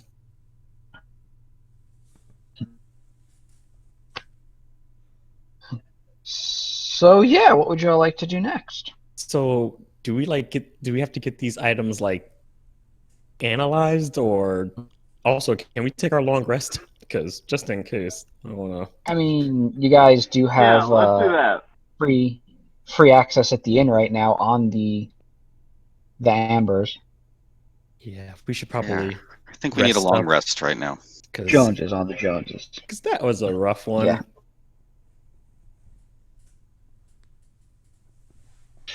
That was really well done. Y'all did 2 whole separate combats without any rest really in between.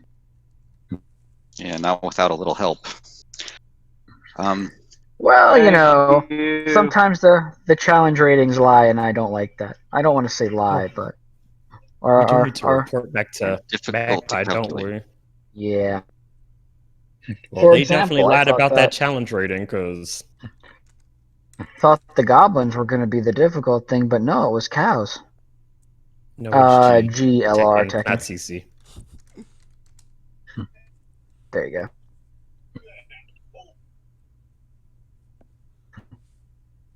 All right. Are we calling it, or? Y'all can long rest. I don't know if you want to go and talk to Mr. Magpie with the items, or if you want to call it now and do that. As long as he doesn't try to fight us, because I do want to ask the barkeep if there's someone who can sell scimitars around. The barkeep looks and says, "Actually, I do kind of run a little side business. Have you ever heard the term fence?" I do like the term fence. I prefer things that are fenced. Don't say that in front of the cleric and the righteous monk. Haha, thieves' king. And I was about to say, and he actually does start signaling to you and talking to you, in sort of what sounds like normal conversation, but there's definitely some undertones there. And you recognize that he is speaking to you in Thieves' Cant. Well, I have a rapier that I would like to trade for a scimitar. I can throw in some gold too. I don't know if I can afford a magic one if you got one, but he says back to you, I think we can work something out. Tell you what, let's have the rapier and the gold, and ask him if he has any instruments. We'll work something out. In fact, you're looking for a scimitar? Yeah. He goes underneath the bar, and he's saying to you, he's like, yeah, we as far as anyone else can tell, he's talking about alcohol. He says, yeah, I have some really good brands around. I've got some really well aged ones. He goes behind the bar and pulls out a little case and hands it to you. It's about a couple of bottles wise. Like there's a couple of bottles in there for you of the rum you're looking for. How much gold are we talking about? Plus my rapier, I guess. The rapier will knock. Let's see. That's good. I could make some use from this. The rapier is going to knock about 20 gold off. So I'll say about. That right there is going to cost you about 30 gold. However, if you come back here later, there will be someone that can help age your rum a little bit better than it currently is. I do like the higher potency stuff, the higher proof. Yeah, we have a mixologist Man, have I here got a flash for you. that can help you with that. I think we're good on that one. You can come back later, and we might be able to work something out. All right, let's hope we can come back later. Be right back after we stop by the library. Sounds good. Are y'all going to go head to the library? Tortuga? I want to ask him if he has a, like a ring of fire resistance or something like that. Why? For so everyone else on the team? You can recklessly cast fire spells? So, I hear you work. I get a little blowback. With all the alcohol, it's very flammable. Do you have any equipment to prevent that from happening? Or minimize the damage of a fire to your stock? A fire suppression system. In case of poor mixing. We might be able to work something out like that. It just so happens that the mixologist I have also is really a really good engineer, and can rig one of those up for you if you need. That's something we're interested in talking about. Awesome. I think we can do that. Yeah, come back tomorrow. Bring your case of rum, and we'll talk about the fire suppression system.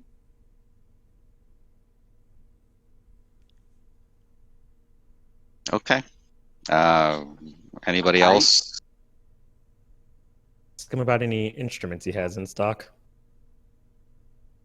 So it's a nice bar you have here. You have any music nights and maybe some instruments back there? We have what's that thing everyone does? Karaoke. Yeah, karaoke. Yeah. We have karaoke nights. In fact, tomorrow night we're going to be having one of them. I mean, lots of places have karaoke night. We're looking for some special instruments. He thinks for a minute. I do think I'm getting an order of some special instruments for one of the bands that's going to be playing tomorrow. Yeah, I think you can look over them if you'd like, once they come in. Yes, I think we would like. We can definitely do that. I do hope we'll be able to afford all of these things, but yes, we are interested in discussing them. Okay, I'll let the band know, and before they play, they can show you guys the instruments. Maybe you can be part of the sound check and everything, see what's going on there. Oh, I don't come cheap. That's not how that goes.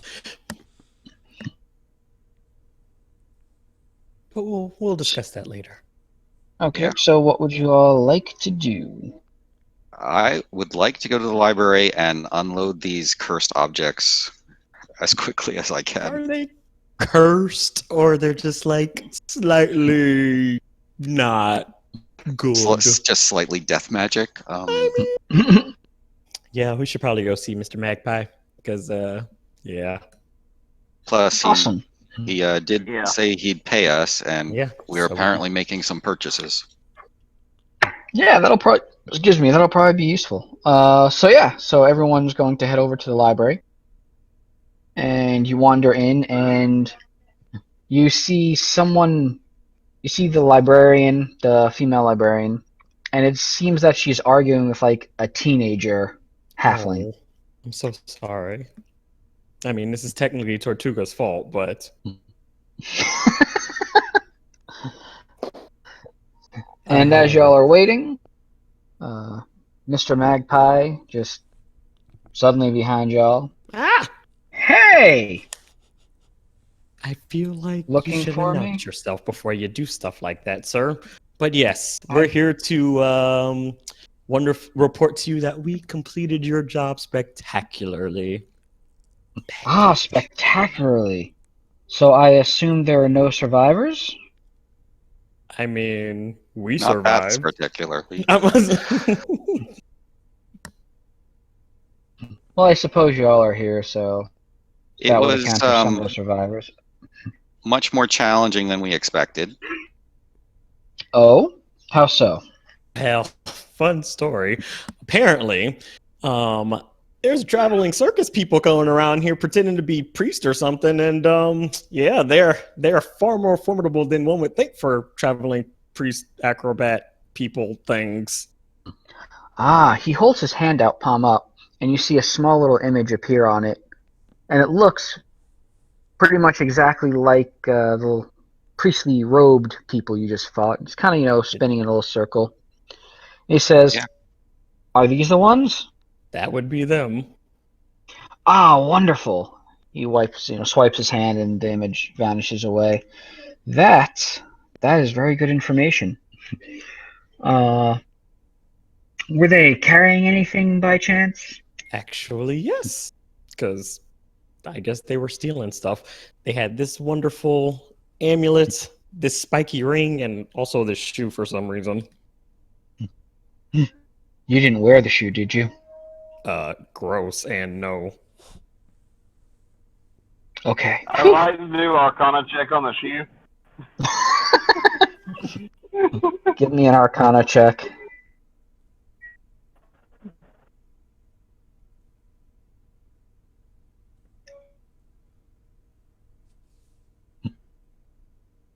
Wow. It's a child shoe. Let me try. Jeez. Wow. It's slightly higher than yours, at least. It is definitely a magical shoe. Okay. That's So, about that ring, we told the previous owners that it was destroyed. So, they were happy about that, but we would appreciate that ring disappearing. I can definitely do that for you. And he holds his hand out. Now, is there like a curse on this ring that they were actually like fearing for a reason? Like, is it enchanted to do horrible things, or were they just like really bad at everything in life? Well, since you've been asking that question, I'll assume you haven't worn it yet. I'll go ahead if you could put the ring on my hand, and then I can tell you a bit more about it. Okay. You go ahead and give it to him? I mean, sure, he can have his death ring. Okay. Whoop. And how on earth did a little boy come into possession of a magical shoe? It was a little boy who had the shoe. Interesting. He looks at the ring, he sniffs it. He's wearing a little monocle that like glows for a minute as he looks at the ring. Ah. Yes, this is a very, very not a good ring. Definitely not one you'd want to have. You said this was in the possession of a family? Yeah, they said they family were passing it down. And they weren't happy about it. They weren't happy about passing it down? Well, they weren't happy about having it in the family, wearing it, having to obey the person who wore it. Yeah, it's how do I say this? This ring, the wearer is going to become slowly corrupted. Essentially, that'd be the best way I could say this. You put the ring on, and it's going to slowly drive you mad. Other people aren't going to quite realize that you've gone mad. They're not going to really realize that it's eating away at your mind, essentially. But as you wear the ring, it starts off and you just have dreams, and then as time goes on, you start hearing voices, and as more time goes on, you start thinking that they're your own thoughts, and eventually, you just become the ring, or the ring becomes you, depending on the way you look at it. Why the blazes would they keep passing that down? Because they were told to. I mean, that would make sense. Why people just do things they're told always confuses me. But well, some people yeah, are I will old. definitely make sure that no one else is able to get a hold of this, because this is a bad ring. And he reaches into another pocket and places the ring into that pocket. Was that all? Well, no, we also had this amulet thingy, and we found this as well on them. Apparently, they stole it from a dog. The dog was using it as a collar. Can I see that? Uh-huh. He holds it out and he looks at it. Same thing as monocle glows for a minute and then goes away. This is interesting. Anytime someone can store a portion of themselves in this, in the event of an untimely death, it's kind of useful for helping you out of that situation. There's a few more of these. There's usually not just one. Because in case anything happens to one, you're kind of screwed, essentially. I don't know why they'd have it on a dog. That's interesting. Well, you have to wear it for a little while. As it's apparently they've been passing it down to various animals in the family, and it ended up on the dog after it saved their daughter's life from jumping off a cliff for some reason. Well, depending on what's stored in the amulet, I mean, it could give some of the abilities, partial knowledge of whatever's currently stored in the ring to the, or in this case, the amulet, not the ring, the amulet to the wearer. So, if that person had knowledge of a flight spell or something like that, and the dog happened to be wearing this, it's possible the dog could fly. Interesting. But what's inside of it now?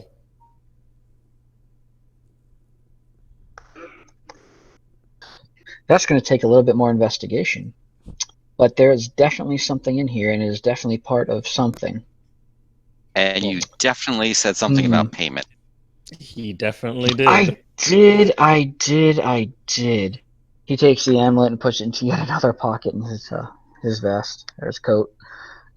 Reaches into a different pocket and comes out. Pockets of holding?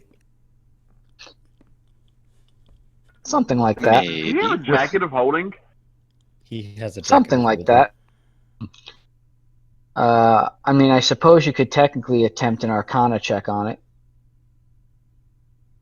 Okay. Or on him. Or just ask him. Scared. Hey, do you have a jacket of holding? Something like that. That wasn't vague at all. What is it called? Dang it. Oh, hold on a moment. Let's all do Arcana checks. Let's all be mages today.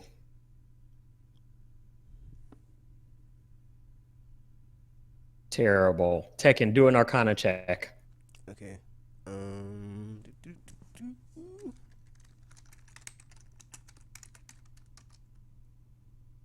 Nice.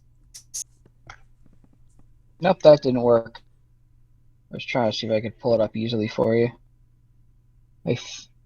Unless it actually is just magic item. Item? Yep.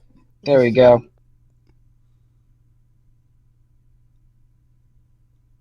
Oh.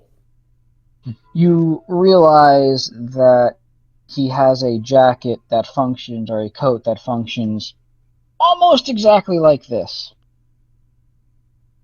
Almost. Not quite. Something seems a little bit off. It's not... You're used to what this is, but it's a little bit different. But you can't quite put a finger on what's different. Clever. Nice vest. Ah, thank you. Can we have I quite do like the items that I end up finding. What's that? Can we have our money? Yeah, so he reaches into one of the pockets and hands you a bag of gold and says, there you go. And inside you find 40 gold. Wonderful. I actually do have some more work if you all are looking. You did a pretty good job with this. I mean, we would love to help you. Yeah, but we might need to get a start on that tomorrow. We need to see a guy about some some things. stuff. Yeah. Totally understandable. Like I said, just this is my library. Just come on in, and if you need me, I'll be here. And before we go, why did you not want me to wear this shoe? Oh yes, the shoe. Can I have that shoe? I guess. Can I have it back after you're done? Yeah, certainly. Can I trust you? Can I trust you? Can you really trust anybody? I mean, obviously not. I lie to people all the time. But besides Isn't there only one I mean... answer to that question? Sure, let me see the shoe. Check the magic shoe. He looks at it. Monocle glows again. Hands the shoe back. That is definitely what I thought it was. What Don't is wear it. What is it? Tell me what it is. For the love of all things that are holy, shoe of the undead. It's a cursed shoe. It's definitely cursed. Oh. What does the curse do? You know, funny story. The shoe belonged to a little ogre kid who had undead ogre parents. Oh no, is it a necromancy shoe? Does that mean I'm a necromancer now? Oh no. Oh no. Were the parents Sorry. Were the parents Were they what? Strangled? Yes. I mean, there was a lot of strangling. Strangled. Yeah. I was about to say, a lot of people were strangled. We really couldn't get them to talk anything intelligible. Yeah, I tried. Trust me. They're an interesting bunch. They, I think, only speak Undercommon. Sometimes. Yeah, well, it sounds like they were just screaming.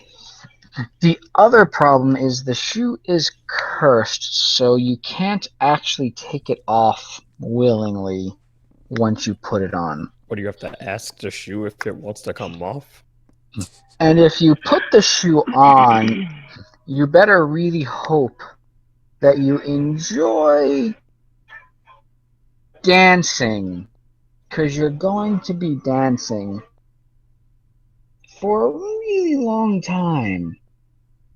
Interesting. Can we let him have the shoe?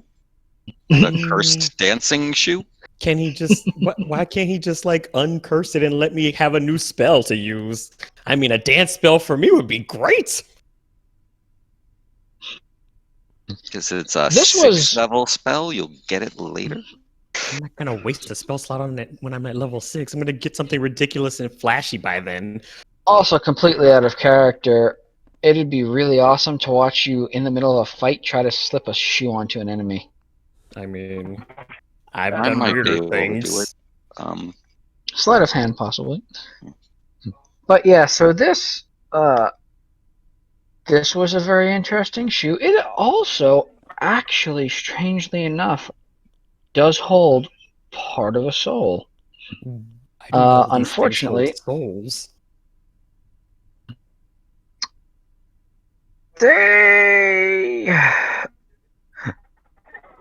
I don't know. I'm gonna have to do some more research.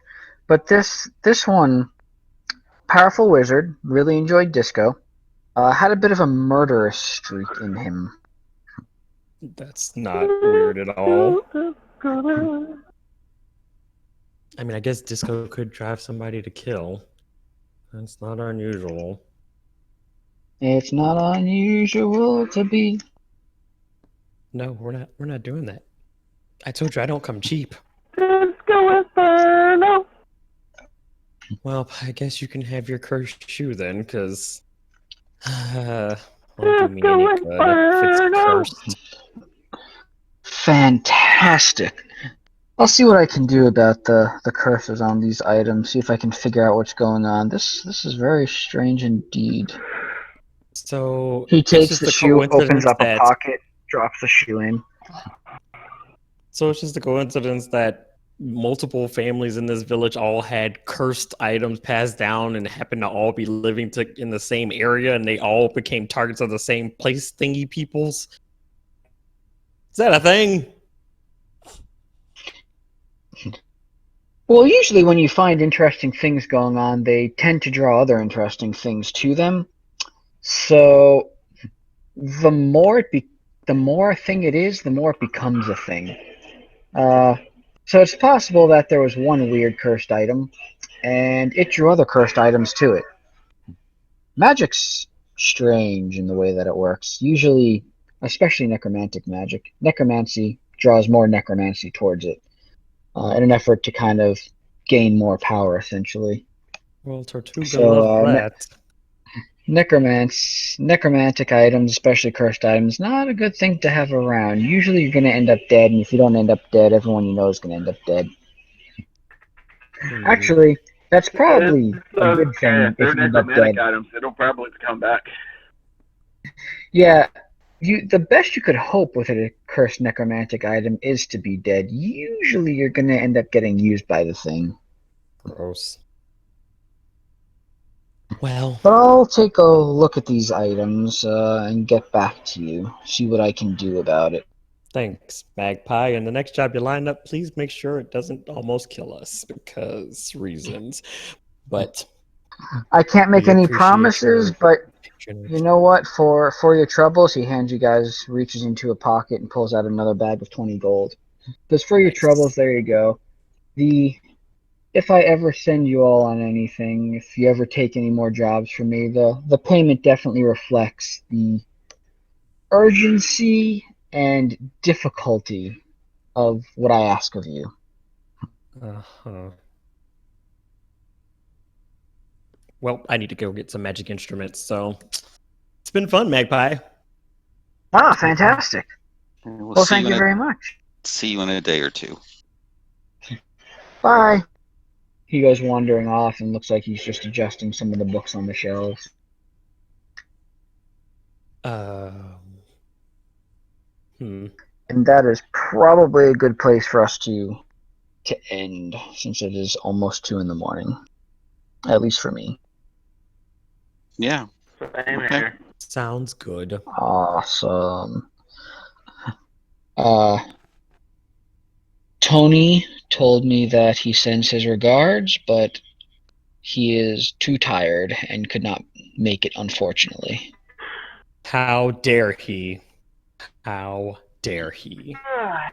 That's fine. However, he said he's not playing until the middle of September. So next week can work for y'all, same time? Yes. Perfect. Cool. I will see y'all then.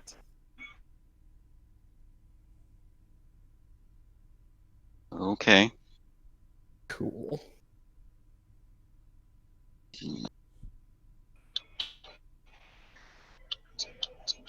Let me update that stuff. Any questions anyone has regarding characters, items, abilities, anything like that? Should be good for now. Cool. Tortuga's going to sleep now. Good night, y'all. Night.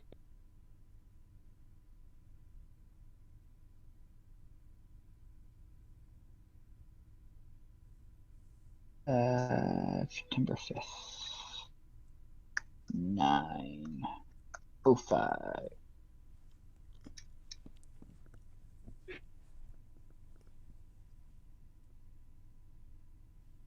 I'm in the session chat.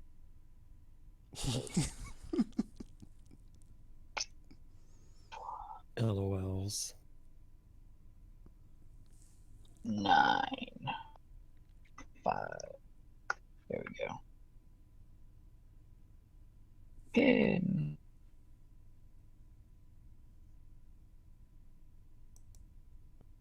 notes.